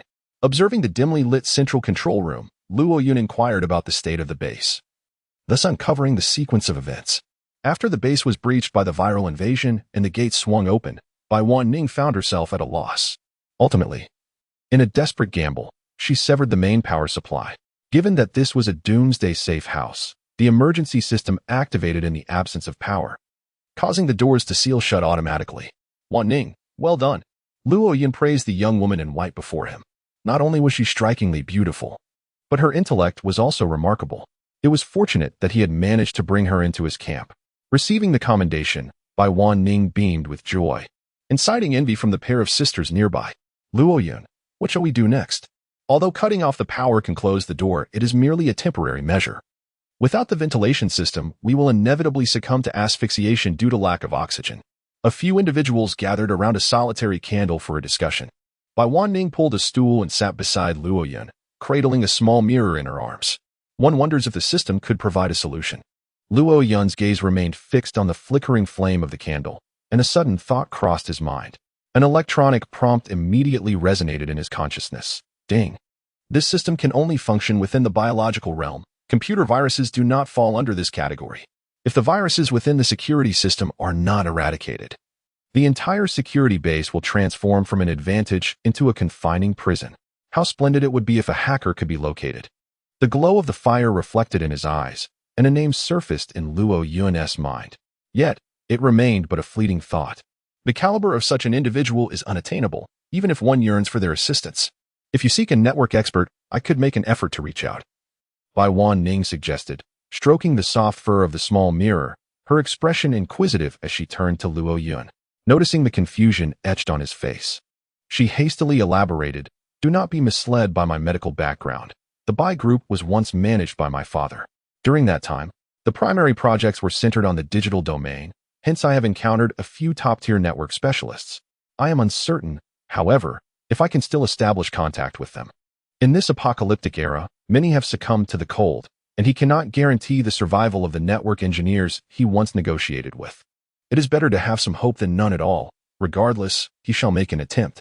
If he can establish contact, that would be ideal. If not, he will devise alternative strategies." Bai Wanning nodded, clutching her phone as she began to dial one number after another. However, fortune favored the diligent, and she indeed managed to reach one, whose current location fortuitously lay within the city of Mohai. Chapter 21. The desolate Linghai city inside the bedroom. The once bright illumination had vanished, leaving only a solitary flickering candle struggling to provide light. The vast emptiness of the room exuded an unsettling chill. On the bed, Bai Wanning clung tightly to Luo Yun, wishing they could merge into one. Time seemed to stretch indefinitely until the battle finally subsided. Noticing Bai Wanning's troubled demeanor, Luo Yun took the initiative to inquire, "What is troubling you?" Bai Wanning furrowed her brows, slowly lifting her head from his chest. Her face was a canvas of unspoken emotions. For Luo Yun, she felt both love and dependence. "You are set to depart tomorrow, and I can't shake this restless feeling." The three-party coalition still loomed menacingly outside, and the prospect of Luo Yun venturing out in search of network experts left her feeling uneasy. The safety of their base, devoid of its primary defense, would be vulnerable to any opportunistic attack should those adversaries sense a shift in their circumstances. "Fear not. They have witnessed our strength and will not attack lightly again. I will instruct Uncle Chin to remain on guard, regardless of whether I find anyone. I shall return within a day at the latest." Understanding the difficulties faced by Luo Yun, she could not intervene and could only nod helplessly. Her role was to support him, managing affairs from behind like a true matriarch, awaiting his return. The following day, upon learning of Luo Yun's intentions, Qin Zihai immediately offered his assistance. "Luo Xiao, I shall accompany you. Though my abilities may be lacking, I can still be of some help." He owed his life to Luo Yun, and in his eyes, his duty was to serve as a vigilant protector. "Absolutely not." Luo Yun rejected the notion without a moment's hesitation. "Uncle Chun, our stronghold comprises only the three of us. We cannot all depart at once. I need you to remain here, ready to activate the emergency evacuation route if necessary." While the security base was invaluable, it was not irreplaceable. Human lives held greater significance. Even if the base were to fall, as long as no hostages were in their hands, she was confident in her ability to reclaim it. "Very well. I shall await your triumphant return, Luo Xiao." Given the urgency of the situation, Qin Zihai refrained from pressing the matter further, recognizing that his own limitations could potentially hinder their efforts. Without further ado, Luo Yun took Xiao Jingzi and vanished into the spatial portal. In the inky night sky, Luo Yun continuously opened spatial portals, her figure darting like a shooting star towards her predetermined destination. Through her connection with Bai Wanning, she discerned that the skilled hacker's approximate location lay at the intersection of the East District Military Factory and the South City Dock. Soon, Luo Yun arrived at her destination, Linghai City. Standing atop a skyscraper, her phone screen remained static, failing to display even her current location. "What is happening? The signal has vanished here." He gazed down at the city ensnared by snowflakes, feeling a sense of disillusionment, yet he swiftly regained his composure. Although he could not locate her immediately, it merely meant he would expend a bit more time in his search. As the realm of void unfurled, all entities within a 5-kilometer radius resonated within Luo Yun's mind. He leapt from the towering skyscraper, a specter of the night weaving through the desolate city, embarking on a comprehensive search. After approximately 5 minutes, a series of rustling sounds echoed across the rooftop, undeterred even by the biting gale. Shadows emerged upon the very building where Luo Yun had previously stood, their glowing emerald eyes barely discernible in the darkness. They inhaled, detecting the lingering scent in the cold air, confirming a direction toward the very path Luo Yun had taken. Luo Yun sustained his void realm for 4 arduous hours. Exhausted, he concealed himself within a well-placed office building, consuming the extraordinary food prepared by Su Duo, allowing himself a brief respite. The more he pondered, the more he felt an unsettling discrepancy. It shouldn't be this way, in such a vast city of Linghai. It was improbable that not a single survivor remained. The apocalypse indeed led to the demise of many, but in any circumstance, there would invariably be some survivors. Some even awakened to become empowered beings. Finding sufficient resources to endure should not have been so challenging. Yet, Linghai City felt utterly devoid of life. And despite his extensive search, he had encountered not a single survivor. As Luo Yun gazed out the window, accustomed as he was to the cloak of night, the atmosphere of Linghai City struck him as distinctly peculiar, a facade of tranquility belied by an undercurrent of the bizarre. Suddenly, the little mirror, with its feline eyes aglow, fixated intently on the outside world. An unsettling sensation washed over Luo Yun. Typically, the mirror's mew was a sound of intimacy. Yet this time it resonated with a fierce alarm, reminiscent of the last occasion it had cried out so, during their encounter with Zhou Yuan. The dimensional barrier warped, morphing into a colossal bubble that encased the two of them. Luo Yun scooped up the little cat, tenderly stroking its velvety fur. "What troubles you, little mirror?" he inquired. No sooner had the words left his lips than the entire wall of the office building erupted in an explosion, a fierce gust of cold wind sweeping in. With a thunderous crash, concrete and shattered glass flew in all directions, and from the chaos emerged shadowy figures, their speed nothing short of astonishing, like fish darting through water, nearly imperceptible in the inky darkness. Fortunately, Luo Yun's void domain allowed him to discern their forms. They were monstrous beings, clad in black scales, each possessing 4 arms, with viscous drool dripping from their diamond-like teeth. A mere glance would render the faint-hearted weak at the knees. A chilling howl echoed as they multiplied, encircling the entire floor of the office building in mere breaths, their emerald eyes fixated on him with the predatory intensity of a hunter stalking its prey. What manner of creatures were these? Before Luo Yun could fully grasp the gravity of the situation, the electronic binding's alert tone provided the answer. Beep. A target for extermination has been detected. The system is initiating binding.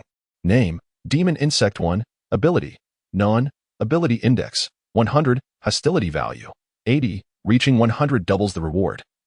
Killing the target grants kill points, 100. Name, Demon Insect in, Ability, None, Ability Index, 100, Hostility Value, 80, reaching 100 doubles the reward. Killing the target grants kill points, 130. Luo Yun's expression grew solemn, his face etched with confusion as he was engulfed by a sense of bewilderment towards these creatures. He had never encountered such monsters before. It was likely due to his rebirth that the timeline had been disrupted, giving rise to their existence. No wonder in the vast Linghai city, not a single survivor could be found. They had most likely been devoured by these beasts. Chapter 22. Monsters in the Night Roar. From the dense mass of demon insects erupted a thunderous roar, causing the entire swarm to surge forth as if invigorated. Akin to zombies encountering the living, recklessly charging ahead. The surface of the dimensional barrier was soon covered with a multitude of demon insects, quickly forming a small mountain. Bang! In the next moment, crimson beams of light shot forth from the gaps.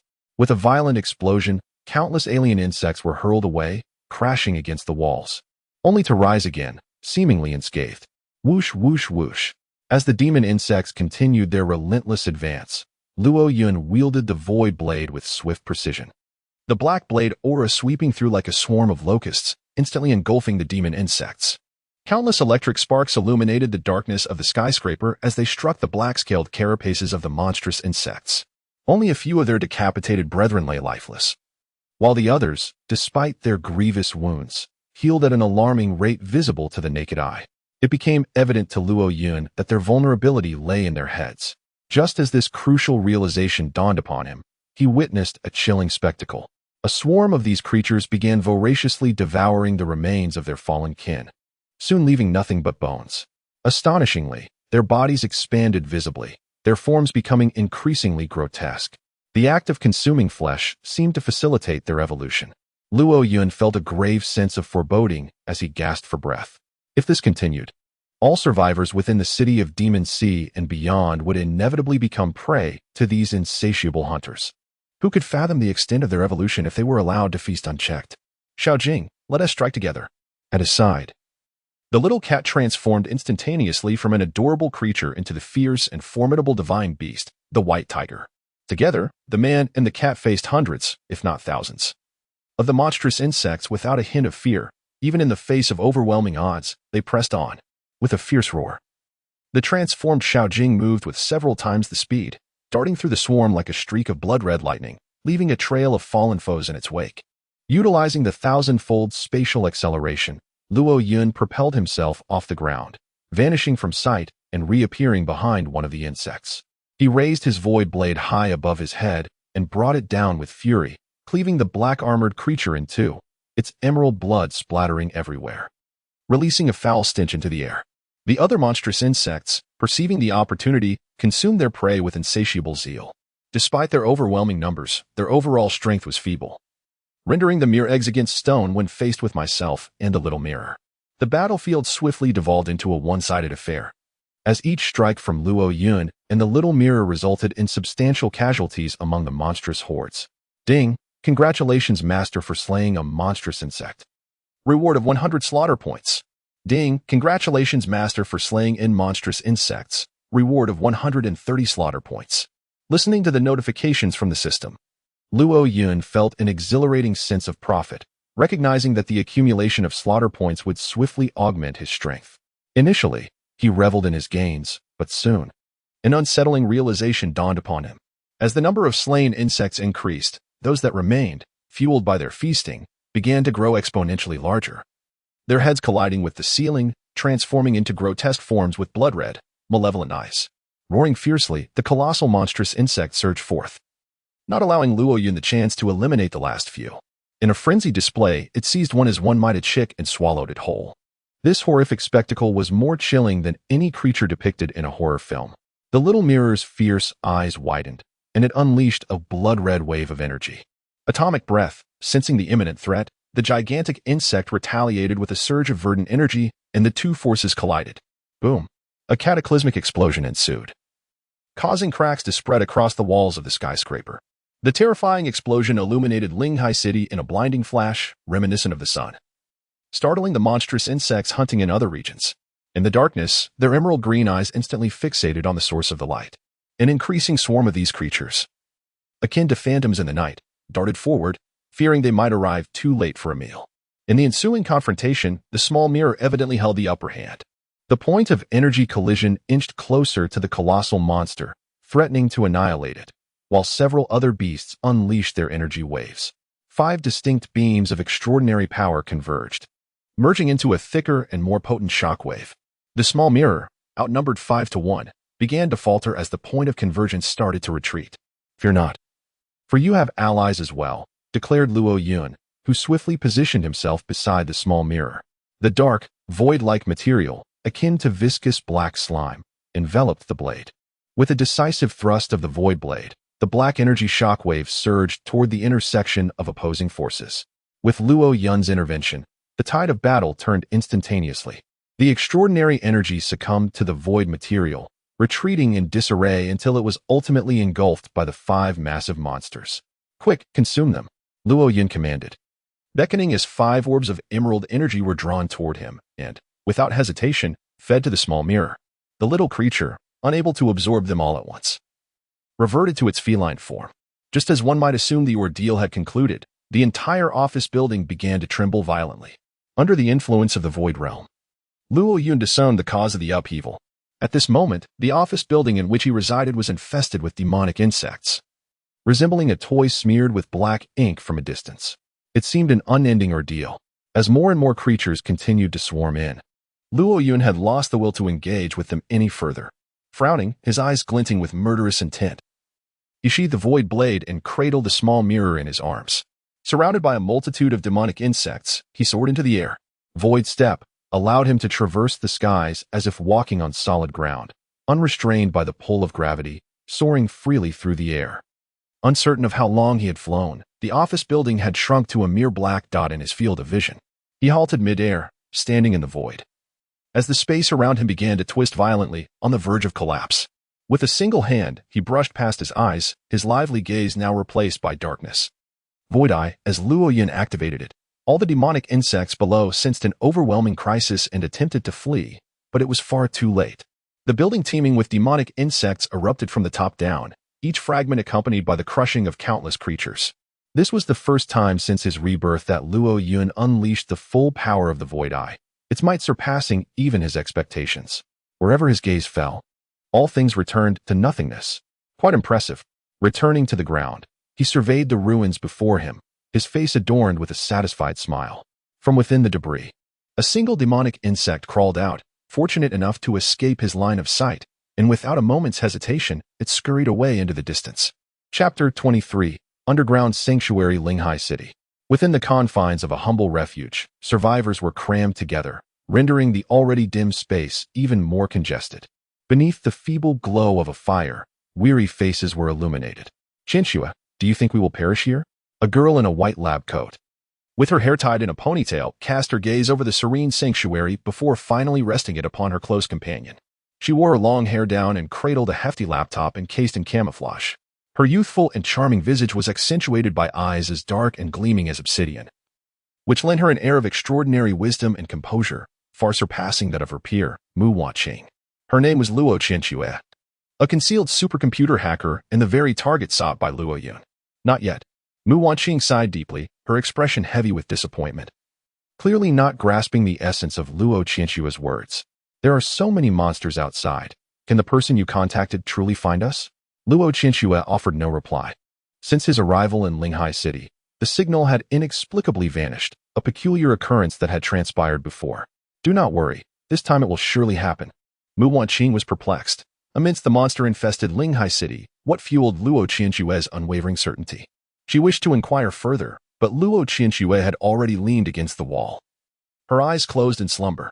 Suddenly, a sound emanated from the sole exit of the refuge, instantly alerting everyone and halting their breaths. It was only when a series of knocks, 3 long followed by 2 short, resonated at the door that the occupants exhaled in relief. This was the prearranged code. 3 long and 2 short signified that it was safe outside. Upon opening the door, a burly middle-aged man strode in, instantly igniting a fervent excitement among the gathered crowd. "Boss Wang, have you managed to locate the rescue team?" Wang Hongyuan, once a notorious bully, was the sole individual with supernatural abilities within the refuge, leveraging his talent for procuring food to establish himself as the king of the sanctuary. However, as the number of monsters outside increased, the quest for sustenance grew increasingly arduous. He began to turn his attention towards the refugees themselves. Whenever food was scarce, he would not hesitate to target the frail and the infirm. In a mere fortnight, the iron pot beside him had simmered countless victims, with gnawed bones and excrement heaped in the corners. Initially, fear gripped the populace, but as time passed, rationality ultimately triumphed over humanity, leading them to gradually accept their grim reality and harbor an ever-deepening dread of Wang Hongyuan, terrified of becoming his next victim. With a disdainful scoff, his countenance exuded a chilling coldness that rendered the crowd shuddering in fear. This time, he had ventured out with several subordinates, yet he returned alone. The recent surge in monster activity suggested that the rescue team had likely encountered dire misfortune. The collective gaze of the crowd dimmed. The rescue team represented their sole glimmer of hope. If they too could not withstand the monsters, all would be doomed to perish within these confines. Nevertheless, Wang Hongyuan reassured them, "Fortunately, I managed to gather a considerable amount of food this time. If we ration it wisely, it should suffice for 4 or 5 days." Upon hearing the mention of food, the eyes of the crowd sparkled once more. Previous shortages had led to the consumption of several individuals. In the face of such dire circumstances, survival took precedence. At least they would not have to endure hunger or fear death for the time being. "Leave it to me," Among the well-maintained middle-aged women, one served as the cook in the shelter, responsible for the preparation and distribution of all food. Initially, he had compensated Wang Hongyuan and his group extensively, which ultimately earned him this coveted position. With this status, Zhang Xinxin was regarded as second only to Wang Hongyuan's tyrannical faction within the refuge. Luo Qianxue and Mu Wanqing quietly observed their pleasantries, uttering not a word, showing no interest in the so-called food. After half an hour, the meal was ready. Everyone began to frantically queue, with many sustaining injuries in the struggle for a favorable position. In a situation where the supply was scant, the first ladle was the most abundant. Qianxue, the rescue team has worked hard. You should eat something first. Wang Hongyuan, having not eaten himself, sat beside Luo Qianxue and offered her a bowl of meat soup. However, Luo Qianxue remained indifferent to Wang Hongyuan's attentiveness, not even glancing at the imposing bowl of soup, to avoid becoming a meal and to secure a greater share. All the women in the shelter had been subjected to Wang Hongyuan's whims. Though unspoken, the glances exchanged among them were unmistakable. Only she and Mu Wanqing remained untainted in the entire shelter. Each time she witnessed them cooking food in the iron pot, which seemed to boil with unspeakable filth. Luo Qianxue felt a wave of revulsion. Uncle Wang, I'm not hungry yet. Please let the injured eat first. Luo Qianxue politely declined. Wang Hongyuan, holding the bowl, feigned politeness. Yet his gaze frequently wandered inappropriately toward the two women's chests and hips. They felt uncomfortable, trapped in a facade they could not reveal, despite being rejected. Wang Hongyuan remained unperturbed. After all, Luo Qianxue's hacking skills were indeed formidable, and she still held some value for him.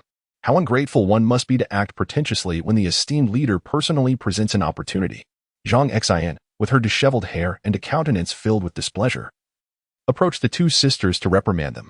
Every night, she exerted herself to cater to Wang Hongyuan and his dozen or so brothers, her mental state fraying under the pressure. Unable to bear the sight of the sisters, who appeared both more attractive and cleaner than herself, with a modicum of power now at her disposal, she began to indulge in petty grievances, her sentiments echoed by all the women who had been used and discarded, casting reproachful glances at the sisters. Indeed, how could they not show gratitude for the scarce provisions that Wang Hongyuan had procured with such difficulty, instead treating them with disdain? Wang Hongyuan observed the scene without intervention, for this was precisely the outcome he desired. He knew that many would crumble under the weight of the pressure and retreat into their own solitude. He was confident that subduing Luo Qianxue and Mu Wanqing was merely a matter of time. The thought of orchestrating a rendezvous with the two sisters filled him with delight. He was a harbinger of misfortune. After all, his own son, an ability wielder, had perished in pursuit of her. The more Zhang Xian spoke, the more her ire intensified. Her child, who was only slightly inferior to Wang Hongyuan, had once enjoyed a position of power, wielding influence with impunity.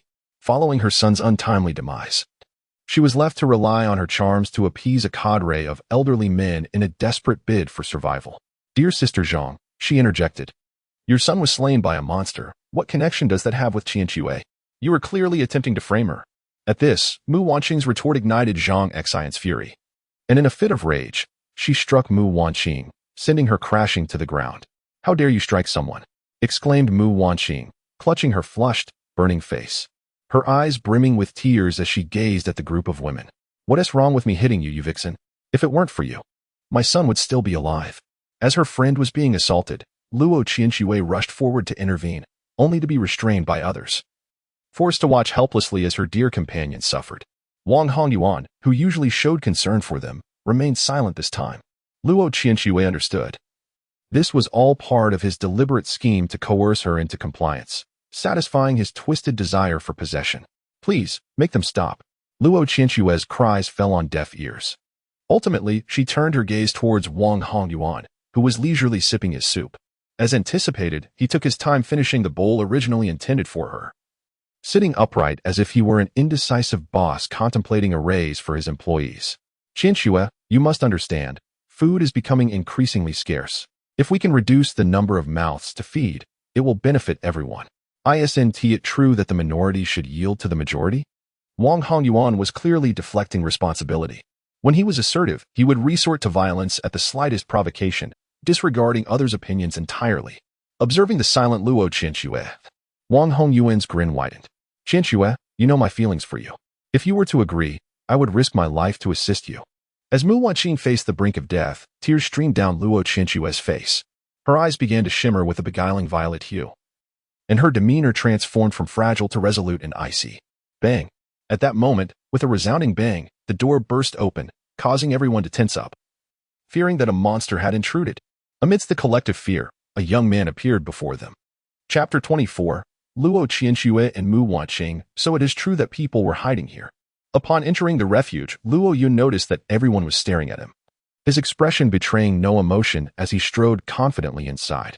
The reason he had found this place so swiftly was thanks to the surviving magic insect, which had now mysteriously vanished. As Luo Yun began searching for the magic insect, he also took note of who might be the person he was seeking. As the leader, Wang Hongyuan instinctively recoiled at Luo Yun's presence and did not step forward immediately. Instead, Zhang Xinxin halted her actions, excitedly leading a group to confront him. Who are you? With so many monsters outside, how did you find this place? In her eyes, Luo Yun's arrival suggested he had uncovered some hidden passage, completely disregarding his formidable combat abilities. Luo Yun chose not to respond to her inquiry, sidestepping her. Zhang Xinxin, feeling slighted by the perceived neglect of her elevated status, prepared to grasp him. But before she could even touch his sleeve, Luo Yun turned, his eyes blazing with a fierce light that sent Zhang Xinxin flying backward. As a returee from the apocalypse, the most perilous mistake was to be approached from behind. Impressive. Are you an ability user? Upon witnessing the power of Luo Yun's gaze, she immediately deduced the outcome. They were not only unperturbed but rather exhilarated, gathering around and incessantly bombarding him with questions. With so many monsters outside, how did you manage to get here? Is there a secret passage? Your attire exudes a strong technological vibe. You must be affiliated with the authorities, right? You are here to rescue us, aren't you? Luo Yun frowned, growing increasingly impatient, to the point where even the little mirror perched on his shoulder seemed ready to explode with agitation. With a sudden leap, the little mirror transformed into a magnificent beast, a blood-tinged white tiger. It opened its cavernous maw, unleashing waves of tangible sound that left the nearby Zhang Xinxin and others reeling, sending them soaring through the air. Monster! A monster! They exclaimed, astonished at the sheer size of the tiger. They had seen white tigers in the zoo, but none compared to this colossal creature, whose head nearly grazed the ceiling, and whose mouth could easily accommodate 2 adults. One bite would not suffice for such a beast.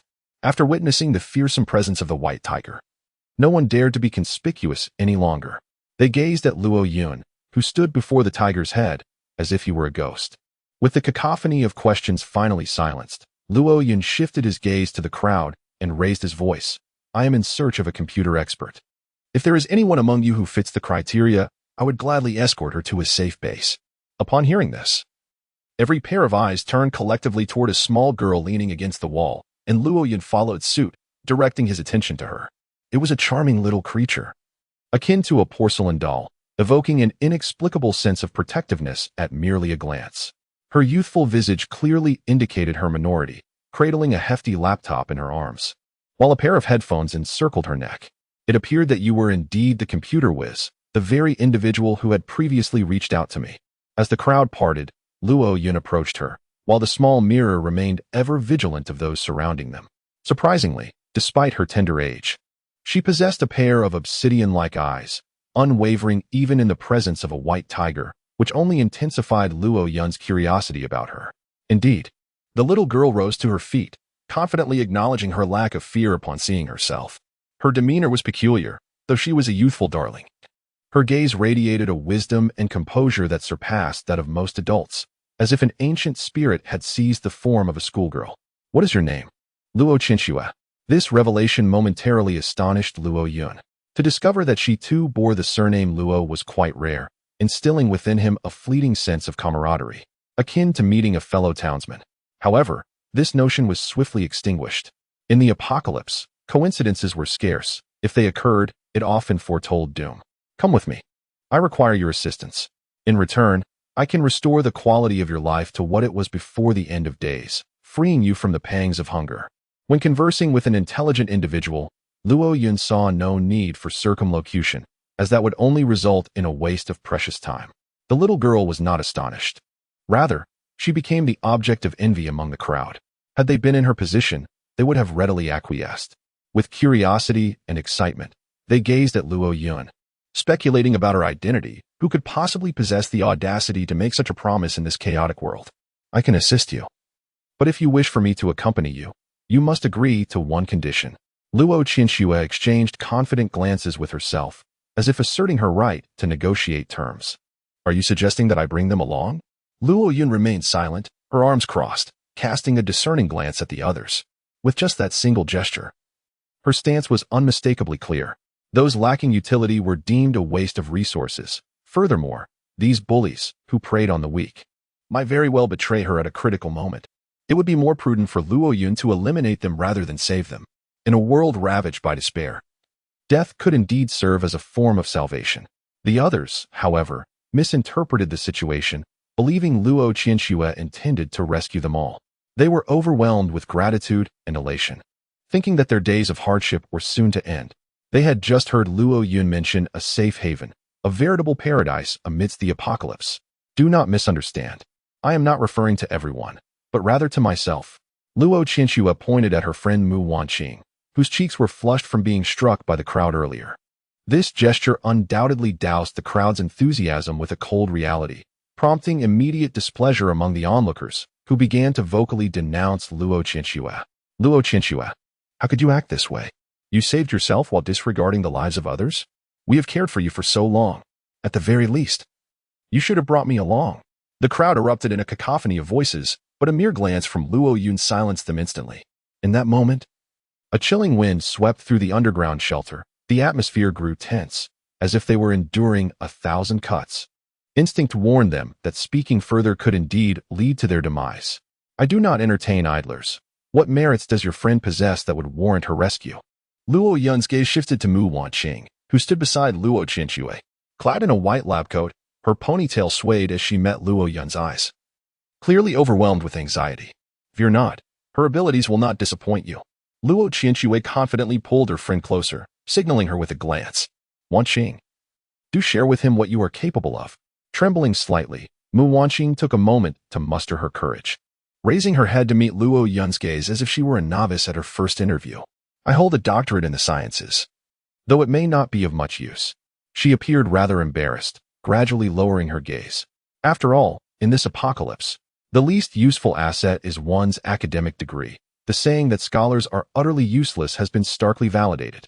However, unbeknownst to her, the moment she finished speaking, Luo Yun regarded her as if she were a treasure, a doctorate in the sciences. Then tell me, if provided with sufficient materials, weapons, firearms, and explosives, could you create them? Upon hearing the mention of her familiar domain, Mu Wanqing instantly radiated confidence, her head snapping up with her eyes sparkling, exuding an infectious excitement. Of course, it's no trouble at all. As long as you possess ample materials and a suitable venue, I could even conjure a rocket. Luo Yun nodded in satisfaction. Very well, you too, follow me.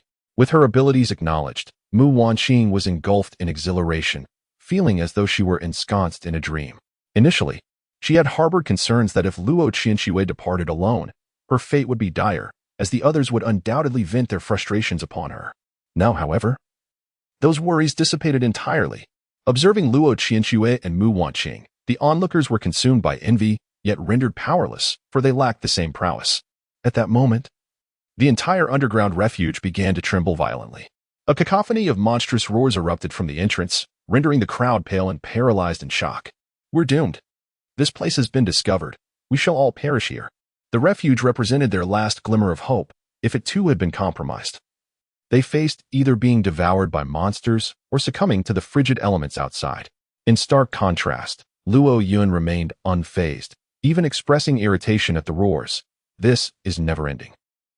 Chapter 25. A shift in perception. The ceiling quaked violently, and a multitude of black-armored demon insects surged through the entrance. Their numbers no fewer than several hundred. They crawled upon the ground, reminiscent of a tiger poised to pounce, their hands resembling formidable pincers, and their enormous tails adorned with scorpion-like barbs. Luo Yun's gaze flickered, his brow furrowed. Had a new species of insect evolved? These monstrous creatures bore no resemblance to those he had previously encountered. Their aura was several times more formidable than the foes he had faced before. Beep. Detecting a killable target. System initiating binding. Name: Demon Scorpion 1 ability. Energy breath skills. Ability Light Orb. Ability Shockwave Ability Index, 500 Hostility, 95, reach 100 for double rewards. Killing the target grants kill points, 500. Name, Demon Scorpion Inability, Energy Breath Skills, Ability Light Orb. Ability Shockwave Ability Index, 350 Hostility, 95, reach 100 for double rewards. Killing the target grants kill points, 600, run.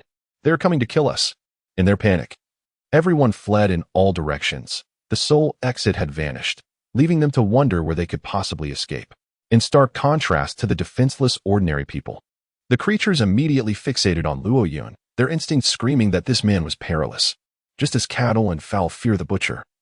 The scent of death emitted by slain creatures warned their kin of impending danger, and Luo Yun, who had dispatched countless demon insects, was similarly branded with the mark of threat. Roar. The leading demon scorpion bellowed, and countless monstrous insects opened their gaping maws, a vibrant green luminescence swirling in their throats. Before unleashing a projectile of energy, the entity moved with astonishing speed, resembling a multitude of emerald explosives, the force of their detonation rivaling that of TNT. The black portal of the otherworldly gate transformed into a swirling vortex, absorbing over 90% of the assaults, leaving Luo Qianxue and Mu Wanqing unscathed. Observed meticulously by the small mirror. Unfortunately, the others were not so fortunate. The attacks from the scorpion demon erupted amidst the crowd, leaving many torn asunder, limbs flying in all directions. Indeed, this was vastly different from before. Luo Yun's expression grew solemn as he began to regard these grotesque creatures with newfound seriousness. The emergence of the scorpion demon was clearly a direct challenge to him, recognizing his proficiency in close combat and deeming the worm demon inadequate. They dispatched the long-range adept scorpion demon. Everyone, take cover behind me, as the three of them found themselves unable to cope with the monstrous onslaught. The attacks they attempted to evade proved utterly ineffective, prompting others to gather around. Realizing their efforts bore no fruit, the scorpion demon halted abruptly, charging forward to engage in close-quarters combat instead of relying on ranged strikes. Here you go. Luo Yun's eyes lit up, followed by a subtle smile. Before him, the space quivered, and waves of verdant energy surged forth like a barrage from a machine gun, carving a path through the dense tide of scorpion demons. This spectacle left everyone utterly astounded. They were acutely aware of the formidable strength these creatures possessed. Initially, there had been thousands of survivors in Linghai City, yet now only a scant few remained. How could this be? It took several ability users to vanquish a single monster, yet before him, they appeared as fragile as ants. Why is there such a vast disparity among those with extraordinary abilities? At that moment, Wang Honyuan, who was hiding in the back, wished fervently for a place to hide. Having believed himself to be formidable, only to find he was less than a mere hair on another's leg. Even Mu Wanqing was left speechless, her eyes sparkling with an indescribable admiration, blurring the lines between respect and infatuation. No wonder Qianxue was so certain that someone would come to our rescue. It turns out the person she summoned possesses such remarkable prowess. Luo Qianxue remained silent, quietly observing Luo Yun. Although she had long been aware that the monster before him was utterly defenseless, witnessing it firsthand was still profoundly shocking. At that moment, the little mirror also made its move. The massive form instantly curled into a ball, each hair transforming into a sharp spike, emanating a metallic sheen under the dim firelight. It rolled forward like a spiky sea urchin bowling ball, moving with astonishing speed to crush the demon scorpions, leaving behind a trail of bodies resembling a carpet of fallen wheat. This ferocious beast was astonishingly powerful. My goodness! Everyone's jaws dropped in sheer disbelief. Wide enough to hold an ostrich egg. The combat prowess of this white tiger was simply off the charts. Who could have imagined that merely a few minutes prior, it had been a small white cat perched on Luo Yun's shoulder? No wonder it dared to venture into the monster-ravaged Linghai City to save others. This creature was truly formidable. To them, the monsters appeared as fragile as paper, an endeavor simpler than stepping on a mound of ants. Witnessing this scene, Luo Qianxue's obsidian-like eyes rippled with rare delight, her expression reflecting an uncontainable affection, akin to a young girl gazing upon her cherished toy. How exhilarating! The flexibility of these creatures is entirely eludible. Regrettably, their sheer numbers render any possibility of maneuvering virtually impossible. Countless emerald beams of energy were directed at the small mirror, yet to no avail. Their power indices barely reached between 500 and 600, whereas the small mirror's power index had already surpassed an astonishing 70,000, rendering it impervious to their assaults. As the number of deadly scorpions increased, space finally opened up, allowing the remaining scorpions to accelerate, making it impossible for the small mirror's bowling ball to make contact. With a thousandfold spatial acceleration, the void blade appeared in Luo Yun's hand, seemingly out of nowhere. With a swift horizontal slash, the air was filled with numerous black blades, akin to a swarm of locusts sweeping through. The remaining scorpions were reduced to mere flesh under the relentless onslaught of the blade's aura. As the last of the monstrous creatures fell, an eerie silence enveloped the underground refuge, littered with the carcasses of the slain beasts. What manner of blade is this? Its power is truly extraordinary. Mu Wanqing gazed intently at the void blade in Luo Yun's grasp. As a Ph.D. in the sciences, she instantly recognized its exceptional nature, as if she had stumbled upon a new continent. Were it not for the constraints of the situation, she would have yearned to acquire it for thorough study. With a wave of his hand, Luo Yun summoned an array of emerald orbs, which surged towards the dimensional gate like a meteor shower. These orbs represented the essence of the demon insects. Though he had no use for them himself, they would undoubtedly benefit the members of his team. My heavens! How much essence must this be? Everyone's throats rolled incessantly, akin to gluttons beholding a feast. Had it not been for Luo Yun's formidable strength, they would have eagerly seized the opportunity to snatch the prize. Although they were not endowed with supernatural abilities, they understood that the source of such powers was a rare and coveted treasure. Luo Yun, however, paid no heed to their desires, beckoning to a small mirror and feeding it the majority of the precious essence until it could consume no more. Could it be the very source of supernatural power, casually offered to a cat? Such a notion was beyond their wildest imaginations, yet in Luo Yun's hands, it was rendered insignificant. Those who were parched perished from thirst, while those who were flooded met a similar fate. We must depart. Luo Yun intended to escort the two away, but was immediately obstructed by the throng. With eyes gleaming, they gazed at him, nearly wishing to devour themselves in desperation. No, you cannot leave. If you do, what shall we do if those monsters return? Indeed, it is your actions that have led us to abandon our last refuge. You must provide us with an explanation. Casting a disdainful glance at these troublesome individuals, Luo Yun's expression remained cold, his sneer evident. Your pitiful refuge has long been discovered by these beasts. My ability to locate this place owes much to that thing guiding me. His words left everyone dumbfounded, exchanging incredulous looks. Although they were uncertain of the truth in Luo Yun's statement, the sheer strength he wielded left no room for deception. Learning that their sanctuary was no longer tenable only solidified their resolve to keep Luo Yun with them. We do not believe your words. Perhaps those monsters were summoned by you. If you intend to leave, you must take all of us with you. At this moment, Luo Yun was thoroughly enraged. Initially, he had no desire to take lives, yet they insisted on provoking him. As he prepared to strike, panic spread across the faces of everyone present. At that crucial moment, the initial instigator, Zhang Xinxin, unexpectedly took Luo Qianxue hostage, pressing a sharp dagger against her fair neck. A triumphant expression on her face as she looked at Luo Yun.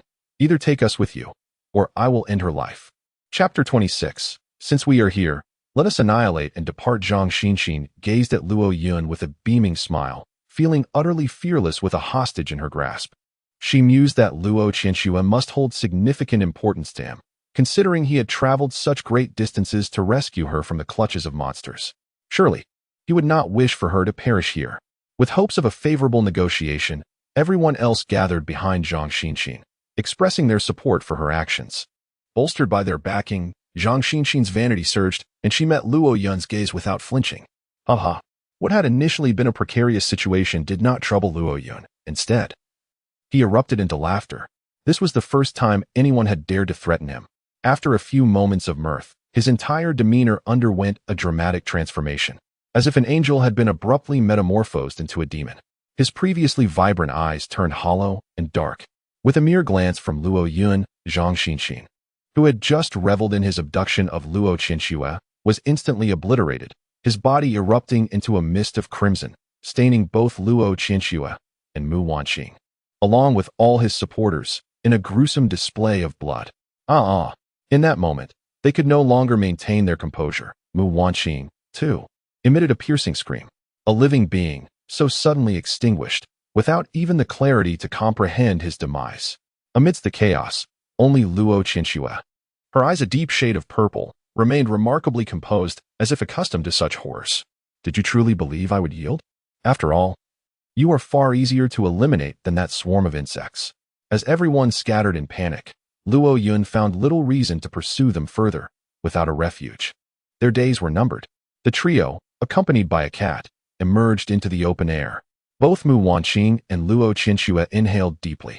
Having spent over a month confined in the dimness of a refuge, feeling an overwhelming sense of liberation now that they were outside, Luo Yun retrieved a snow-covered RV from the dimensional portal. Once inside, he gestured towards the bathroom, indicating the blood-soaked women, and handed them 2 sets of fresh clothing. You should wash up first. Their eyes sparkled with excitement. It had been far too long since they had bathed. In this frigid wilderness, hot water had been a luxury beyond reach, and as young women, their innate desire for cleanliness surged forth, leaving them elated. Just then, the ground began to tremble once more, reminiscent of an earthquake, prompting Luo Yun to exhale a long sigh. His mood decidedly darkened. These individuals truly seem relentless. At that moment, the RV had been encircled by the monstrous insects, evidently drawn to its radiant glow. Without a moment's hesitation, Luo Yun stepped outside, clutching a small mirror, and swiftly eradicated the pests that besieged them. Upon returning to the vehicle, the others had already prepared themselves. With a grand gesture, he produced an abundance of delectable food, and the trio indulged in a sumptuous feast. What seems to be the matter? Speak your mind. Luo Yun sensed an unusual tension in the air. Mu Wanqing appeared to have something to say but hesitated to voice her thoughts. We are yet to learn how to address you properly. Mu Wanqing's cheeks flushed a deep crimson, her gaze evasive. The person before them not only possessed formidable combat prowess but also had an exquisite RV and fresh provisions. Accompanied by a pet that was a fearsome beast, such an air of mystery was undeniably captivating for a young maiden. Luo Yun, given your youth, you may simply call me Big Brother. Mu Wanqing glanced at Luo Yun and then at her dear friend, a smile gracing her lips. What a coincidence. Our Qianxue also shares the surname Luo. Could it be that you are her long-lost brother? It must be said, Luo Qianxue is the most formidable hacker I have ever encountered, and Luo Yun's strength is beyond compare. It is not impossible to consider that they might indeed be family. Do not speak nonsense. Luo Qianxue shot a glance at her friend, her heart racing. This left Mu Wanqing momentarily stunned. Her typically aloof friend displayed no signs of disdain. Had it been anyone else, she would have likely been incensed, yet she felt an inexplicable fondness towards Luo Yun. By the way, what exactly is the matter with the magical insects in Linghai City? How much do you know about them? Regarding the thoughts of the 2 girls, Luo Yun did not wish to pry and tactfully shifted the topic. What my brother is really curious about are those monsters, right? To be honest, I'm not well informed either. Ever since the apocalypse began, we have been sheltering in our refuge and have seldom ventured outside. Mu Wanqing felt a twinge of embarrassment. After all, this person before her was her superior, and it was rather awkward not to have an answer. I do know a bit. Luo Yun looked over with curiosity, and even Mu Wanqing's eyes widened in surprise.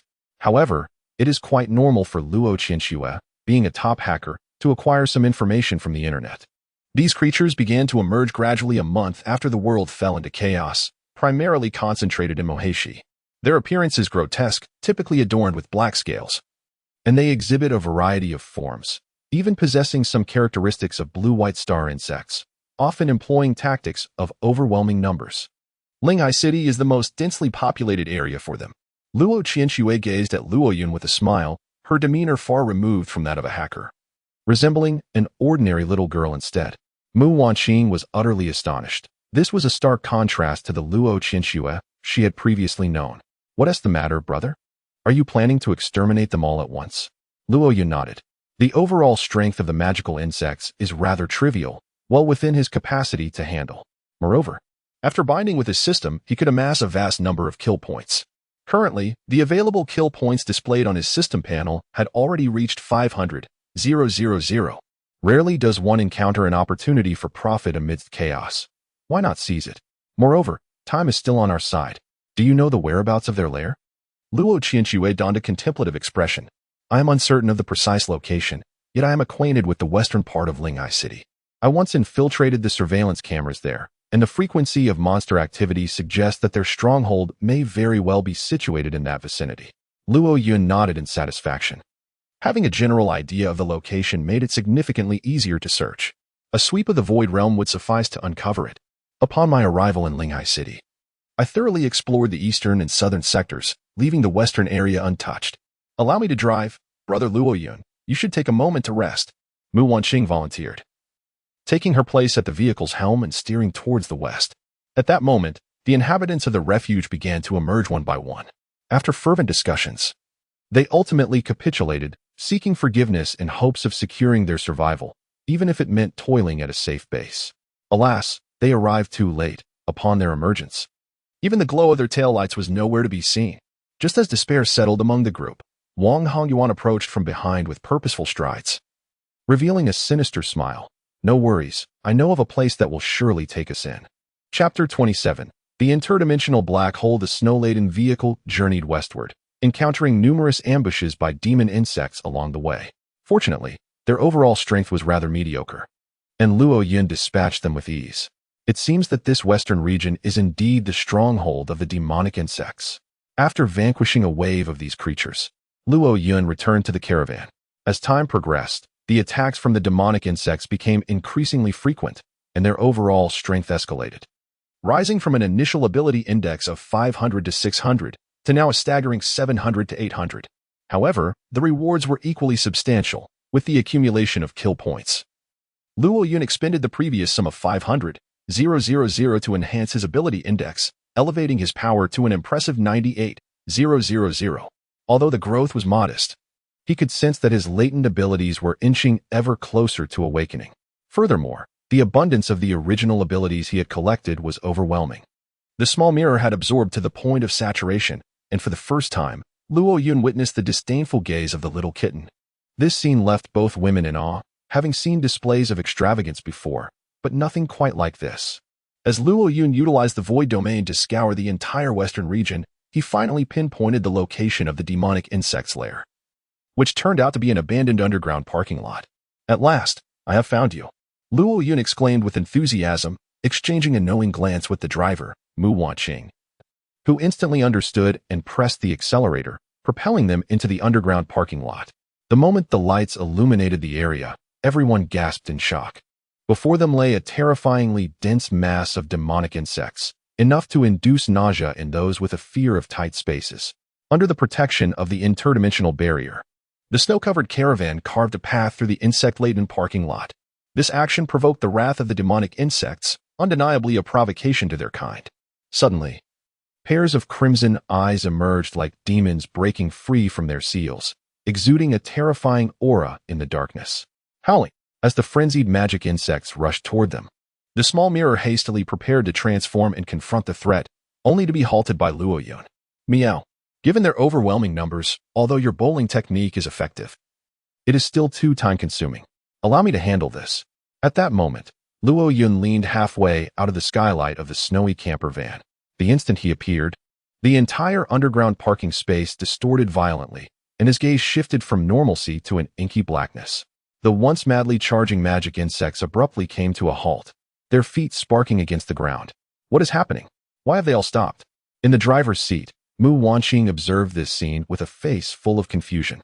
These creatures, which only knew how to devour flesh and blood, were behaving unusually today. This was not typical of them. Luo Qinxue said nothing but directed her gaze toward the roof of the vehicle.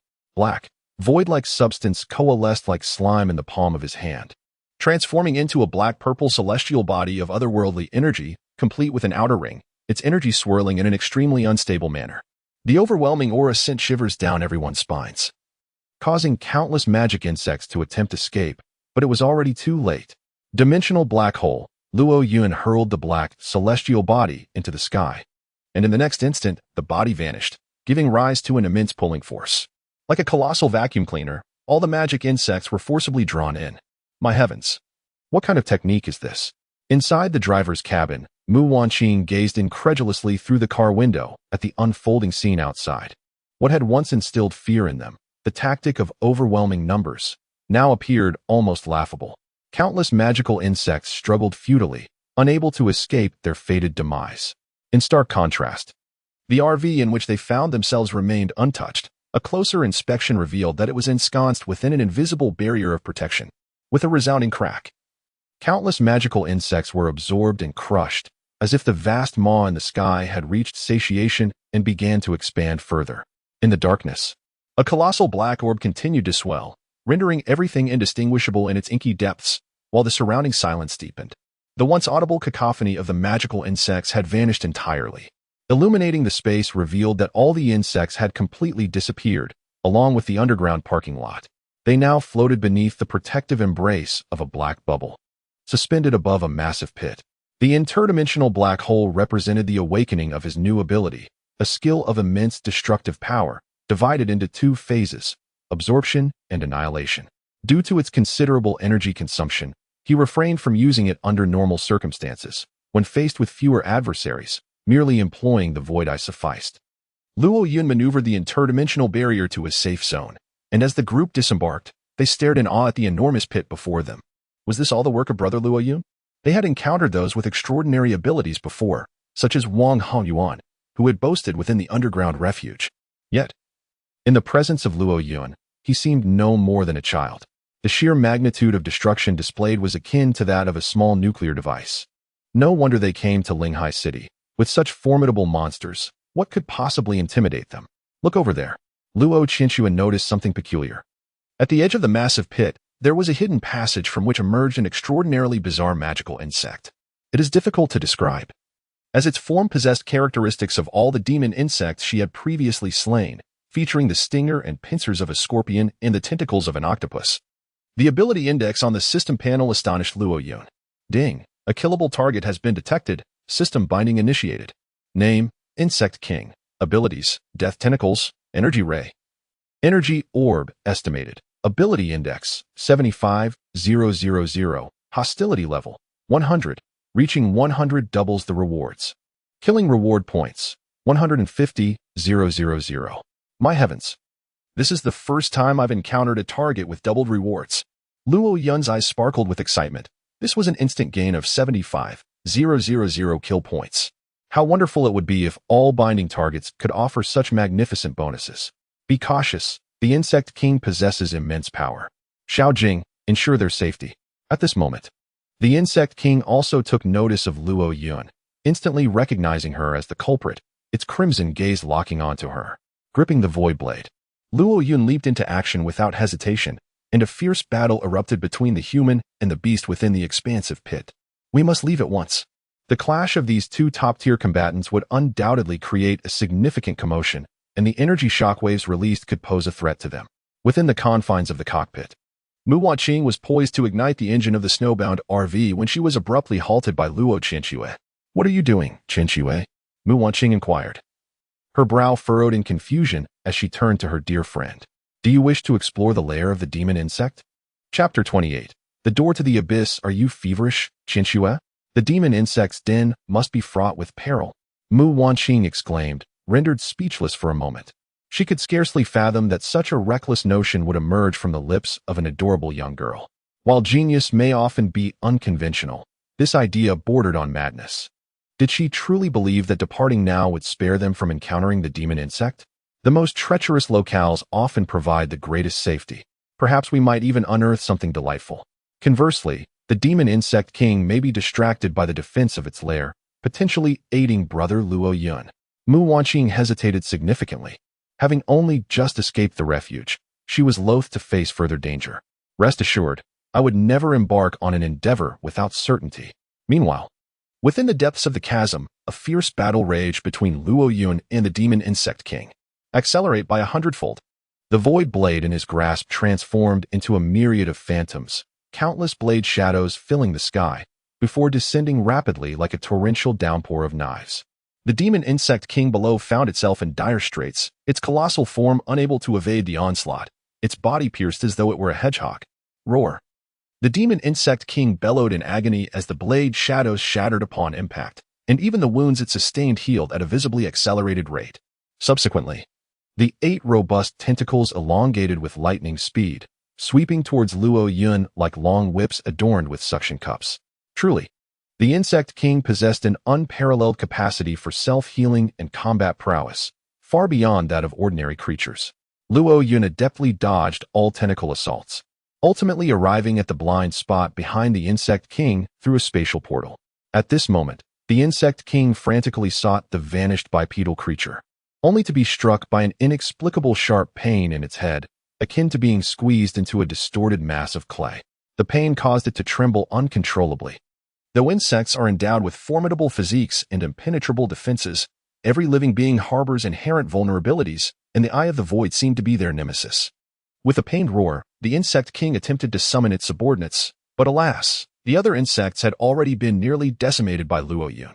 Finally re-establishing its focus on Luo Yun, the insect king unleashed a powerful energy beam without hesitation. A radiant emerald light, comparable to the hood of a car, surged towards Luo Yun, severing a skyscraper 10 miles away with a mere shift in angle. The potency of this energy beam surpassed that of ordinary insect energy blast by over 100-fold, even exceeding the atomic breath of the small mirror. However, within the void domain, the insect king stood no chance of hitting Luo Yun. Ultimately, Luo Yun turned the insect king's attack against it, eliminating the few remaining insects, leaving the insect king in a state of impotent rage as it spun in circles, desperately trying to follow Luo Yun's evasive maneuvers. As the void eye charged to completion, Luo Yun unceremoniously unleashed her second strike, targeting the same vulnerable spot as before. Suddenly, a more intense pang of pain surged through the back of the magic insect king's head. With a howl of agony, its gaze inadvertently fell upon Mu Wanqing and Luo Qianxue, who were stealthily approaching its lair. The magic insect king could no longer remain composed. It harbored secrets within its den that must not be discovered, which explained its relentless vigilance. Luo Yun swiftly deduced their intentions, realizing they were aligned in thought. A subtle smile graced her lips, acknowledging the cunning of the two young girls. Despite enduring excruciating pain from its shattered body, the magic insect king extended all its tentacles toward Luo Qianxue and her companion. This scene was instantly relayed through the void realm into Luo Yun's mind. She deftly maneuvered to the side, enveloping her void blade in ethereal matter. Raising her weapon above her head, a colossal shadow of the blade manifested behind her, cleaving through 8 of the magic insect king's tentacles. Now rendered motionless, the creature's wounds began to heal rapidly, threatening to restore its former capabilities in no time. Yet, despite the searing pain, the magic insect king remained resolute in its mission, unleashing another wave of energy toward the two girls. Luo Yun abruptly materialized in the path of the impending attack. The dimensional gate, akin to a gaping maw, devoured the emerald energy beam completely. "You may enter now. I shall join you shortly," she called back, a triumphant smile gracing her face as she observed the frantic movements of the magic insect king, with its tentacles still regenerating. It was temporarily incapacitated from thwarting her plan. It appears there is indeed something within. The initial strike can be interpreted as a desperate attempt to thwart the enemy. Yet the subsequent attack elucidates the matter further. As the portal to another dimension absorbed all the anomalous energy beams, Luo Yun effortlessly rebounded them. At this moment, the demon bug king was grievously wounded, on the brink of death, its eyes barely able to remain open, yet its injuries continued to mend, a testament to its tenacious vitality. "I shall not grant you the opportunity." Luo Yun's eyes darkened as he vanished from sight, appearing above the nape of the demon bug king's neck, where he infused the void blade with ethereal substance, piercing into the creature's brain and stirring its cerebral matter. The tunnel was engulfed in darkness, permeated by the musty scent of decay, with flickering lights reminiscent of an ominous prelude to a spectral apparition. Luo Qianxue and her companion cautiously advanced, their flashlight beams illuminating the surroundings with vigilant alertness. "Qianxue, do you think there are more formidable demon bugs lurking within?" Mu Wanqing's heart raced, teetering on the edge of trepidation. In contrast, Luo Qianxue, holding the flashlight, exhibited an air of tranquility, seemingly unperturbed by the encroaching darkness, her demeanor unfazed by the eerie atmosphere. Suddenly, Luo Qianxue whipped around, illuminating her own face with the flashlight and making a comical grimace at Mu Wanqing, sending her friend into a startled shiver. Qianxue, what are you doing? You could frighten someone to death." Once she realized it was merely a prank from her dear friend, her anxiety subsided, and she patted her chest in relief, met with the charming visage of Luo Qianxue. "What do you fear? The formidable Worm King is engaged in battle with brother Luo Yun. If there were any magical insects, they would have long been summoned by the Worm King. Besides, you still hold the small mirror in your arms, whose combat prowess is by no means insignificant." Reflecting on the moment the small mirror displayed its might, Mu Wanqing felt a sense of relief. Fear is merely a reaction of self-awareness in an unknown environment. Knowing one possesses a means to cope diminishes any trepidation. Gradually, the two arrived at the end of the tunnel where a large, tightly shut door stood, marked with numerous scratch marks, causing both to adopt a serious demeanor. Even the small mirror in her arms widened its eyes. It seemed the secret lay beyond this door. Luo Qianxue took out a handkerchief, attempting to open the door, only to be halted by Mu Wanqing. Shall we wait for brother Luo Yun? It's fine. Discovering the secret early might aid him. With a loud clang, the door swung open, revealing a scene that left them both astonished. Chapter 29. Luo Qianming. As the door creaked open, they beheld rows of workstations adorned with various instruments, large display screens, and test tubes filled with vibrant liquids. Mu Wanqing's eyes widened. As a PhD in the sciences, she found everything astonishingly familiar. If it weren't for the fact that this was the lair of the magical insects. For a fleeting moment, she felt as though she had returned home. This was, in fact, an advanced biological laboratory. As the flashlight illuminated the workstations, a thick layer of dust covered the surfaces, many test tubes lay shattered, and numerous documents had corroded into a darkened state. Could it be that the magical insects were created here? In this abandoned biological laboratory, the connection to the magical worms reminded them of the zombie films that Mia Furisi adored, where the primal virus transforming humans into zombies originated from such a facility. Thus, one might ponder whether these humanoid monsters, the magical worms, were also products of the laboratory's machinations.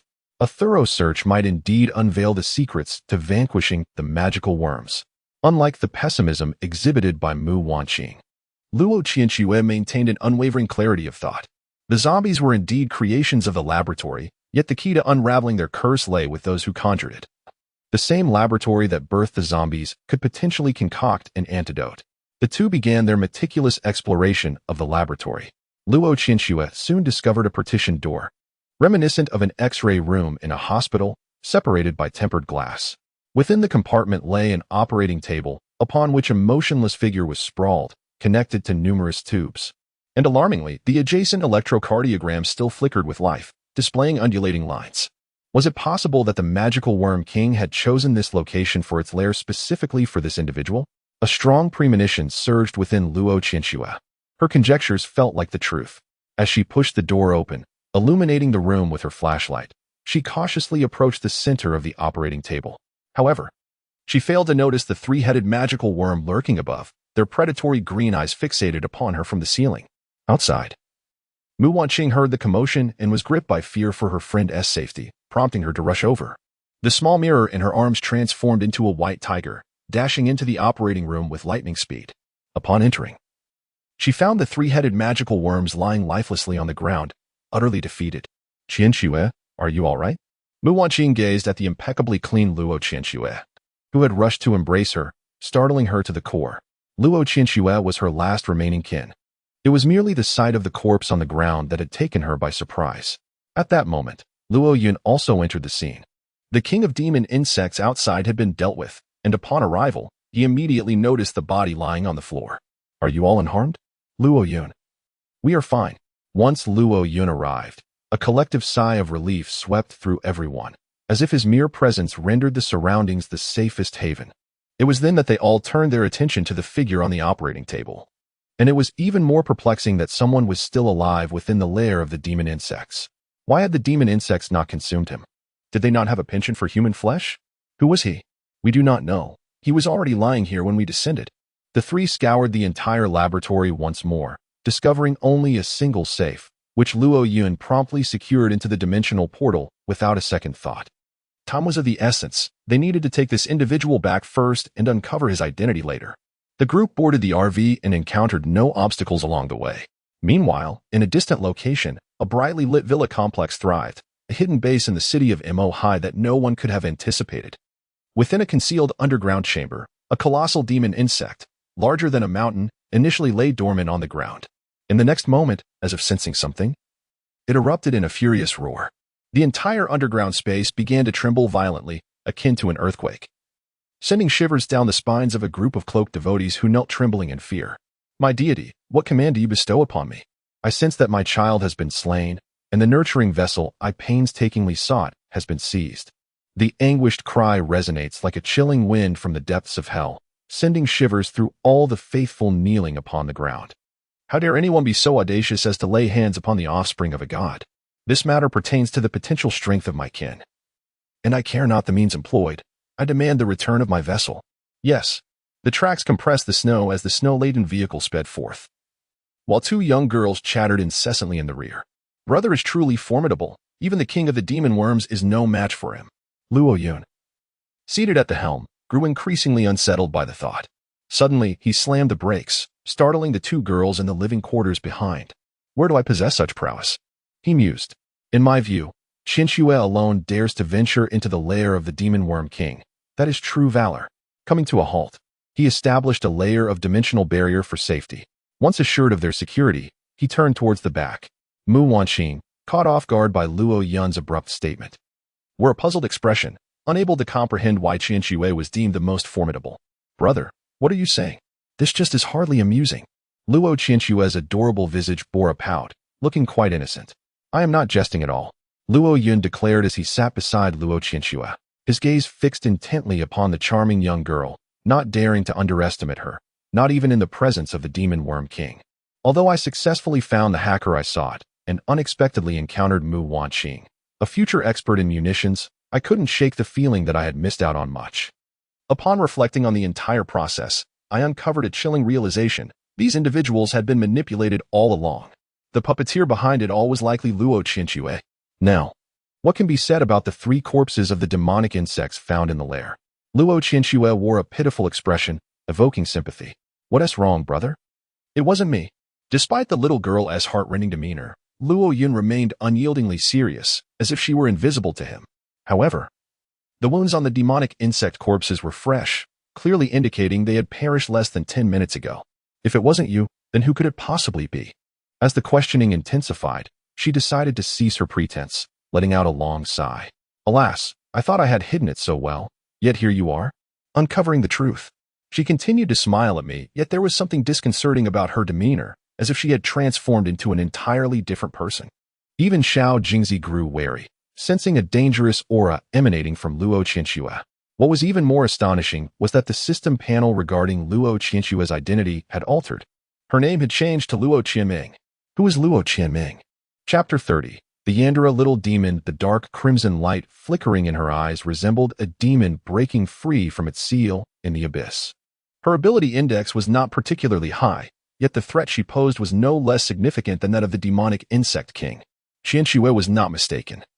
Those 3 insects were not killed by her, but by me. Beside her, Mu Wanqing found herself perplexed, failing to perceive the transformation in Luo Qinshu and thinking she was speaking nonsense. Qinshu, what are you rambling about? Her concern was genuine. Yet the current Luo Qinshu did not even cast her a glance. Luo Yun discerned the underlying truth and elucidated Mu Wanqing's confusion. She is not speaking frivolously, rather. There exists another personality within her, and the Qinshu you see before you is not the friend you once knew. What? A second personality? Mu Wanqing was taken aback. For such phenomena belonged only in the realm of novels, yet it was manifesting right beside her, truly astonishing. If that were the case, which personality had been her companion all this time? Truly worthy of admiration, Luo Yun. I merely uttered a single sentence, and you grasped everything instantly. At that moment, Luo Qinshu appeared as an adorable little girl, yet her aura exuded the commanding presence of a cold, regal queen, powerful and unyielding. Her obsidian-like eyes fixated intently on Luo Yun, as if she beheld a treasured artifact. As you have articulated, I am the other personality within Luo Qinshu, her elder sister, Luo Qianming. This time, Mu Wanqing distinctly perceived the divergence between Luo Qianming and Luo Qinshu. Unlike her exceedingly composed friend, Luo Qianming radiated an essence more imbued with combativeness and fervor. In stark contrast to her calm and sagacious demeanor, I am far more assertive and combative, often drifting into a state of slumber. It is only in moments of peril or when Luo Qinshu calls upon me that I emerge. Mu Wanqing suddenly comprehended the situation. No wonder, while sheltered in the underground refuge, facing the menacing Wang Hongyuan and the ravaging demonic insects, Qinshu remained unflinching, even daring to venture into the heart of the insect nest. It turns out she has been concealing a hidden trump card within her all along. The ability to annihilate 3 demonic insects in an instant. Have you awakened your powers? Unlike Mu Wanqing's astonishment, Luo Yun perceived the finer details. The little girl nodded, her eyes brimming with fascination, She adored individuals who spoke concisely and to the point. To be precise, it is not just me, but we have both awakened our powers. This revelation truly astonished Luo Yun. Those who awaken their abilities are the CR de la me of geniuses, yet Luo Qianxue, with the presence of a second persona, astonishingly awakened 2 powers simultaneously. My ability is Hell Demon, while my sister S is Holy Angel, angels and demons. One calm and wise, the other fiercely combative and passionate, just like Luo Qianxue and Luo Qianming. Each of these abilities, when considered individually, is a trump card. Together, they form an unparalleled force. Given such formidable strength, why would you still allow Wang Honyuan to bully you? If you so desired, not even the demonic insects outside could impede you, could they? Luo Yun gazed at the little girl before her, noticing the red hue in her eyes gradually fading, her aura shifting from that of a cold, regal queen back to an adorable little girl. Brother, even if I leave, where else can I go? Moreover, what will happen to Wan Qing if I depart? To her, the survival of others bears no significance, and it is only this close friend who evokes her concern. There is still one thing I do not comprehend. Luo Yun gazed at Luo Qianxue, who rested her small hand on her head, smiling at her with a twinkle in her eye, as if to say, tell me. The underground shelter must have been discovered by the monster long ago. How have you managed to survive until now? Is this also the work of you and your sister? A wave of trepidation washed over Mu Wanqing. Did this not imply that she had been living on the opposite side of the monster for over a month? Completely unaware of it, she hesitated to listen further. Their conversation felt like a ghost story to her, and she was an unwilling participant, her fear escalating with each word. At this juncture, Luo Qianxue let out a chilling laugh, reminiscent of a demon releasing its seals. This has nothing to do with me. The monster has spared us, perhaps out of a fondness for living prey, or perhaps to compel us to cry for help, enticing more individuals to come to our aid. Oh, by the way, perhaps you are unaware that Wang Honyuan is himself a monster. Mu Wanqing's complexion turned ashen. This revelation was enough to terrify anyone, sending chills across her body. When we first discovered it, I was not the only one present. Zhang Xinxin's good son was there too. Yet that coward trembled in fear and fled, only to be devoured alive in the end. In a bid to obliterate evidence, that fateful night, we indulged in a rare feast of stewed meat. Zhang Xinxin always blamed me, oblivious to the fact that she had unwittingly transformed her own son into sustenance, devouring several bowls herself. Meanwhile, Mu Wanqing began to feel inexplicably nauseous, her throat convulsing in dry heaves. Fear not. Our share was graciously snatched away by the well-meaning Zhang Xinxin. With Luo Qianxue's clarification, Mu Wanqing felt considerably better, though her pallor remained grim. If you were aware that Wang Honyuan was a demon worm, why did you not warn us to eliminate him when brother Luo Yun arrived?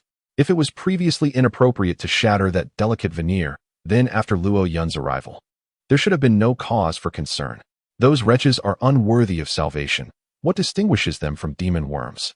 Allowing Wang Honyuan to linger as they gradually descend into despair is rather amusing, is it not? In recent days, they have relentlessly schemed against both me and Mu Wanqing.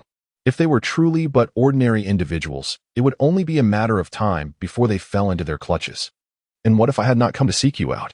Luo Yun gazed into Luo Qianxue's gem-like eyes, and despite his vast experiences across 2 lifetimes, he could discern no trace of emotion.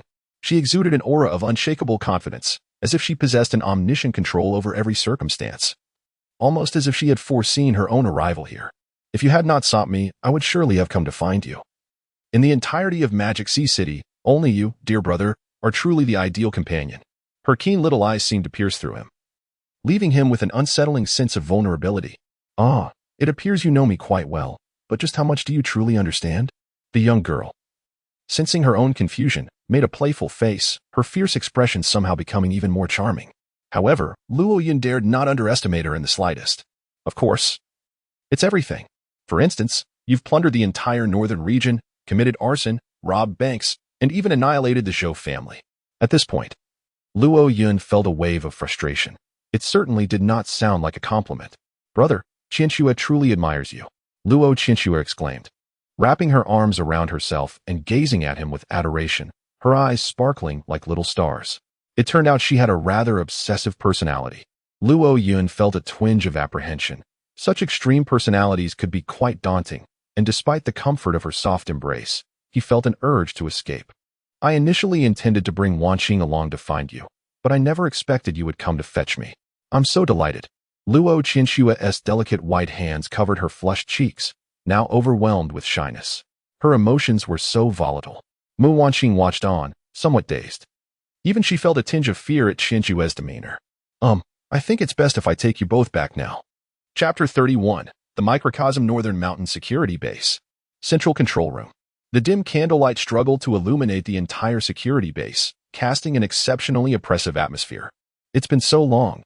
Why haven't they returned yet?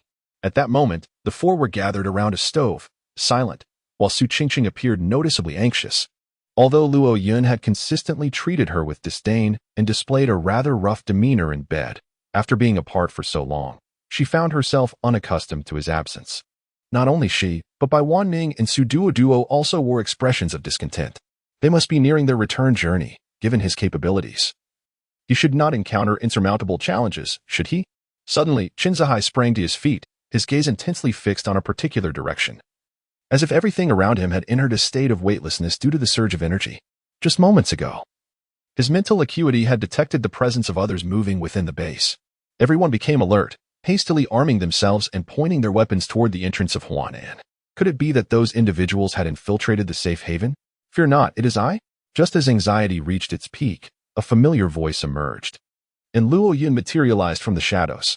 His arrival seemed to possess an enchanting quality, instantly dissipating the negative emotions etched on every face. With Bai Wanning and the other two women rushing towards him. At long last, you have returned. We were all quite worried about you. Qin Zihai felt a surge of excitement within, yet he remained quietly observant from the sidelines. Noticing him, Luo Yun approached and embraced him. Uncle Qin, you have worked hard. And I apologize for causing everyone concern. Luo Qinshui and Mu Wanqing, witnessing this scene, were taken aback, their expressions filled with disbelief. The conflicts of tit-for-tat that had persisted throughout their time in the shelter, even escalating to physical confrontations over a mere spoonful of broth, were now replaced by this harmonious tableau. They found the sight both strange yet deeply yearned for. Allow me to introduce to you the illustrious Luo Qinshui, a previously mentioned expert in the realm of the internet. The other individual is Mu Wanqing, an unexpected encounter and a PhD in the sciences, who will also serve as our future munitions specialist. Qin Zihai, with an air of openness, introduced himself as well, yet found himself somewhat apprehensive when it came to Bai Wanqing and the other two ladies. Why were they all women? And such strikingly beautiful ones at that. Seemingly not yet of age. Was he inadvertently aspiring to a harem? Though merely a fleeting thought, Luo Qinshui perceptively caught on to his unease, sensing his fear of rivalry for affection. Now, as we venture forth, I have brought you some local specialties. Luo Yun produced the entirety of the luminous emerald green essence derived from the magical insects they had vanquished, filling the central control room with an incandescent glow. It felt as though one had tumbled into a mountain of riches, almost suffocating beneath its weight. My heavens, so much essence. Luo Yun, how many extraordinary beings have you slain? Qin Zihai, astonished, simultaneously grew concerned for Luo Yun's safety on this excursion. Well, it's a long story. You should first absorb the essence of the abilities. Without hesitation, Qin Zihai and the three ladies commenced their absorption right then and there. And Luo Qinshui joined them without reservation. In a team willing to share the essence of their powers with their comrades, Luo Qinshui's gaze toward Luo Yun softened progressively. Meanwhile, the only one in the room devoid of awakened abilities, Mu Wanqing, felt a pang of envy, if only she could awaken her powers. For she was the sole ordinary person among them, leaving her feeling quite uneasy. Come here. Luo Yun discerned the expression on her face, beckoning her closer and gently touching her fair forehead with his index finger. Luo Yun, what are you doing? At her tender age, she was in the throes of youthful infatuation, and this sudden display of intimacy made her heart race, her cheeks flushing a rosy hue. System. Assist her in awakening her abilities. Ding. Awakening initiated. Awakening successful. Mu Wanqing's body suddenly felt an intense heat, as if engulfed in flames, only to be followed by an icy chill that pierced her to the core. She was engulfed in excruciating pain. Ah, it hurts so much, brother. Please stop. Her cries drew the attention of those around her, all of whom were taken aback by the spectacle. They had never witnessed such a scene before.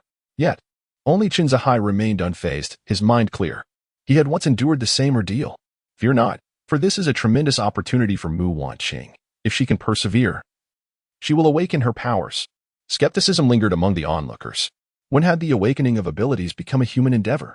Yet, at the moment of manifestation, they were left dumbfounded. Once Mu Wanqing acclimated to the pain, her entire being began to radiate a platinum glow. Luo Yun squinted, astonished that this awakening had cost him a staggering 10,000 kill points. When Chen Zihai awakened, it had only cost him 50 kill points. Name: Mu Wanqing ability, microcosmic world skill, particle manipulation ability index, 9,000 loyalty, 100. How do you feel? What powers have you awakened? The crowd gathered around her, eager for answers. Abilities are an integral part of oneself, akin to one's own limbs. Their existence inevitably leads to discovery. My power is the microscopic world, enabling me to manipulate minuscule particles, effortlessly altering material structures, and even reassembling them. Chen Zihai appeared perplexed, deep in thought. This ability seemed rather unimpressive, not particularly suited for combat. Yet, Mu Wanqing's eyes sparkled with excitement. For a doctorate holder in the sciences, this power is nothing short of extraordinary. With it, many seemingly impossible experiments and projects become attainable. I could even synthesize new elements. The creation of weaponry is remarkably straightforward. I could fabricate mechs even in the absence of engines. Mechs. That represents the epitome of masculine romance. This is akin to illuminating the technological tree. Congratulations, Wanqing. Everyone gathered to offer their congratulations, but Mu Wanqing leaped into Luo Yun's embrace, planting a kiss on his cheek, leaving her blushing furiously. Brother, thank you. This scene stirred discomfort among the other women, as yet another rival emerged. Now, it is time to absorb the source. The potential for growth is immense during the initial awakening. This time, Mu Wanqing did not refuse. Meanwhile, Luo Yun entrusted the source of the demon insect king's ability to the little mirror, determined to enhance its strength. Once the little mirror reaches the leader level, the entire Demon Sea City shall witness a transformation. On another front, after a night of treatment, Zhao Tianwu's injuries had nearly healed, prompting him to convene an emergency meeting immediately. In the conference room, 3 individuals sat around a circular table, their expressions grim and the atmosphere palpably oppressive. Please, speak up. One urged. The strength of the northern region has exceeded our control. If this continues, it seems that there will be no refuge for us in Moheshi. Chapter 32. The Dark Hand. Indeed, Luo Yun's power surpassed their wildest imaginations. Even the mightiest Zhao Tianwu appeared as a mere child at play in his presence. Mu Honglian shrugged, casting a scornful glance at the 2 men, recalling that they were the ones who initially proposed a proactive approach. So what now? We have thoroughly offended him. Should we now seek reconciliation? Zhao Tianwu had allowed an intrusion of viruses into the secure base. It would be absurd to think that they could negotiate peace now. Yet, one could argue otherwise. As long as the stakes were sufficient, who could predict the outcome? Lin Yuan propped his head on his left hand, his right index finger rhythmically tapping the table. He adhered to a principle of prioritizing profit with the right price. Nothing was beyond negotiation. Moreover, Zhao held the keys to the security base, which was in itself a potent bargaining chip. The value of the security base in this apocalyptic world requires no further elaboration. Mu Honglian laughed heartily at the mention of the security base's authority. Before voicing her skepticism, you say the authority rests with old Zhao. I must inquire, why did the doors of the security base close at the critical moment? Indeed, had those doors remained open, perhaps we would have successfully launched our assault and might now be celebrating a victory feast. Both individuals were utterly perplexed, instinctively turning their gazes towards Zhao Tianwu, who sat at the center, for it was he who orchestrated the viral intrusion. I must inquire about that individual. Zhao Tianwu retrieved a satellite phone, piquing the curiosity of the 2. After a brief period of adjustment, the device connected to the central display screen. Soon, the screen distorted before revealing a pair of green eyes, reminiscent of a wolf king lurking in the darkness. Who is he? Lin Yuan inquired. His curiosity piqued as he recognized this figure as the hacker behind the scenes, who had conjured a virtual persona to safeguard his identity. Meanwhile, Mu Honglian furrowed her brows. Having already deduced the hacker's identity from the virtual guise, the hacker known as the Dark Hand, a world-class top-tier hacker, ranked 9th on the Underground Net's hacker leaderboard. At this revelation, Lin Yuan was taken aback. Even he, a fishing tycoon, had heard of the Dark Hand's notorious reputation. A criminal who had evaded capture by Interpol and was an S-Class wanted fugitive. No wonder Zhao Tianwu resorted to a satellite phone. A secure base before him would be child's play. Leader Zhao, it appears your plan has encountered a flaw. The voice emanating from the speakers was evidently processed by software, rendering it impossible to discern gender. Moreover, his tone suggested he was already well aware of everything. The initial terms we agreed upon were not this way. I provided you with resources, and you promised to secure the base. Now, having accepted the deposit, the base remains in another's possession. Shouldn't you offer me an explanation? Zhou Tianwu's complexion was grim, his entire being resembling a powder keg poised to explode at any moment, as he pointed at the large screen and questioned vehemently. You cannot place the blame on me. I promised to unlock the doors to the secure base, and I have fulfilled that promise. The failure to capture the secure base lies solely with your inadequacies. This undoubtedly struck a nerve with Zhou Tianwu, who erupted in fury, his fists clenched tightly, veins bulging. Then do enlighten me as to why, at the critical moment, the doors to the base would close. As the emerald green of his eyes flickered, an electronic synthesized voice emitted a laugh, clearly anticipating his inquiry. After all, it was a secure base, and naturally, there would be emergency protocols in place. In the event of a power outage, an emergency mode would be triggered, locking all entrances. However, my Trojan virus has already infiltrated the control center. The moment they restore power, I will regain control of the secure base. Upon realizing that the access to the secure base remained intact, Zhou Tianwu finally exhaled in relief. This was his bargaining chip in negotiations with Luo Yun. Without it, the three major bases would find themselves in an exceedingly precarious position. Just then, the Dark Hand sensed something amiss, instantly drawing the attention of the three leaders. What is happening? Hiki, the secure base you mentioned has suddenly been powered on. And not only that, they have engaged a hacker in an attempt to breach my Trojan virus. The Dark Hand clearly underestimated the hacker on the opposing side. For with their current strength, even those ranked above them would not necessarily be their match. After all, the present self is no longer what it used to be. Meanwhile, in the central control room of the security base, the lights have returned to their former brilliance, and it feels as though the entire base has come to life. However, the unfortunate reality is that the central control terminal has become nothing more than a mere ornament, incapable of issuing any commands. No matter, just watch me. Observing the worried expressions of the crowd, Luo Qianxue produced a thick laptop and connected it to the central control terminal. She then began to type furiously on the keyboard. Luo Yun and the others stood quietly behind her, watching her every move. Her fingers moved with terrifying speed, creating afterimages. As the green code on the screen scrolled upwards so rapidly that it was almost indecipherable, the same effect was evidently apparent. Thus, although the permissions had not been fully restored, at the very least, the central control terminal could boot up normally now. How intriguing, the Dark Hand muttered to himself, and his tone suggested that he had stumbled upon something rather amusing. What's wrong? For some inexplicable reason, Zhou Tianwu felt an unusual twitching in his eyelids. His intuition warned him that something ominous was about to unfold. The hacker across from him possessed notable skills, having managed to crack his intricate Trojan virus, reclaiming half of the security base's permissions. As they were taken aback, the security base had already restored its ventilation system, with the blades turning continuously. Fresh air filled the room, bringing immense relief to everyone. What? The permissions have been reclaimed.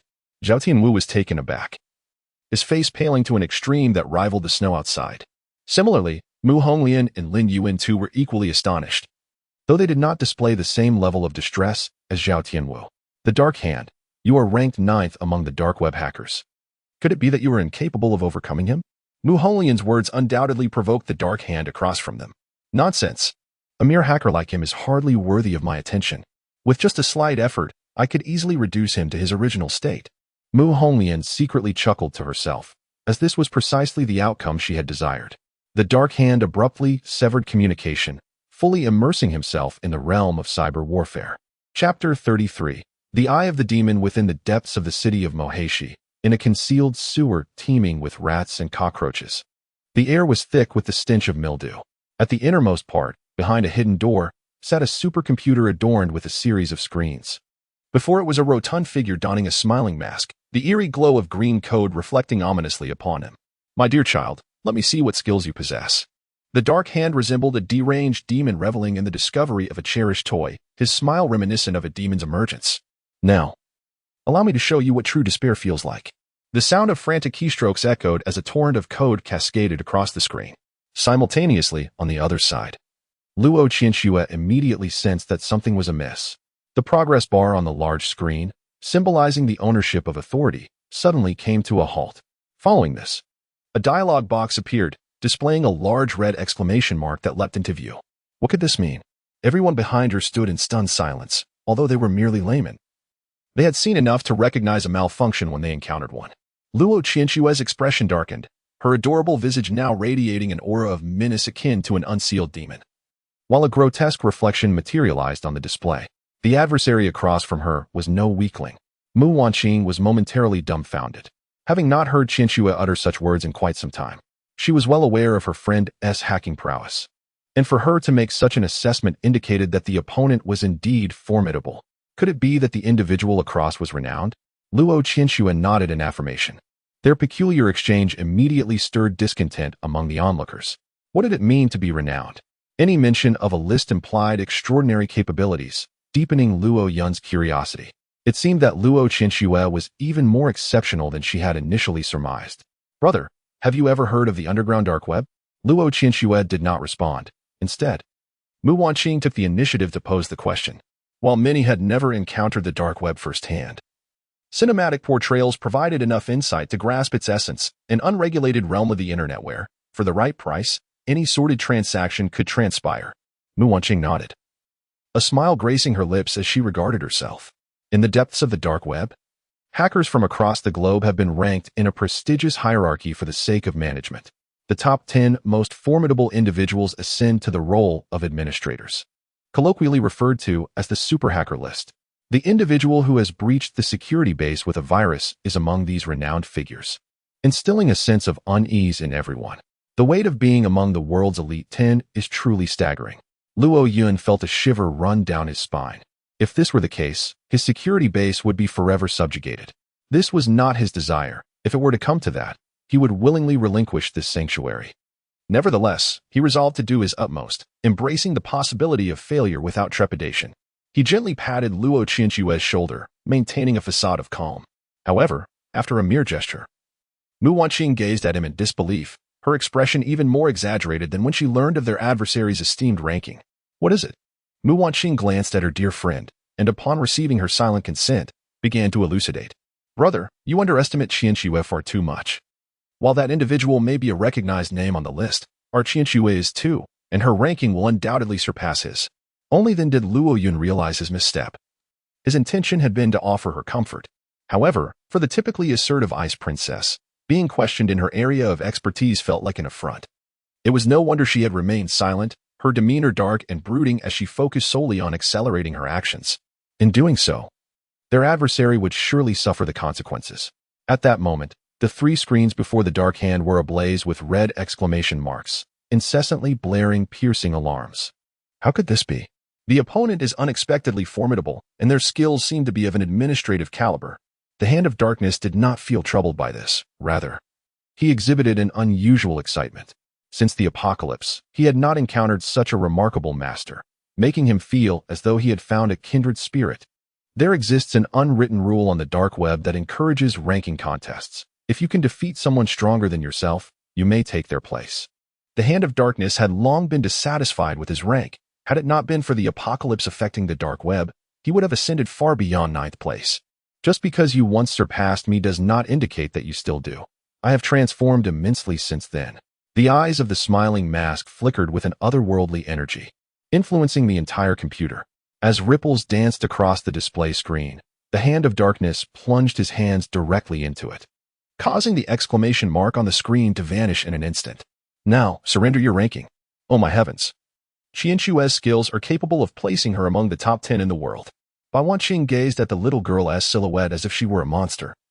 If she were an elder, they could perhaps accept it, but the key point is that she is still a minor. This transcends mere genius. It is nothing short of an aberration. Before her, all others paled in comparison. Even the typically defiant Su Qingqing chose to remain silent. What is Qianxue's ranking? Su Duoduo curiously inquired about this younger girl. This time, Mu Wanqing refrained from speaking and instead turned her attention to the adept Luo Qianxue. I rank 2nd. Codenamed Eye of the Demon. What? You are actually the 2nd-ranked Eye of the Demon. Upon uttering these words, everyone gasped in astonishment. For the Eye of the Demon is a far more fearsome entity than the Hand of Darkness. Truly a Yandere, a seemingly adorable little girl choosing such a chilling moniker. The contrast is striking. Could it be that she can effortlessly handle her opponents? A collective sigh of relief swept through the crowd, for based on the rankings alone, it appeared to be a definitive victory. Just as they were about to celebrate, however, Luo Qianxue doused their enthusiasm with a bucket of cold water. Do not rejoice too soon. The adversary possesses formidable skills, likely ranking 4th or 5th in hacking prowess. Yet, there was something Luo Qianxue withheld. She recognized the techniques of the opposing player, reminiscent of a former disciple. Astonishingly, they were still unaware of the need for further experimentation. The opponent commenced an assault with multiple data streams against the firewall constructed by Luo Qianxue, but she deftly countered their efforts, allowing the data streams to neutralize one another. Her firewall, though seemingly fragile, was constructed with remarkable speed. It shattered only to be restored in the blink of an eye. She did not believe this would suffice against her opponent. Rather, she merely sought to buy a moment's time. Luo Qianxue retrieved a USB drive and inserted it into her computer, causing the central command room's displays to illuminate with an adorable virtual avatar. Zhou, from this moment forth, you shall serve as the intelligent management system for the security base. Since her opponent wished to engage in a technological duel, why should she heed their directives? With the virus embedded in the system, switching out the system became a trivial matter. Meanwhile, a flurry of crimson exclamation marks filled the screens of the Dark Hand, accompanied by incessant alarm sounds. His face was etched with disbelief. How could this be happening? How could this be? Upon further verification, he realized something was amiss. The techniques employed by the person opposite him were strikingly similar to his own, yet far more refined. Particularly, the artful sleight of hand revealed the true identity of his adversary. Chapter 34. The heist. At the moment when the virtual figure permeated every display in the central control chamber, the authority of the entire security base had been decisively reclaimed. Master, Zhou has completely taken control of the security base. Any commands can be executed at a moment's notice. As they beheld the sprite-like virtual representation, a look of terror spread across the faces of all present. Her voice bore no resemblance to the previous monotone electronic prompts. It resonated with the charm of a playful child, imbued with emotion. Could this truly be artificial intelligence? Qin Zihai, as if confronted by a specter, immediately recognized this entity, having encountered something similar during his time in the military. However, that military-grade artificial intelligence was nowhere near as formidable. Indeed, the original artificial intelligence was crafted by my own hand. Your military's version was merely a replica modeled after Zhou. Luo Qianxue, gazing at Qin Zihai, had evidently unraveled his identity. Her declaration rendered the assembly utterly speechless. The creator of artificial intelligence. They were left in a state of utter bewilderment. In less than 30 minutes, they had been astonished beyond measure. The virus has taken control of the program, rendering the outdated version obsolete. Zhou is now the most formidable artificial intelligence in the world, and we need no longer fear invasions. I have set permissions for everyone. Luo Qianxue stretched lazily, rising to her feet and flashing a triumphant smile at Luo Yun. You've worked hard. Luo Yun affectionately ruffled her hair. Bai Wanning and the other two women approached to offer their congratulations, though they felt an immense pressure. This competitor was simply beyond their reach. Qianxue, you are actually the mother of artificial intelligence, and I knew nothing about it. Bai Wanning expressed her displeasure, realizing her close friend had kept such a significant secret. But I am rather curious. Surely your ranking on the dark web is not lower than first place? This question sparked the curiosity of everyone present. After all, how low could the ranking be for someone capable of creating artificial intelligence? No, the organization ranked first is called Reaper. I am in second place. However, with the apocalypse upon us, that organization has likely lost many members, so they should now be ranked lower. Luo Yun clapped his hands to gather everyone's attention. All right, the issue has been resolved. Duo, please prepare some delicious food to welcome our two technical experts. Wanning, make arrangements for their accommodations. The group organized a small welcome gathering for the newcomers, and the sumptuous meal brought Bai Wanning to tears. Hot pot, abalone, lobster, and an abundance of fruits. Recalling their time in the underground shelter, their previous existence had been far worse than that of animals. Brother, thankfully you brought us back, sob sob. After a series of clinking glasses, everyone became more familiar with one another. Once the dishes were cleared, everyone gathered for a collective meeting. It was time to deliberate and settle accounts. Luo Yun's gaze darkened, and the light in the living room dimmed, as if darkness itself had encroached. He was not one to relish trouble, yet it seemed trouble always sought him out, and he could hardly blame himself. In his territory, who dared to extend a hand would find it crushed. Brother, if you seek vengeance, I could recommend someone for you. Luo Qinxue smiled like a little devil. While everyone else remained silent in Luo Yun's somber presence, she thrived in this oppressive atmosphere. She appeared to revel in the tension that hung in the air. Oh, Luo Yun was intrigued. Luo Qinxue whispered a torrent of words into his ear, and he could see his frown gradually easing. Bai Wanning, witnessing this scene, felt a pang of unease. Is this for real? Did he truly say that? Zhou Tianwu suddenly sprang to his feet, hands bracing the table, his eyes betraying an uncontainable excitement. They had been worried that Luo Yun would come seeking revenge, and the three of them had lived in constant fear, nearly wishing to huddle together at night. Now, the opposing party had offered a condition: as long as they returned the authority of the safe base and provided adequate compensation, there would be no further pursuit. This outcome was still within the realm of acceptability. But could this be a trap? What if they gave away their resources only to be ensnared later? Mu Honglian clasped her arms tightly, her brows furrowed in concern. As a formidable force, she found Luo Yun's overly accommodating nature rather perplexing. Had it been her, she would have swiftly obliterated the opponent. Whether one believed or not was of little consequence. Her sole responsibility was to convey his message. If they were amenable, well and good. If not, they could simply continue to battle. The large screen flickered with emerald green pupils, and the voice of the dark hand resonated with palpable impatience. Please, do not be upset. That was not our intention. We merely wished to exercise a degree of caution. Zhou Tianwu, visibly intimidated, quickly lowered his head to express his compliance.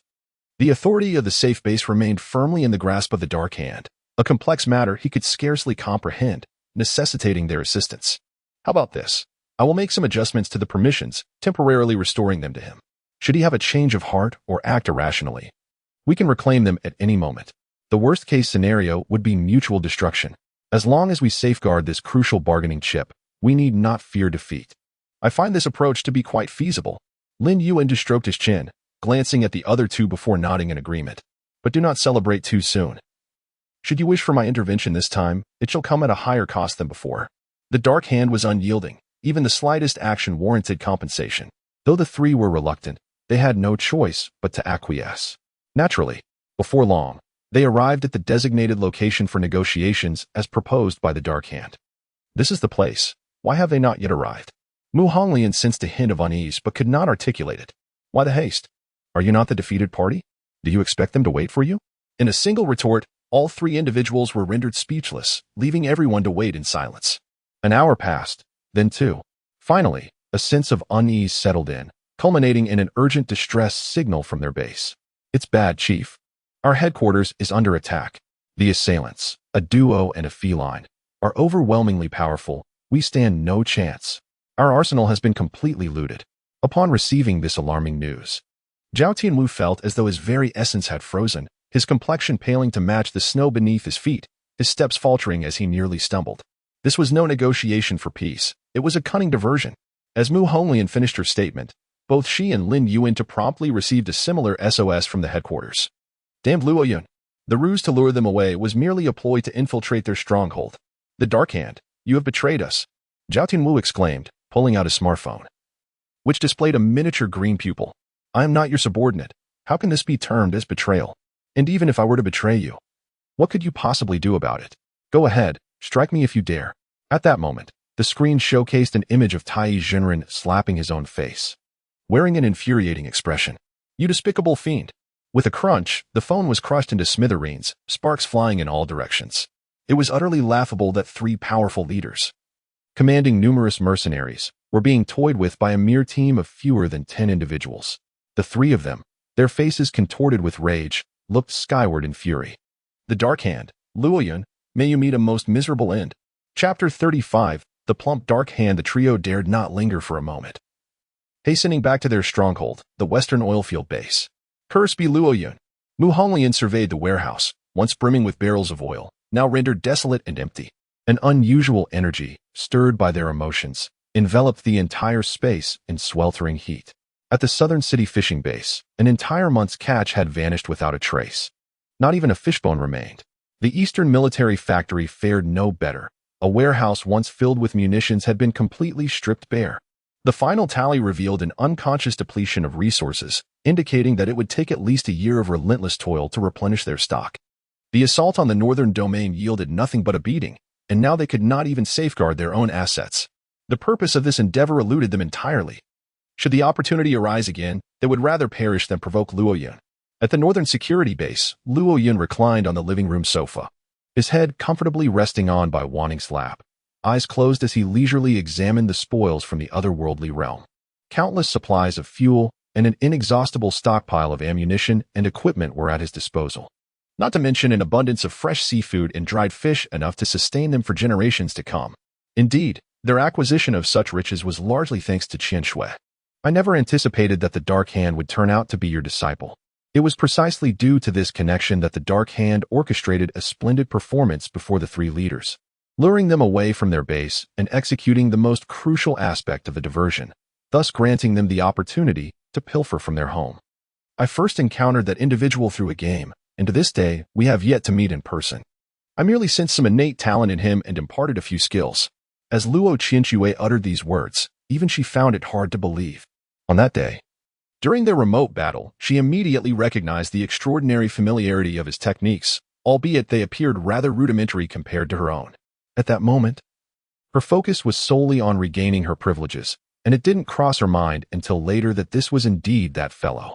Calculating the time, he should be arriving shortly. Just as Luo Qianxue finished speaking, a serious voice echoed through the living room. Warning: unknown personnel detected within the surveillance range of the safety base, approaching the base. Should we initiate an attack? The large screen in the living room displayed a shifting image. A chubby little boy, clad in a heavy down jacket and wrapped in a scarf that concealed half of his face, was struggling to pull a sled laden with luggage towards the safety base. Uncle Qin, please go and assist him. Ensure that this little chubby boy does not trigger the traps we have set. After driving away those intruders, Qin Zihai took measures to reinforce the traps surrounding the base. If one strayed from the correct path, even thousands could meet their demise here. Qin Zihai nodded and, using his mental prowess, soared gracefully to the chubby boy's side. Wow, brother, you can actually fly. That's so cool. Are you here to fetch me? The sudden appearance of Qin Zihai startled the chubby boy momentarily, but upon realizing that he had been sent by the boss, he quickly set aside his worries. Through the nurturing of my esteemed mentor, I have transformed from an ordinary gaming enthusiast into a formidable hacker. If she wished to target me, it would be a task far simpler than this. Observing the jovial and somewhat bumbling figure before me, I, Qin Zihai, nodded in acknowledgement. This area is fraught with traps and mines. If you attempt to traverse it carelessly, you shall be obliterated. Follow my lead. As I landed, I took hold of a rope attached to the sled, guiding the way ahead. Are you truly my superior? The chubby fellow inquired. I shook my head, only to be met with a disheartened expression. I heard that after I lured those three away, you seized their lair, completely depleting their stock. How is it that you now find yourselves living on a tight budget? How did you manage such a feat? With so many items, how did you transport them back? The chubby one continued. You possess an air of distinction, suggesting your prowess must be extraordinary. How else could you soar? What is your ability? As I forged ahead, the incessant chatter of the rotund companion persisted, leaving me pondering how to characterize him. His words flowed without cessation, and while I yearned to respond, I found no opportune moment to interject. Why are you so loquacious? I refrained from answering his inquiries, my brow furrowed as I pulled the bloodied rope forward. The chubby lad wore an innocent grin, sheepishly scratching his head, realizing perhaps he had indeed overstepped with his questions. I apologize. It has been ages since I engaged in conversation. Encountering amiable individuals like yourselves has stirred my enthusiasm. Throughout the journey, the chubby boy incessantly spoke, while Qin Zihai attentively listened, scarcely finding an opportunity to interject. Thus, the two returned to the safe base, one following the other. Upon entering, they were greeted by 5 individuals and a cat, all waiting in the living room. Oh my, so many beautiful ladies. The chubby boy's eyes sparkled with delight. But he quickly realized the impropriety of his enthusiasm and coughed twice to mask it. Welcome, chubby boy. Given your exemplary performance previously, you are now a member of our team. Luo Yun extended his hand for a handshake. The boy rushed forward, enveloping him in a hearty hug. You must be my boss. His hacking skills were imparted by his previous leader, and with Luo Yun's warm welcome, he instinctively placed Luo Yun in the role of his superior. Oh my, he then seemed to possess an abundance of energy, patting Luo Yun on the shoulder one moment and playfully pinching his back the next. Not only is my boss immensely powerful, but he is also quite handsome and charming. Initially, Luo Yun felt quite pleased by the compliments, but the subsequent remark from the chubby boy caused Luo Qianxue, who had been enjoying the spectacle, to wear an expression as dark as a pot's bottom. I always thought you were a middle-aged man in your 40s. With a belly larger than mine and a face full of scruffy beard, Luo Yun turned to look at Luo Qianxue, or more accurately, Luo Qianming. At that moment, the young girl wore a fierce expression, for no girl enjoys being described in such a manner without feeling a twinge of anger. In the warm living room, a chill suddenly permeated the air, causing the plump boy to shiver, while others wore expressions that seemed to convey a wish for his self-preservation. You insufferable glutton! The boy abruptly turned around, only to receive a resounding slap across his face, leaving a vivid crimson mark. Luo Qianxue forcefully pinned him to the ground, her foot pressing against his back as she unleashed a flurry of blows upon his head, all the while hurling insults. If you dare to spout nonsense again, I shall affix a zipper to your mouth. After enduring a thorough beating, he appeared to grasp the gravity of the situation, gazing at the young girl before him. I understand now. You are my leader.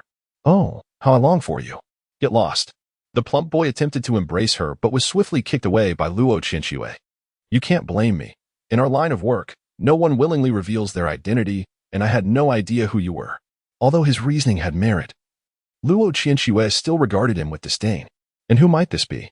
The boy then shifted his gaze to Luo Yun. If this girl were indeed his leader, then the earlier individual could not possibly be her. I am Luo Yun.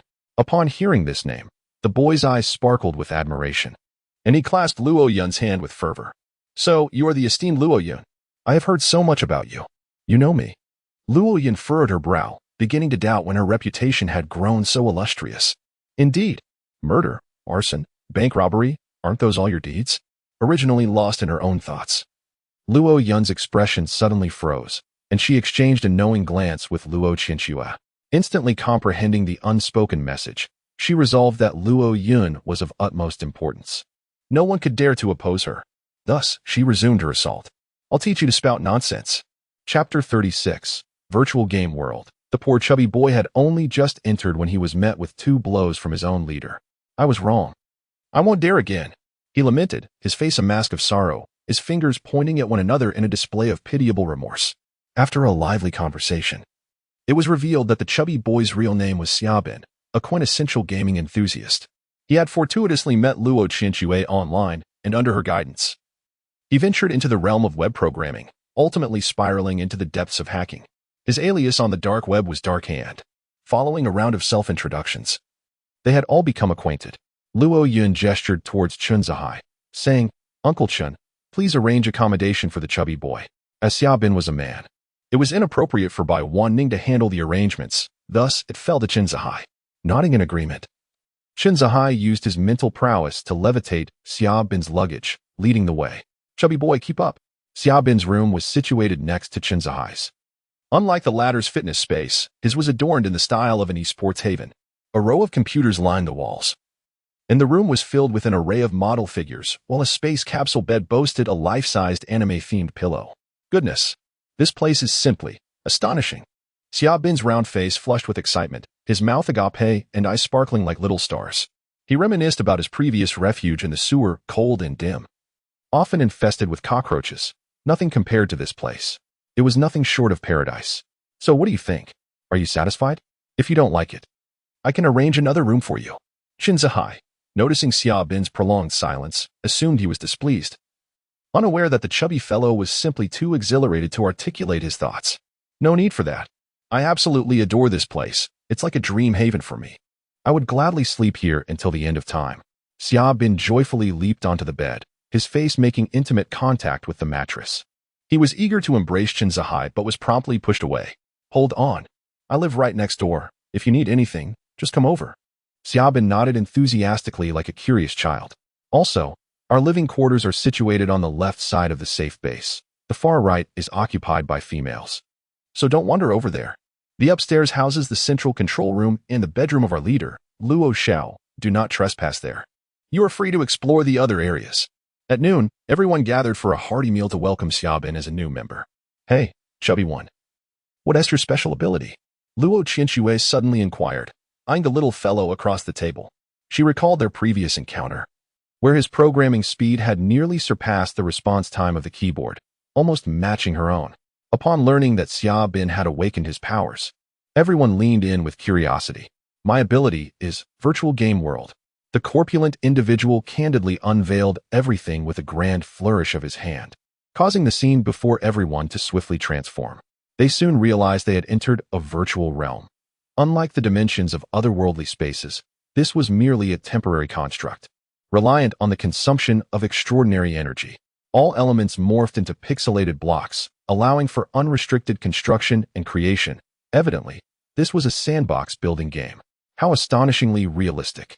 Bai Wanning dipped her hand into the river, and the sensation of flowing water felt indistinguishably authentic, akin to the real world. It was as if they had genuinely stepped into a virtual gaming universe. Ouch, ouch, ouch. Su Qingqing pried a stone from the riverbed, only to find a crab pinching her finger. The pain compelled her to shake it off, yet it clung stubbornly. Ha. Nearby, Su Duo cradled a charming little rabbit, bursting into laughter at her sister's predicament. This experience was a fusion of gaming, with the fidelity of visual, tactile, and auditory sensations remarkably high, making it particularly suited for an avid gamer like you. Luo Qinshued discerned the underlying intricacies at a glance. As a genius with an eccentric disposition, her perception of the world diverged from that of ordinary individuals. Given that this was a virtual gaming apparatus, it surely could not be limited to a single game. And if it lacked combat capabilities, it would be rather underwhelming. After all, in this apocalyptic era, enhancing one's strength was imperative. Naturally, combat abilities existed. Xia Bin revealed a knowing smile and snapped his fingers. The entire world began to undergo drastic transformations as everything vanished, and the scenery rapidly shifted to a serene lake above. Strangely, one can stand effortlessly on the surface of the water. This game is titled Mythical Arena.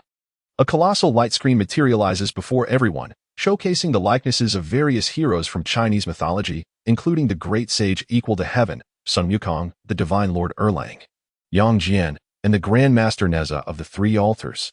The map reveals itself as the Mirror Lake. The resounding voice of a grand bell reverberates across the lake. The mythical arena has commenced. Players, please select your hero for the arena battle, which will be conducted in a best-of-3 format. The victor shall exit the virtual game space, while the vanquished will bear the injuries sustained throughout the gameplay. Such extraordinary abilities can be wielded in this manner. Let me give it a try. Luo Yun strides to the forefront, and Xia Bin gestures for him to proceed. I choose Sun Wukong. As his words echo, a beam of golden light descends upon Luo Yun, prompting everyone to close their eyes. When they reopen them, Luo Yun has transformed into the figure of the great sage, adorned with a phoenix-winged golden crown, clad in golden armor, donning cloud-stepping shoes, and wielding the Rui Jingu Bang. Boss, let me join you for a round. At that moment, Xia Bin leaps forward, opting for the divine lord Erlang, Yang Jian. The two legendary rivals gaze at each other across the expanse of Mirror Lake. 3, 2, 1. Begin. Xia Bin's Yang Jian, without hesitation, teleports above Luo Yun, brandishing his trident to strike downwards. In that instant, Luo Yun attempts to conjure a spatial portal to escape, only to discover that his abilities have been restrained. Tip: in the virtual gaming realm, one's own abilities are rendered ineffective.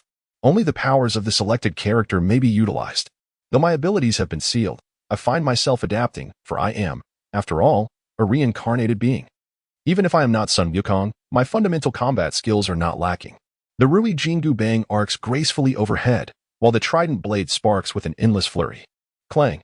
The energy shockwave surges through Mirror Lake, creating towering waves that engulf the spectators without their awareness. Those not engaged in battle are presumed to be unharmed. The visual impact is remarkable, rivaling that of a AAA title. Moreover, the first-person perspective offers a more striking visual experience compared to the conventional third-person view. The challenge of real-time control amplifies the difficulty, expanding the scope of maneuverability, rendering each confrontation distinctly unique, unlike the fixed actions typical in games. In her eyes, a golden glimmer sparkles as an angelic apparition materializes behind her, unraveling the intricacies of this virtual world. Initially, Luo Yun struggled with the controls and suffered a defeat. Yet as the battles progressed, Xia Bin found himself increasingly challenged. Luo Yun's confidence grew. This was not her first encounter. Her previous advantage, stemming from her opponent's inexperience, had dissipated. In the second round, they fought to a stalemate. Who was Sun Wukong? A figure familiar to every son of Huaxia, yet after a period of adaptation, His prowess became second nature. By the third round, she dominated Xiaobin, achieving a crushing victory. 1 win, 1 loss, and 1 draw. The final outcome, a draw. As the virtual gaming space dissolved, everyone reappeared in the living room. Impressive skills, my friend. Upon first entering the virtual gaming realm, an unacquainted player is largely susceptible to demise. One can meticulously select heroes that counteract the adversary, thereby ensuring a significant advantage in the game. Alas, within this digital domain, my realm of control is vast, yet I possess a critical flaw. Chapter 37. Can I simply give up? At long last, I can truly relax. Luo Yun, draped in a towel, returned to the bedroom, where Bai Wanning, shyly concealing her eyes, curled up on the bed, her heart racing like a wild deer. In truth, it had been many days since their last encounter, and while she yearned for it, she felt too bashful to voice her desires. After such a prolonged absence, how could she still be so timid? As Luo Yun gazed upon Bai Wanning's endearing countenance, he felt no need for restraint. This night was destined to be one of wakefulness. Tonight, the moon hung high in the sky, illuminating a cloudless expanse, while the air grew unnaturally frigid. Shadows darted across the snow-covered ground, resembling a spectral army of countless soldiers. Their intent was unmistakably directed, as if preordained, advancing straight toward the northern mountain safe base. Booming thunderously, just as everyone lay in slumber, the mines concealed around the safe base were triggered, the deafening explosion rousing doo-doo. An ear-piercing alarm blared throughout the confines of the base, and an ominous sense of foreboding enveloped all. Buzzing. Luo Yun, who had just been lulled to sleep by Bai Wanning, sprang from the bed as if electrified. This sudden movement startled Bai Wanning, who sensed the impending danger and hurriedly began to change her attire. Doo-doo, what has transpired? Everyone rushed into the living room, immediately inquiring about the artificial intelligence. Warning, a large number of bizarre creatures are approaching. All personnel, prepare for battle. Simultaneously, a live surveillance feed projected onto the large screen. It displayed an expanse of darkness, teeming with countless magic insects, their numbers soaring to a staggering 100,000, resembling a black torrent that engulfed the entire snowy landscape. The safe base was now completely surrounded by these creatures. What has happened? I had eradicated their nest. How could there be so many magic insects remaining? At this moment, Luo Yun realized that the underground lair he had destroyed was not the only one in Magic Sea City. Could it be that they have come seeking revenge? This thought was swiftly dismissed. Any race capable of employing a strategy of overwhelming numbers could hardly be expected to respect life, let alone seek vengeance. The situation had escalated to such a point that there was no time for further contemplation. He cast a glance at everyone. We shall execute the plan as previously devised. At this juncture, Xiaobin appeared perplexed, raising a finger to indicate himself. He had not been present during the planning phase and was now completely in the dark. Your capabilities are ill-suited for this overwhelming army situation. Try this instead. For the few individuals attempting to launch a sneak attack, do not hesitate. Eliminate them immediately. Luo Yun tossed him the white sniper rifle, the white god sniper. Understood, Luo Go. Each person swiftly assumed their designated roles, and soon, the safe base's rooftop opened, revealing several heavy artillery pieces prepared for action. As Luo Chinchua pressed the enter key, the ominous cannon began to adjust its firing angle. With the flicker of an orange crossfire, the shell accurately plunged into the inky sea. Boom. The power of the shell far surpassed that of a proximity mine, obliterating dozens of demon insects in a single explosion. Witnessing the demise of their kin, rather than exhibiting caution, they surged forward to consume the remains with ravenous greed, subsequently swelling in size and evolving rapidly. Bang, bang, bang. As more and more demon insects were annihilated, they finally recognized the peril of this weapon, instinctively attempting to evade the incoming projectiles. However, their numbers were overwhelming, akin to a crowded elevator at peak hours, leaving them no room to maneuver. Forced to wait for the demise of their brethren to clear a path for themselves. With the relentless bombardment, a mere fraction of the 100,000 demon insects remained. The survivors reduced to a ragtag assembly of maimed and battered remnants. Suddenly, the sky twisted, and a black vortex materialized overhead, from which Luo Yun and his companions emerged. The demon insects on the ground, upon sighting the trio, bared their sharp mandibles and erupted in furious roars, aware that the explosive devices were the handiwork of these intruders. Charge! Luo Yun descended from the heavens, landing amidst the swarm. The tremendous impact was akin to an explosive shell, sending countless demon insects soaring several feet into the air.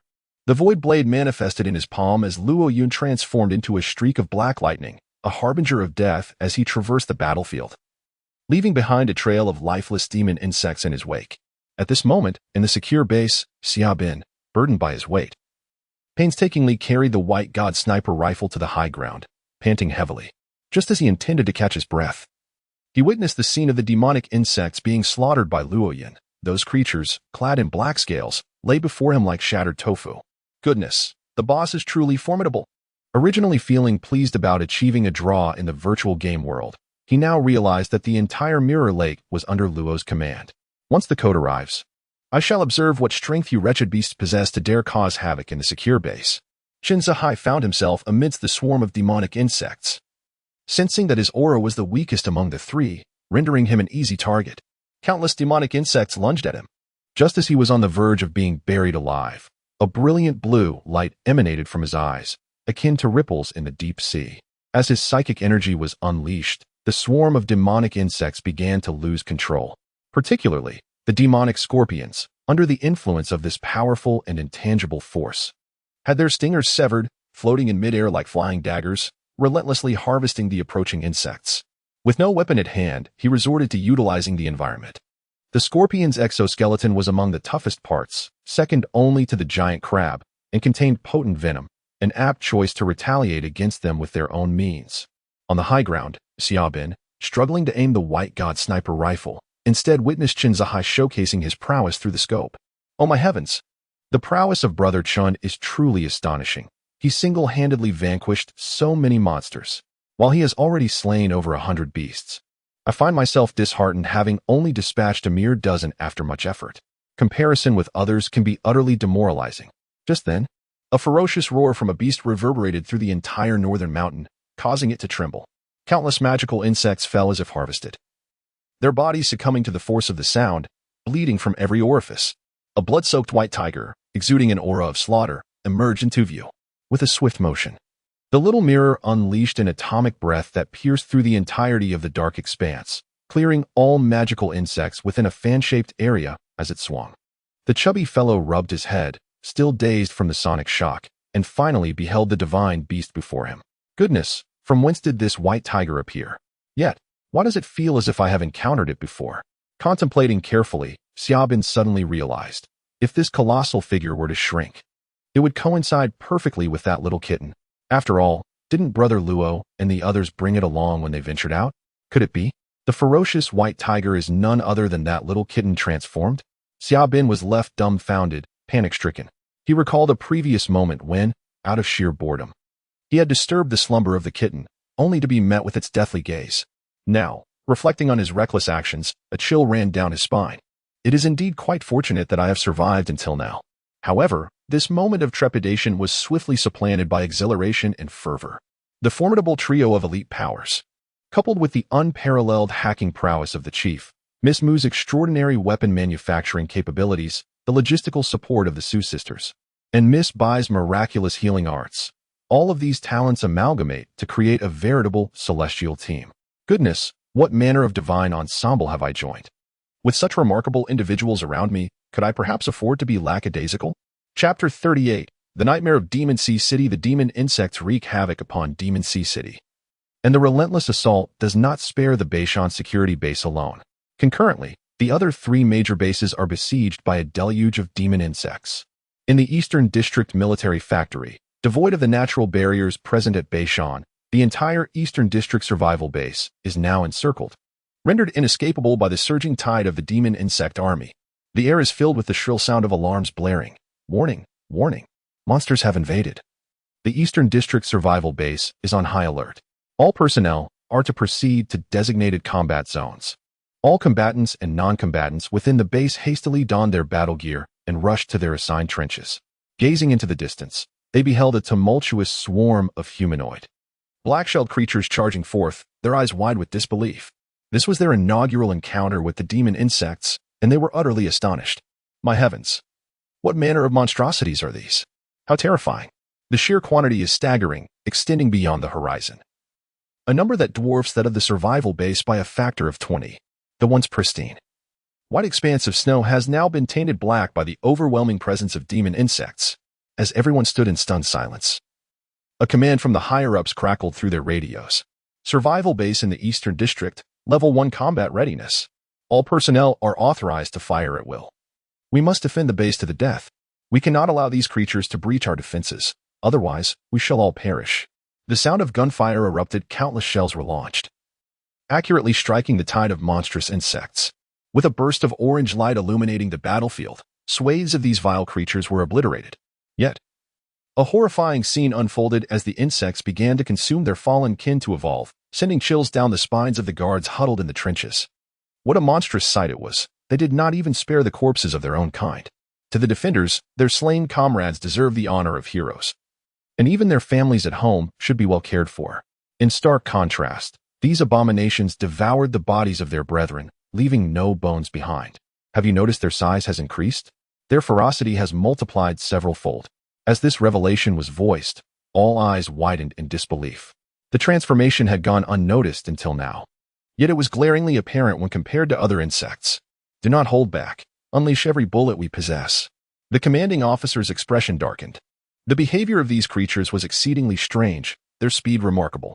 The force with which they struck the ground was formidable, rivaling that of the weaker psychics. Even a lesser psychic among ordinary individuals would wreak havoc, and if these monsters breached the trenches, it would result in an unrelenting slaughter. The rapid gunfire echoed relentlessly. Every 10 meters, a guard stands with a heavy machine gun, sweeping the area with relentless fire, while his assistant tirelessly reloads ammunition. Yet, despite their efforts, the rate of reloading cannot match the ferocity of the monstrous insects charging forward, ultimately leading to a bloody massacre as they breach the trench. Towering at a height of 2 men, the vile creatures ensnare the guard's shoulders with their serrated claws, and with a single bite, blood splatters across the machine gun, leaving only the lower half of his body intact. With a chilling cry, more of these horrors surge into the trench, commencing a savage hunt against the defenders. Damnable beasts! Perish! Some quick-thinking individuals attempt to fire their weapons in defense. While they achieve a modicum of success, it proves insufficient as the monstrous tide overcomes them.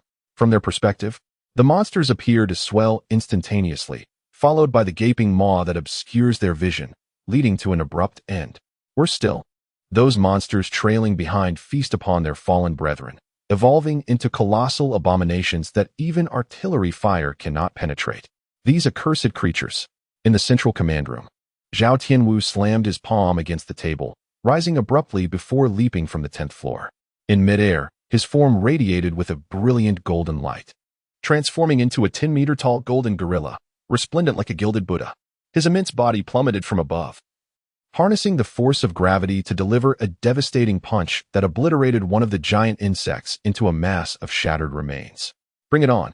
The colossal ape roared towards the heavens, its resounding vocal waves radiating outward, annihilating all the magical insects within a 20-meter radius. Its emergence instantly captured the attention of all the magical creatures, pulsating with formidable energy akin to addicts drawn to their fix. A dozen gigantic demonic children lunged toward it. The guards in the trench suffered increasingly heavy losses, and just as they prepared to flee, a layer of golden shield materialized before them. Indeed, Zhou Yun had intervened. The sharp claws of the magical insects clawed uselessly against the golden membrane, a scene that filled the retreating guards with elation. If they couldn't slay me, then the tables would turn. Simultaneously, the encircled colossal ape was also enveloped in a layer of golden protection. In the blink of an eye, it radiated brilliance, swiftly extricating itself from the siege. Just then, more and more magical insects drew closer. At the southern city's fishing base, under the relentless assault of the magical insects, the dock had completely succumbed, with nearly 40% of the base's defenders perishing. The establishment had devolved into ruins, with Lin Yuan-Tu leading the remaining individuals to navigate their fishing vessels into the depths of the sea, thus narrowly escaping disaster. The entire shoreline was densely populated with dark creatures, each unleashing horrifying roars towards the distant ships.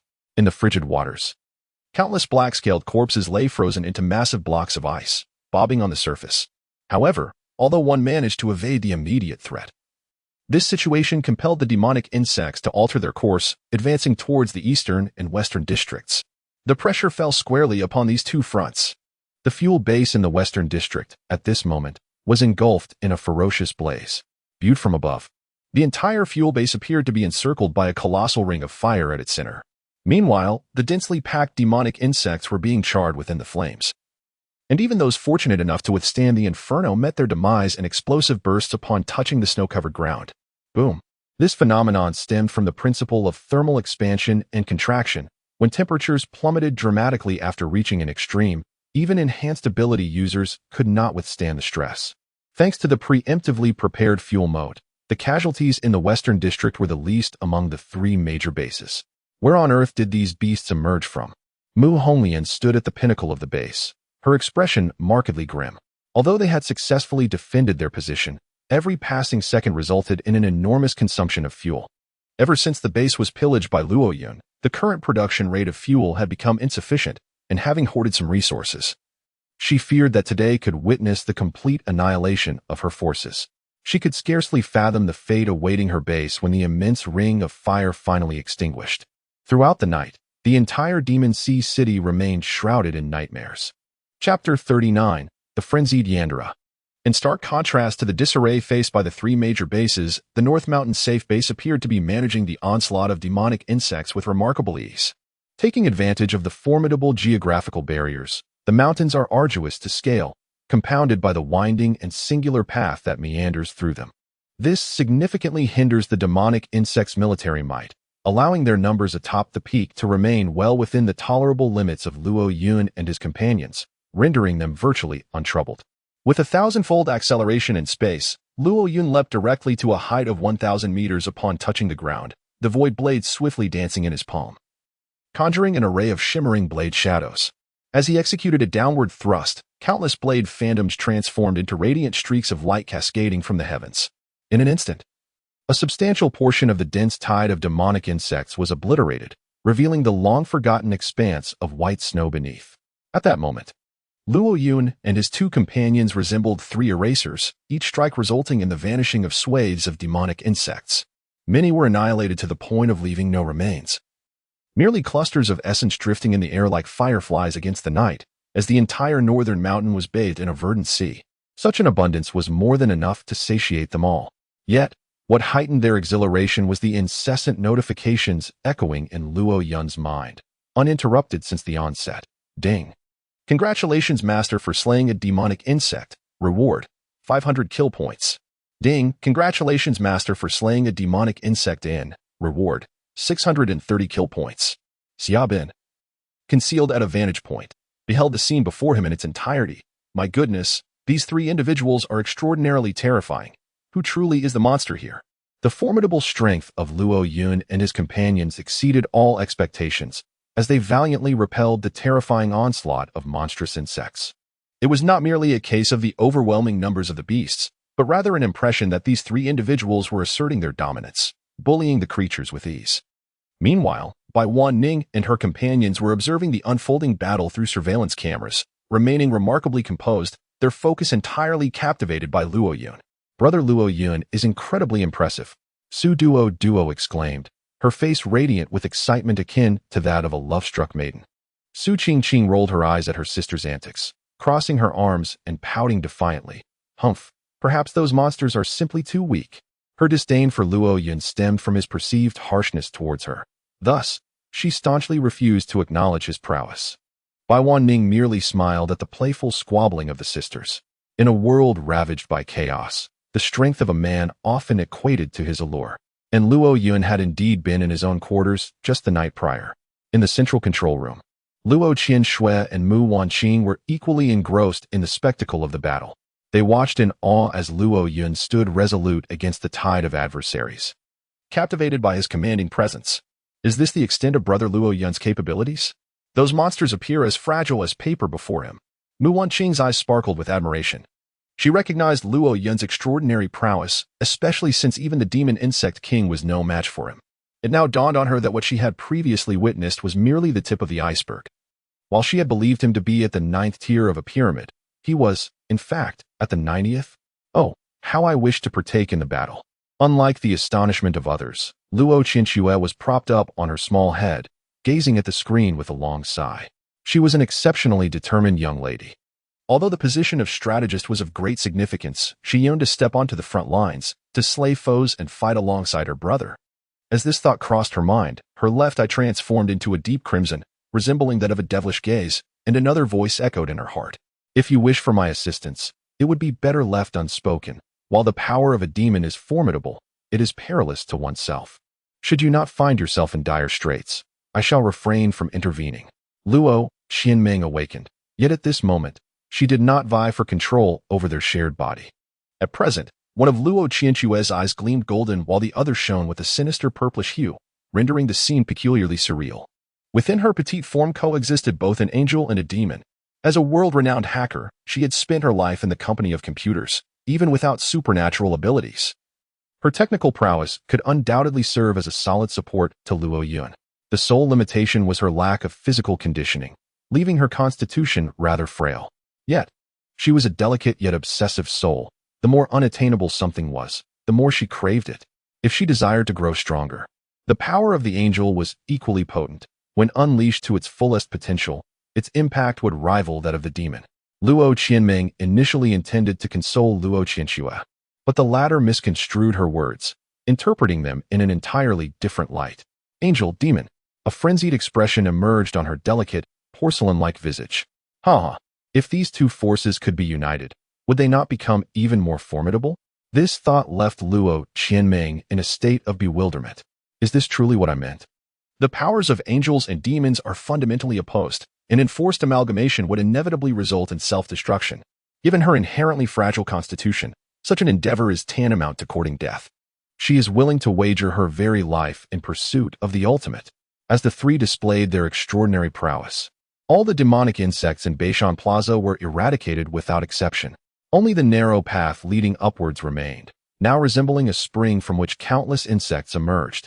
Luo Yun stationed himself there, ready to obliterate any insect that dared to surface. Within mere minutes, the insects piled up like a mountain, and seeing their imminent demise, they began to retreat. Determined to prevent their escape, Luo Yun charged forward, seizing a live demonic insect and pinning it to the ground. With a swift thrust of his blade into its chest, he inserted a small mechanical device and then released the insect back into the wild. Luo Yun, what are you doing? Chun Zihai inquired, unable to contain his curiosity at this peculiar action. This is a tracker created by Qianxue. It will continuously emit signals, allowing us to monitor their movements. Luo Yun explained patiently. Chun Zihai's eyes sparkled with excitement. If they could anticipate their approach, dealing with them would become significantly easier. However, as Luo Yun gazed into the distance, an unsettling premonition gnawed at him. He sensed that the situation was far from straightforward. If this were merely an ordinary insect infestation, how could they have known to retreat instead of advancing? It is highly likely that someone is orchestrating events from behind the curtain. The rampant devastation wrought by the monstrous insects may not solely be attributed to natural calamities. It could very well stem from human folly. Let us commence by clearing the battlefield and gathering every last remnant of origin. Chun Zihai nodded, casting his gaze upon the strewn corpses, a satisfied smile gracing his lips. Though these creatures proved to be formidable adversaries from a certain perspective, they also represented a rare and invaluable resource. Chapter 40. From darkness to dawn. As Luo Yun concluded the battle, the three major bases found themselves in stark contrast. Lacking the advantage of terrain, they could only mount a desperate resistance. The conflict raged on throughout the night. Fortunately, as the first light of dawn broke, the monstrous insects inexplicably retreated, vanishing at an astonishing speed. Had it not been for the multitude of footprints left behind, one might have doubted their presence at all. In the Eastern District Armory, the entire trench was littered with craters and corpses, the air thick with the acrid stench of gunpowder and blood, rendering every breath a laborious task. All the guards wore expressions as dark as coal, only daring to breathe a sigh of relief as they beheld the retreating monstrosities.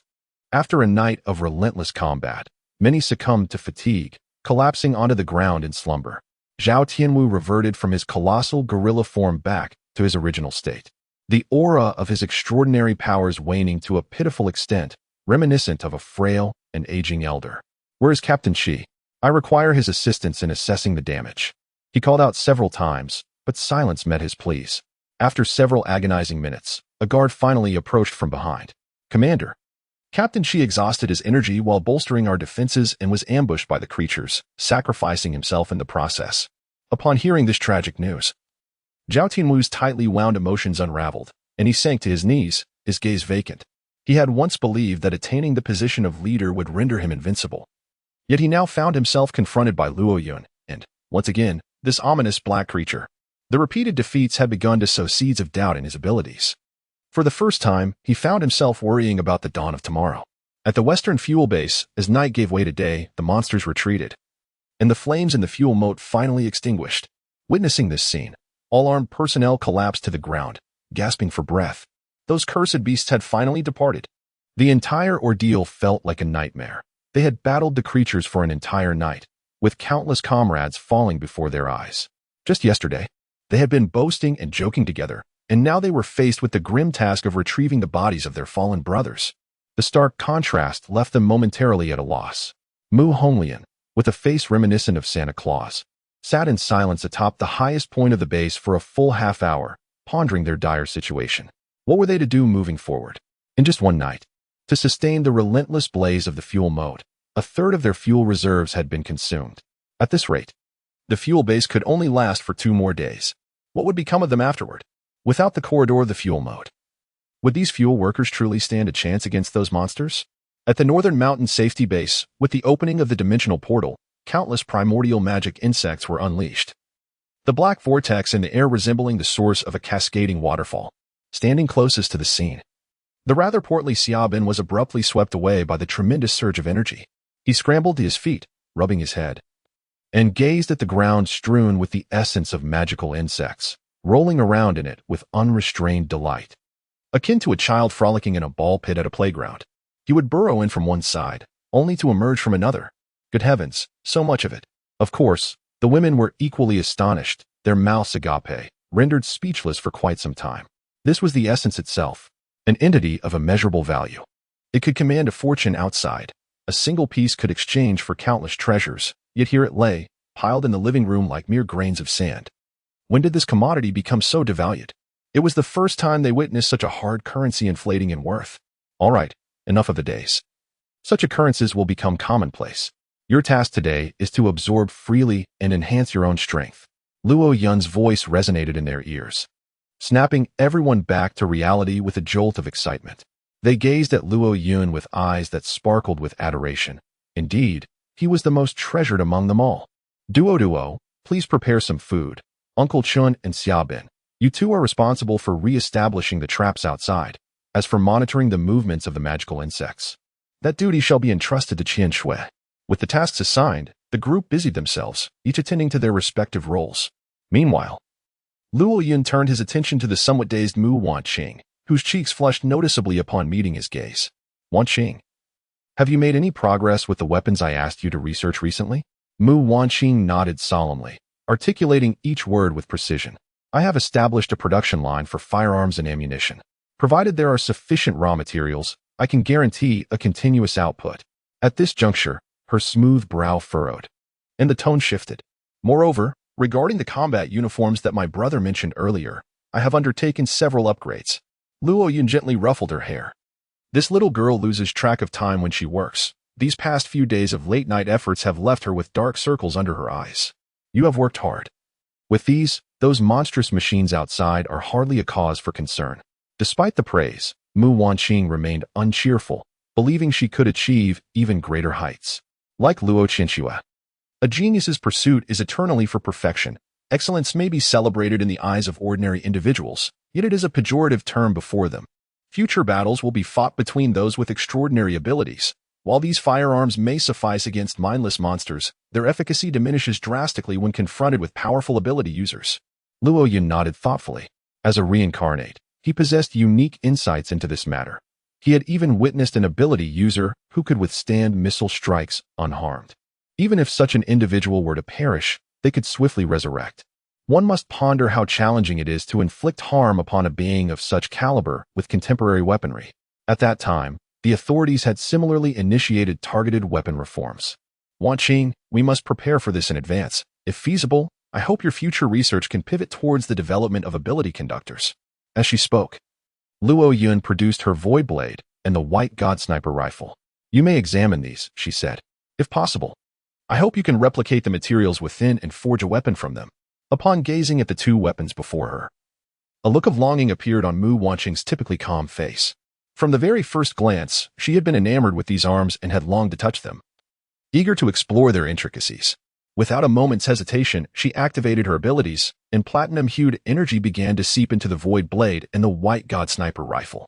Simultaneously, the microscopic structures within responded, flooding Mu Wanqing's mind with their details. This was nothing short of astonishing. Chapter 41. Unknown material. Mu Wanqing fixated intently on the weapons in her hands, her breath quickening as disbelief washed over her. She attempted to speak, but her excitement caused her to stutter momentarily. This. What is it, Wanqing? Is there something wrong with these weapons? Luo Yun inquired. Observing the exaggerated expression on the young woman's face, a hint of concern creeping into her thoughts. Mu Wanqing slowly raised her gaze, the astonishment in her eyes still palpable. This is a superconductor of extraordinary abilities.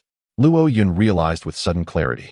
She had only understood that metals could serve as conductors of electricity, and pipes could convey water, but all were subject to resistance. To refer to this as merely a superconductor would be a disservice. It was more accurately described as an amplifying lens of extraordinary powers. Injecting extraordinary energy into this blade can amplify its power to an astounding 5 times its original strength, a remarkable enhancement of 50. Can you fathom the significance of a 50 increase?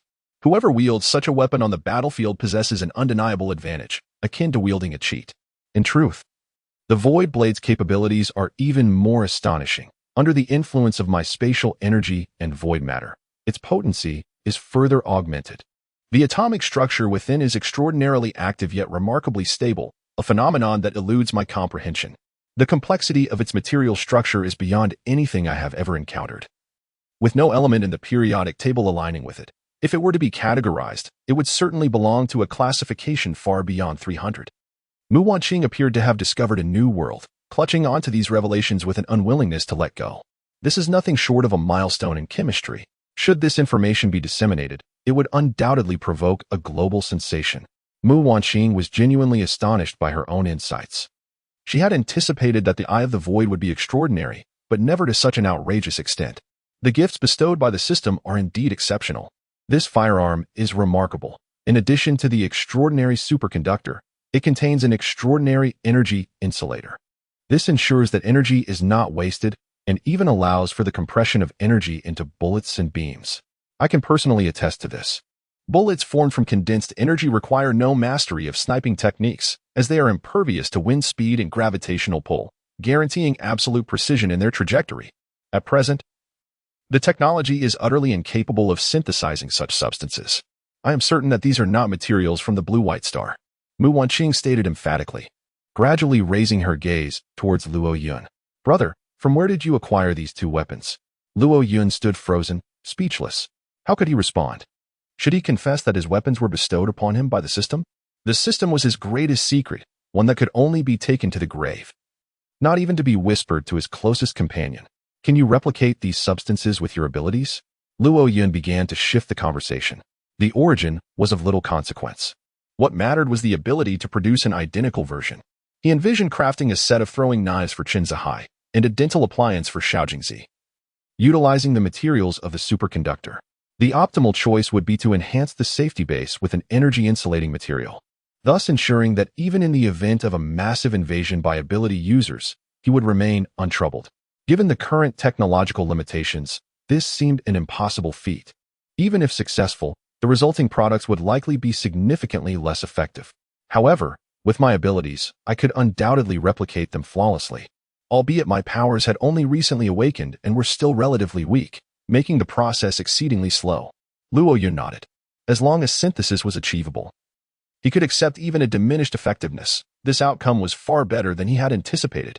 There is no need to rush. We shall proceed slowly. I will focus on enhancing your abilities, and for the weapons, I will rely on you. Rest assured, brother, I will not let you down. The two engaged in conversation for a while, after which Mu Wanqing set out to absorb the essence of her supernatural abilities. With a clear objective in mind, she was determined to put forth her efforts.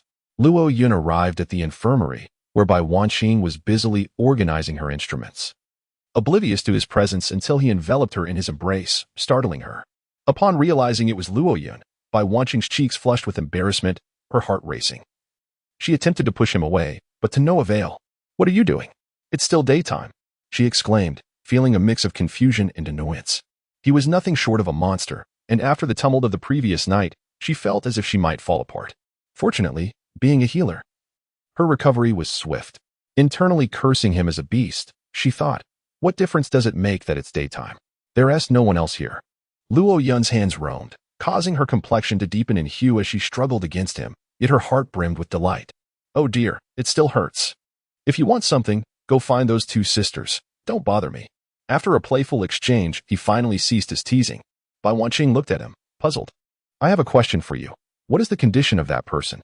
Luo Yun was referring to the man they had brought back from the lair after vanquishing the demon Worm King.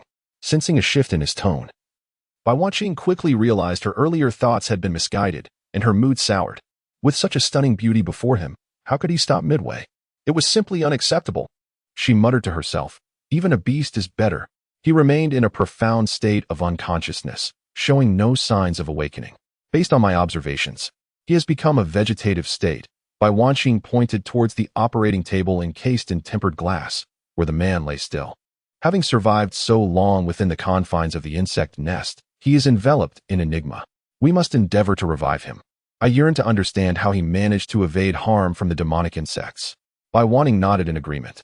After offering a few words of caution, Luo Yun departed, making his way to the residence of the two sisters from the Zhou family.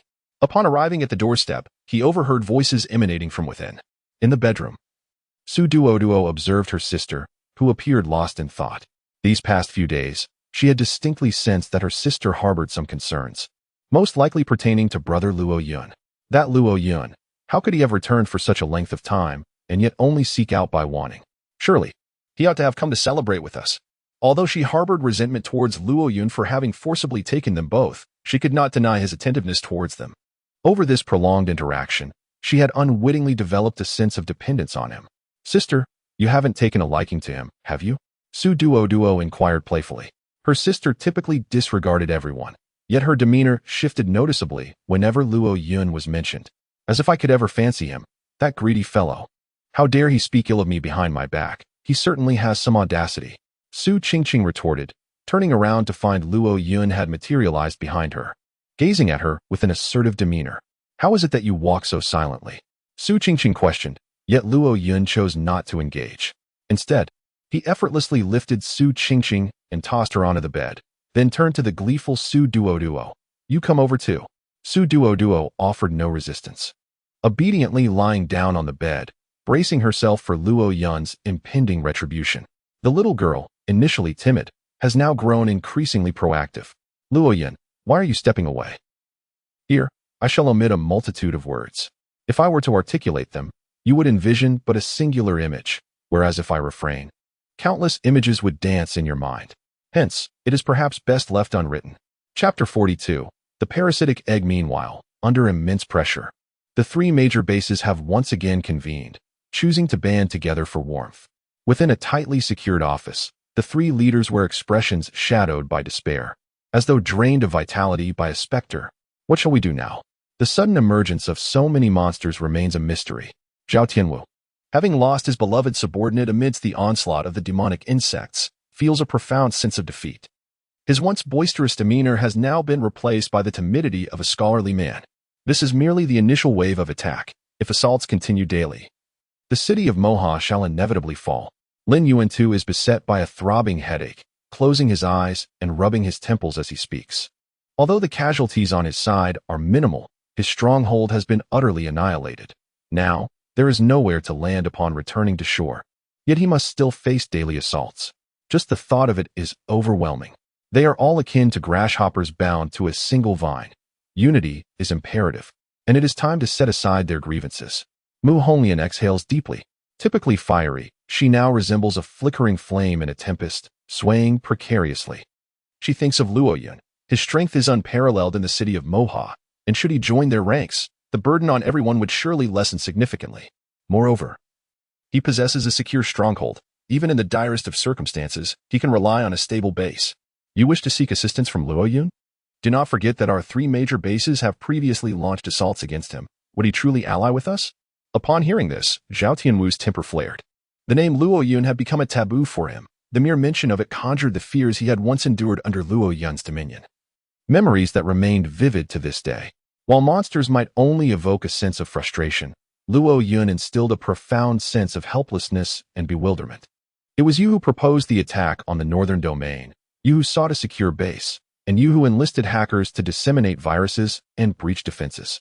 Mu Honglian articulated each word with palpable dissatisfaction. Were it not for their coercion, she would never have antagonized him. Had she not been ambushed with ample reserves, she might have endured a while longer, even establishing grounds for collaboration. All we desire is merely supplies. Lin Yuantu could no longer contain his irritation.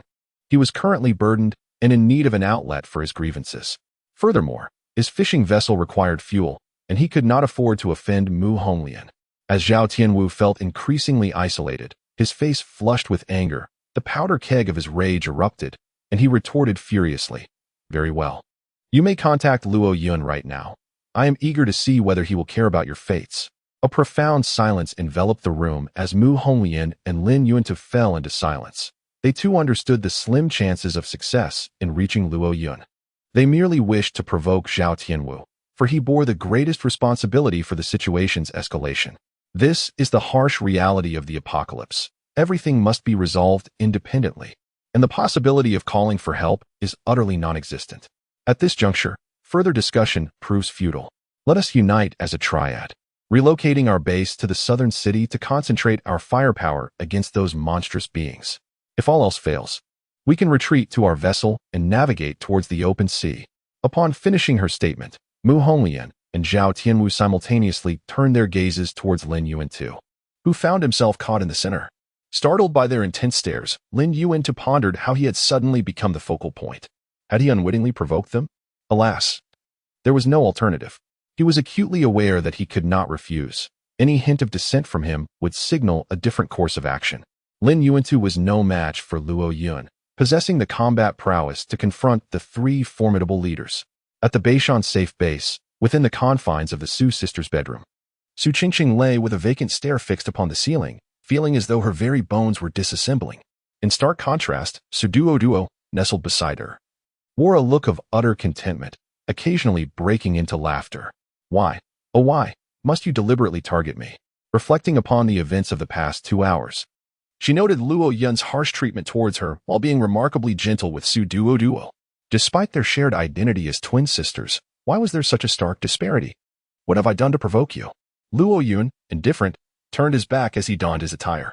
Su Duo, initially timid, soon blossomed into a lively spirit. In contrast, Su Qingqing, as the elder sister, felt compelled to care for her younger sibling, which ignited her dominant tendencies. How infuriating! Watching Luo Yun depart, Su Qingqing bit her lip fiercely, her heart filled with incessant curses. Upon stepping outside, she received a communication from Bai Wanning, prompting Luo Yun to rush to the infirmary. What had transpired? Luo Yun promptly created a spatial portal to arrive beside Bai Wanning, who was accompanied by Luo Qinxue. At that moment, Bai Wanning was utilizing an X-ray to examine the body of a comatose individual, with the large screen displaying real-time dynamics of the internals. Take a look for yourself, Bai Wanning urged.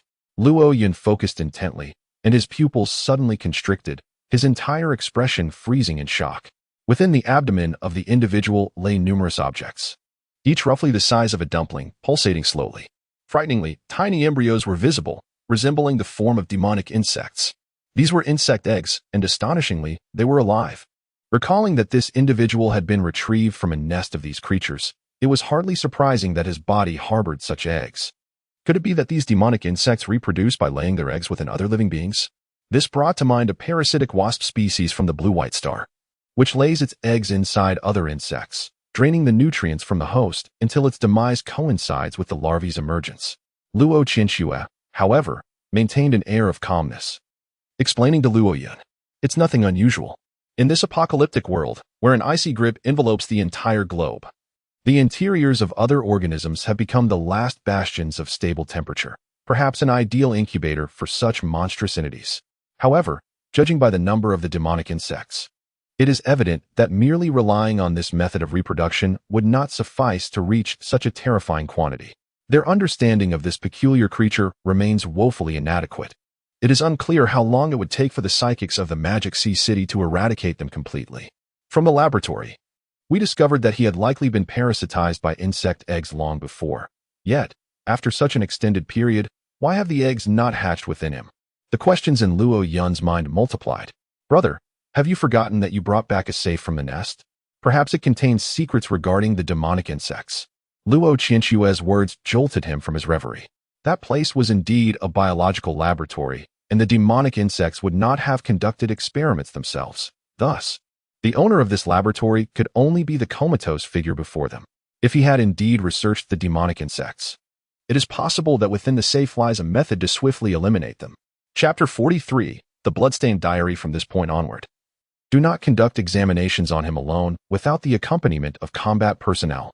Luo Yun instructed Bai Wanning while gazing at the unconscious individual. Although there was tempered glass as a barrier, it still felt too fragile in the presence of a demon. Bai Wanning nodded, her heart swelling with joy. This was a sign of Luo Yun's concern for her. After the three departed, they observed that the abdomen of the man on the operating table occasionally bulged, as if a fetus were kicking within its mother's womb. Inside the central control room, Luo Yun retrieved a black safety deposit box, its surface marred by rust and countless claw marks, leaving one to wonder how long it had languished within that laboratory. With a deft swing of the void blade, he effortlessly extracted a peculiar object wrapped in yellowed paper. Upon unwrapping it, he discovered a thick diary. Its pages bore mottled black stains, and a musty odor mingled with the scent of blood assailed his senses. It appeared these dark spots were remnants of dried blood accumulated over time. Curiosity piqued. He was eager to uncover the secrets inscribed within. Luo Yun placed the diary upon the central control console, and the three of them huddled together to peruse its contents.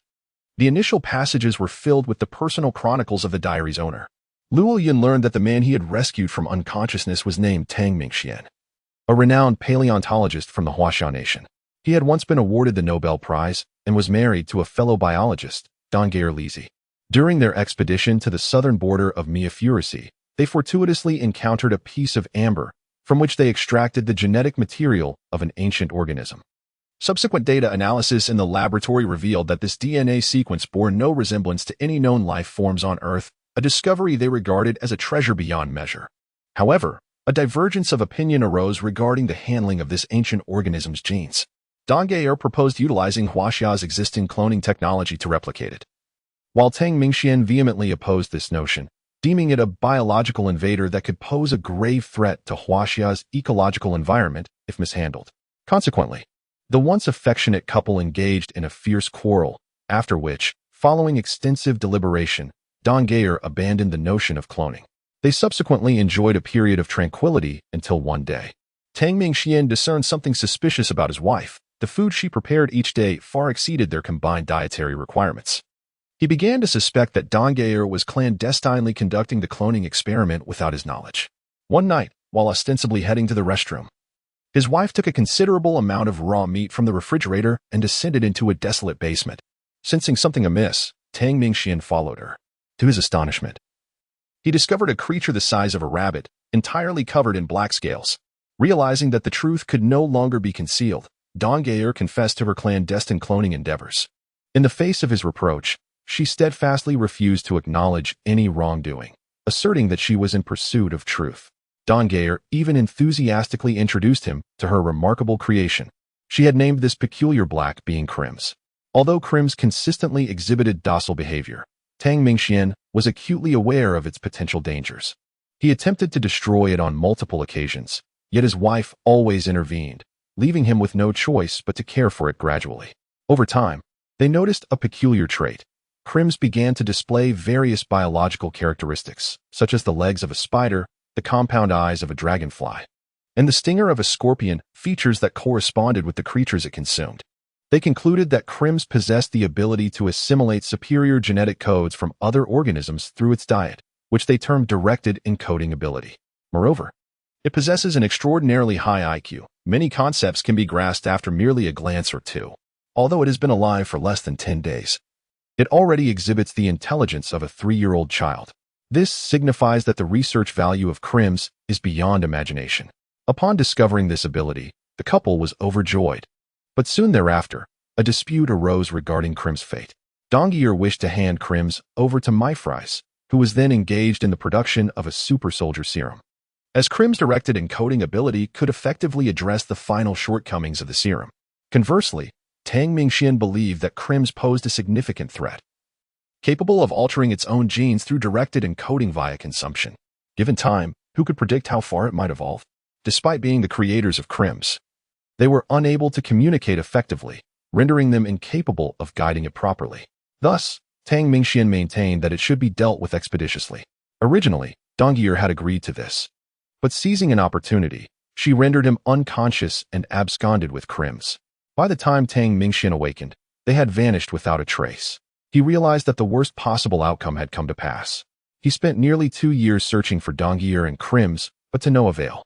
In an attempt to rectify his mistake, Tang Mingxian chose an alternative route, developing a substance capable of exterminating Crim's. Yet, his experiments consistently met with failure. It was not until the cataclysmic snowstorm of the apocalypse that he finally uncovered traces of Crim's. Originally, in Tangier, when Crim's intended to hand over Myfries to the spies, he became acutely aware of the peril he faced. In a desperate act, Crim's eliminated the spies and those in Tangier, devouring their flesh and blood. Ultimately, he failed to reach America. After acquiring human genes, Crim's brain underwent further evolution, endowing him with intellect far surpassing that of ordinary beings. Later, Tang Mingxian was captured.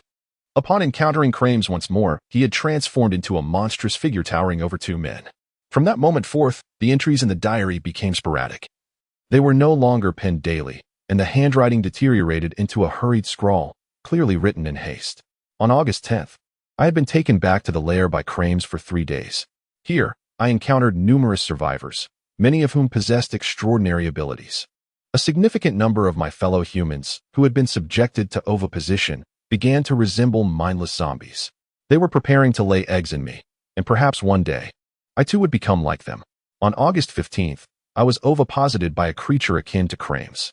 My body felt excruciatingly uncomfortable. Perhaps I was nearing death, which filled me with profound regret, for my experiments had yet to yield success, and I had failed to eliminate them.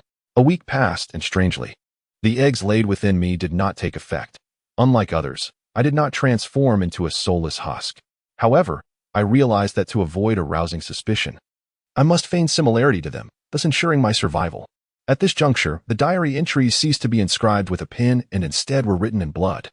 The letters appearing exceptionally crude, likely crafted with a finger dipped in the crimson ink. On September 10th, I was ultimately recognized, and they had produced several eggs within me, none of which successfully hatched.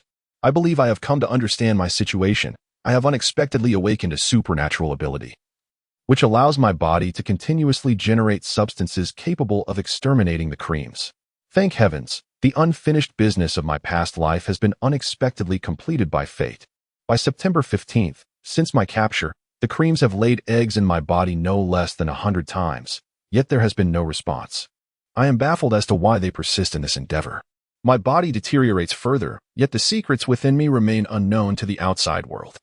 I am on the brink of death, but I cannot succumb just yet. I have yet to disclose the secret to vanquishing the creams to the authorities.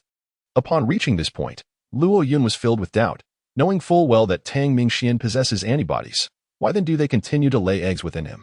This arduous and thankless task is one I would not undertake myself, yet the creams, possessing intelligence on par with humans, insist on doing so. Mutual promotion and coevolution.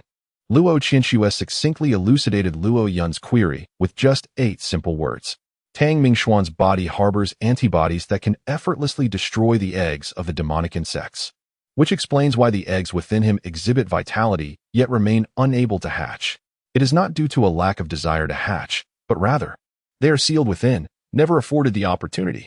The incessant urge to lay eggs within him serves as a catalyst for self-evolution. It resembles the cultivation of hybrid rice, where a multitude of seedlings are planted in saline alkaline soil, inevitably giving rise to at least one resilient sprout. What Clemens yearns for is the fragment capable of withstanding antibodies. However, his intention is not to nurture an individual superior to himself. Rather, he aims to consume his kin post-cultivation, thereby acquiring this capability in the safest manner possible. Truly, he is a genius of unparalleled intellect. While others are still mulling over the problem, Luo Qianxue has already discovered the optimal solution. On September 20th, I find myself at the end of my strength. It is likely that I will never have the chance to pen another diary entry. Yet, Within my blood lies a substance potent enough to vanquish Clemmies. The bloodstains on the final page of this notebook contain that very essence. I have secured the notebook within a safe. Should anyone come across it, please ensure it is handed over to the authorities. Thus concludes this diary. Chapter 44. Extraordinary Ability Index 99999. Luo Yun closed the diary, and a spark of excitement illuminated the eyes of the three individuals. This is no mere diary. It is an absolute treasure. How fortunate that I, on a whim, dismantled the lair of the demonic insects in Linghai City. Otherwise, I might never have stumbled upon this gem. Wanning, with your capabilities, you should be able to synthesize the antibody that can eradicate these demonic insects, correct? Luo Yun turned to Bai Wanning, who nodded vigorously, fully aware that her moment had arrived. For one endowed with the healing abilities of a therapeutic nature, this task was remarkably effortless. Rest assured, leave it to me. Give me 3 hours, and you shall have as many as you desire. Without a moment's hesitation, Bai Wanning hurriedly set about synthesizing the antibody substance. Brother, you intend to employ the antibodies against the demonic insects, correct? I suggest you infuse them into the bullets. Luo Qinshue's obsidian-like eyes perceived the situation with remarkable clarity. Antibodies are proteins classified as macromolecules, and the optimal method of administration is through injection rather than oral ingestion. Thus, utilizing bullets as a medium is most suitable. I share your thoughts. Luo Yun swiftly summoned Mu Wanqing to the central control room. Sister, did you call for me? Wanqing, from this moment forth, ensure that the bullets produced possess armor-piercing capabilities. It would be best to bore a hole in the side of the bullet head. I intend to place something within. Luo Yun candidly articulated his intentions. He was in urgent need of crafting a batch of enchanted bullets to combat the demonic insects.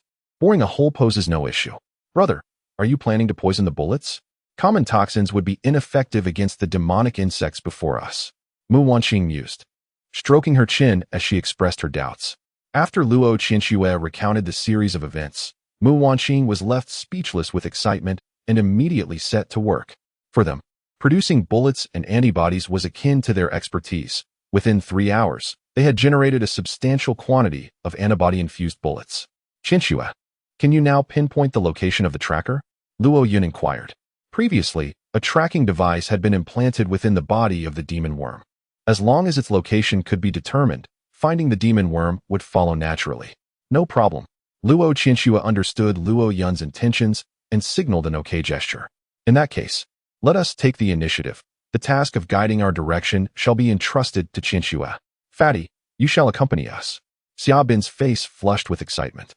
This was truly a real-life battle against monsters, far more thrilling than a mere game.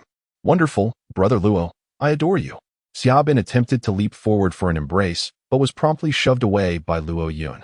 Get lost, don't disgust me. The trio, alongside a cat, swiftly donned their combat attire, fully prepared for the mission. They set off, following the coordinates provided by Luo Qinshui, arriving at an underground parking lot. Although the entrance was blocked by snow, its depth was noticeably shallower than in other areas, indicating that something had passed through here recently. It seemed they were indeed inside.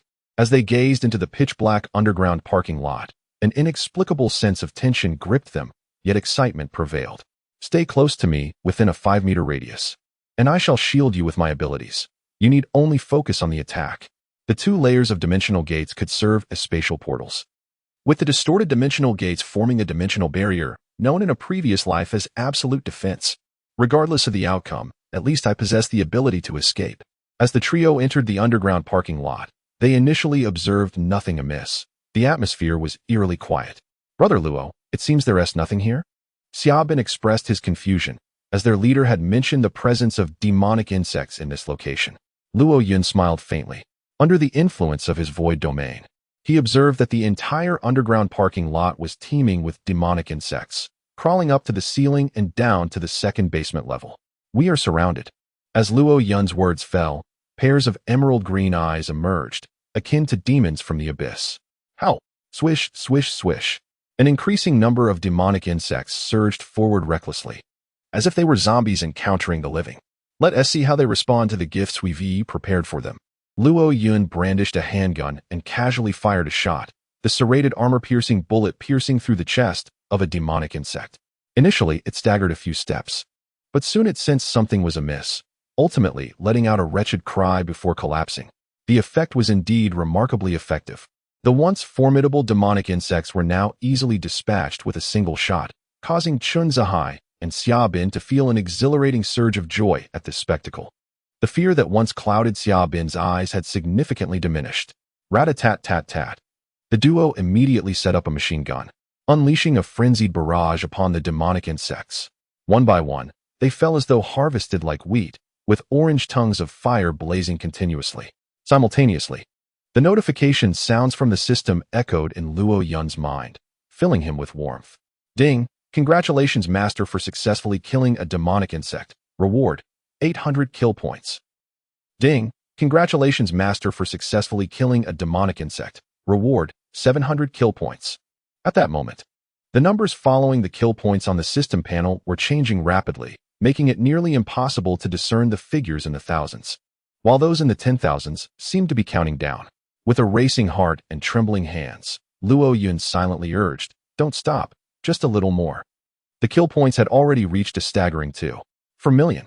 Luo Yun swallowed hard and commanded, "System, reinforce all kill points." Without hesitation, he utilized the kill points, for to him, they represented strength. There was no point in saving them for a rainy day. It was better to invest in his power now than to wait passively for death. After all, wealth could always be regained, and the myriad of demonic insects could eventually be earned back. Ding! Commencing reinforcement. Reinforcement complete. A powerful force surged within him, as the otherworldly energy flowed like a relentless tide. The scope of the extra-dimensional space was continuously expanding, with the liquid void substance now beginning to solidify.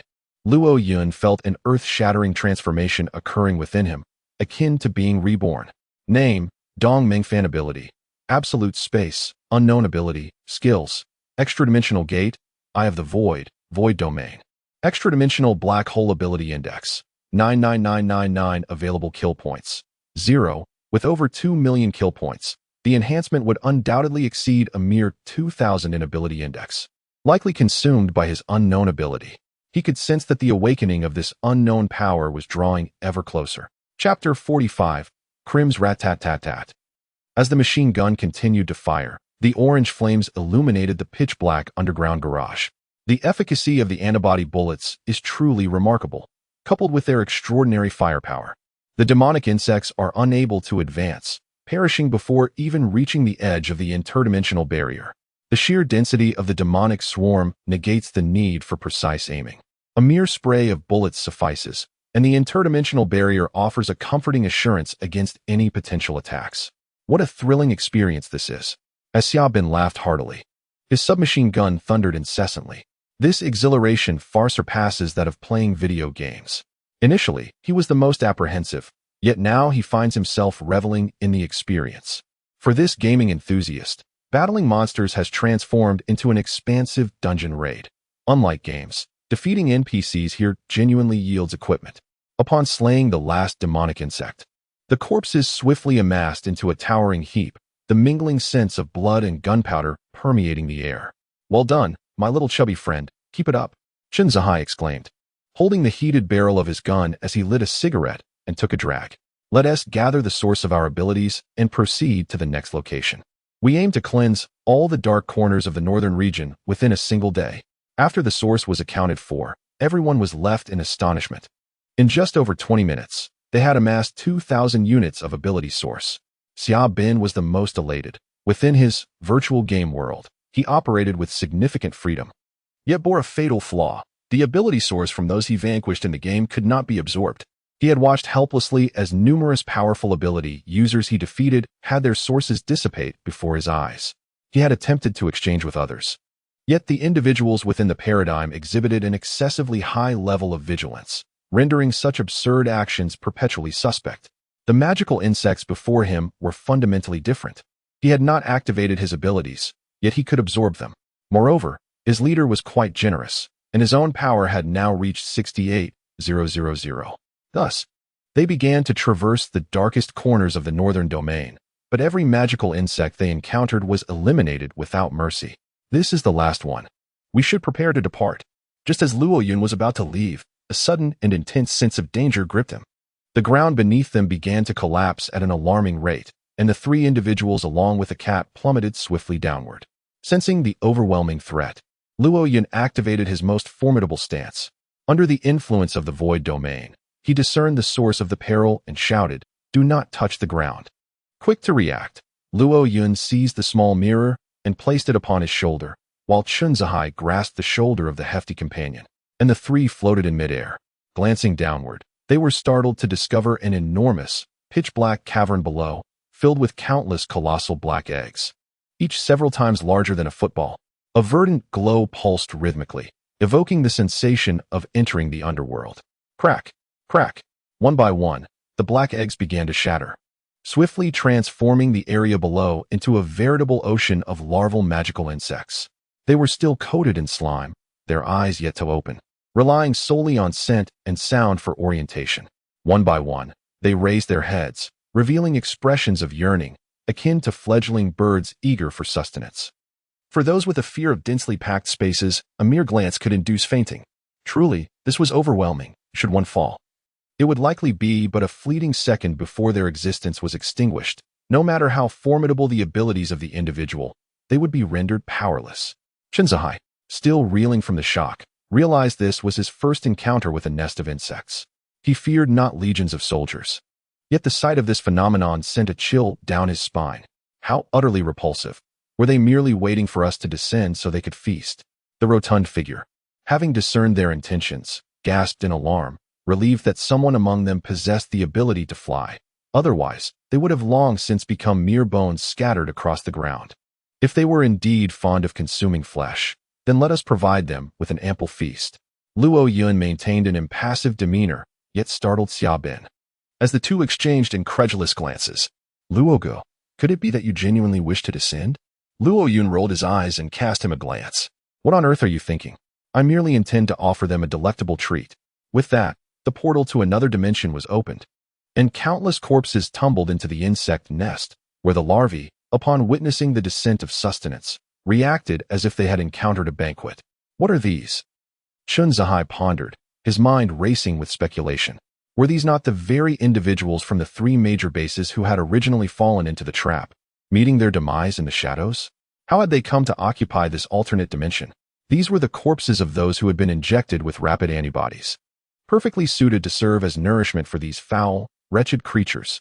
No sooner had Luo Yun uttered his words than the nest was filled with the anguished cries of the larval demons. A group of swiftly charging and voracious larval demons began to writhe violently, spewing forth dark green blood and perishing on the spot. This triggered a chain reaction, as more and more larvae succumbed, flipping onto their backs. Within a mere 5 minutes, the young ones lay dead, utterly wiped out. It was for the best.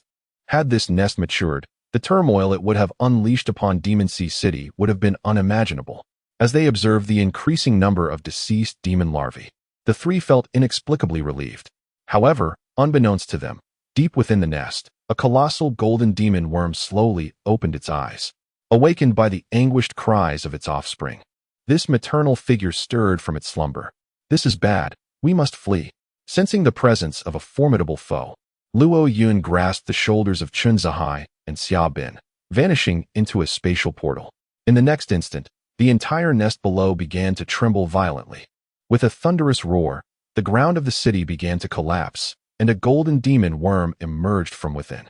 Resembling a winged spider, it boasted 8 legs, each adorned with razor-sharp serrations. More terrifying still, beneath its abdomen was an eerie visage of a woman. It loomed 5 stories tall while its 8 crimson eyes sparkled with an intelligence akin to that of humans. If the octopus demon encountered in Linghai City was deemed the demon worm king, then this creature before them was undoubtedly the demon worm empress, a title befitting its breeding capabilities as the mother of demon worms. The portly figure trembled with fear, his legs turning to jelly, and even Chunzahai beside him wore a grave expression. The aura emanating from the creature was terrifying. What on earth was it?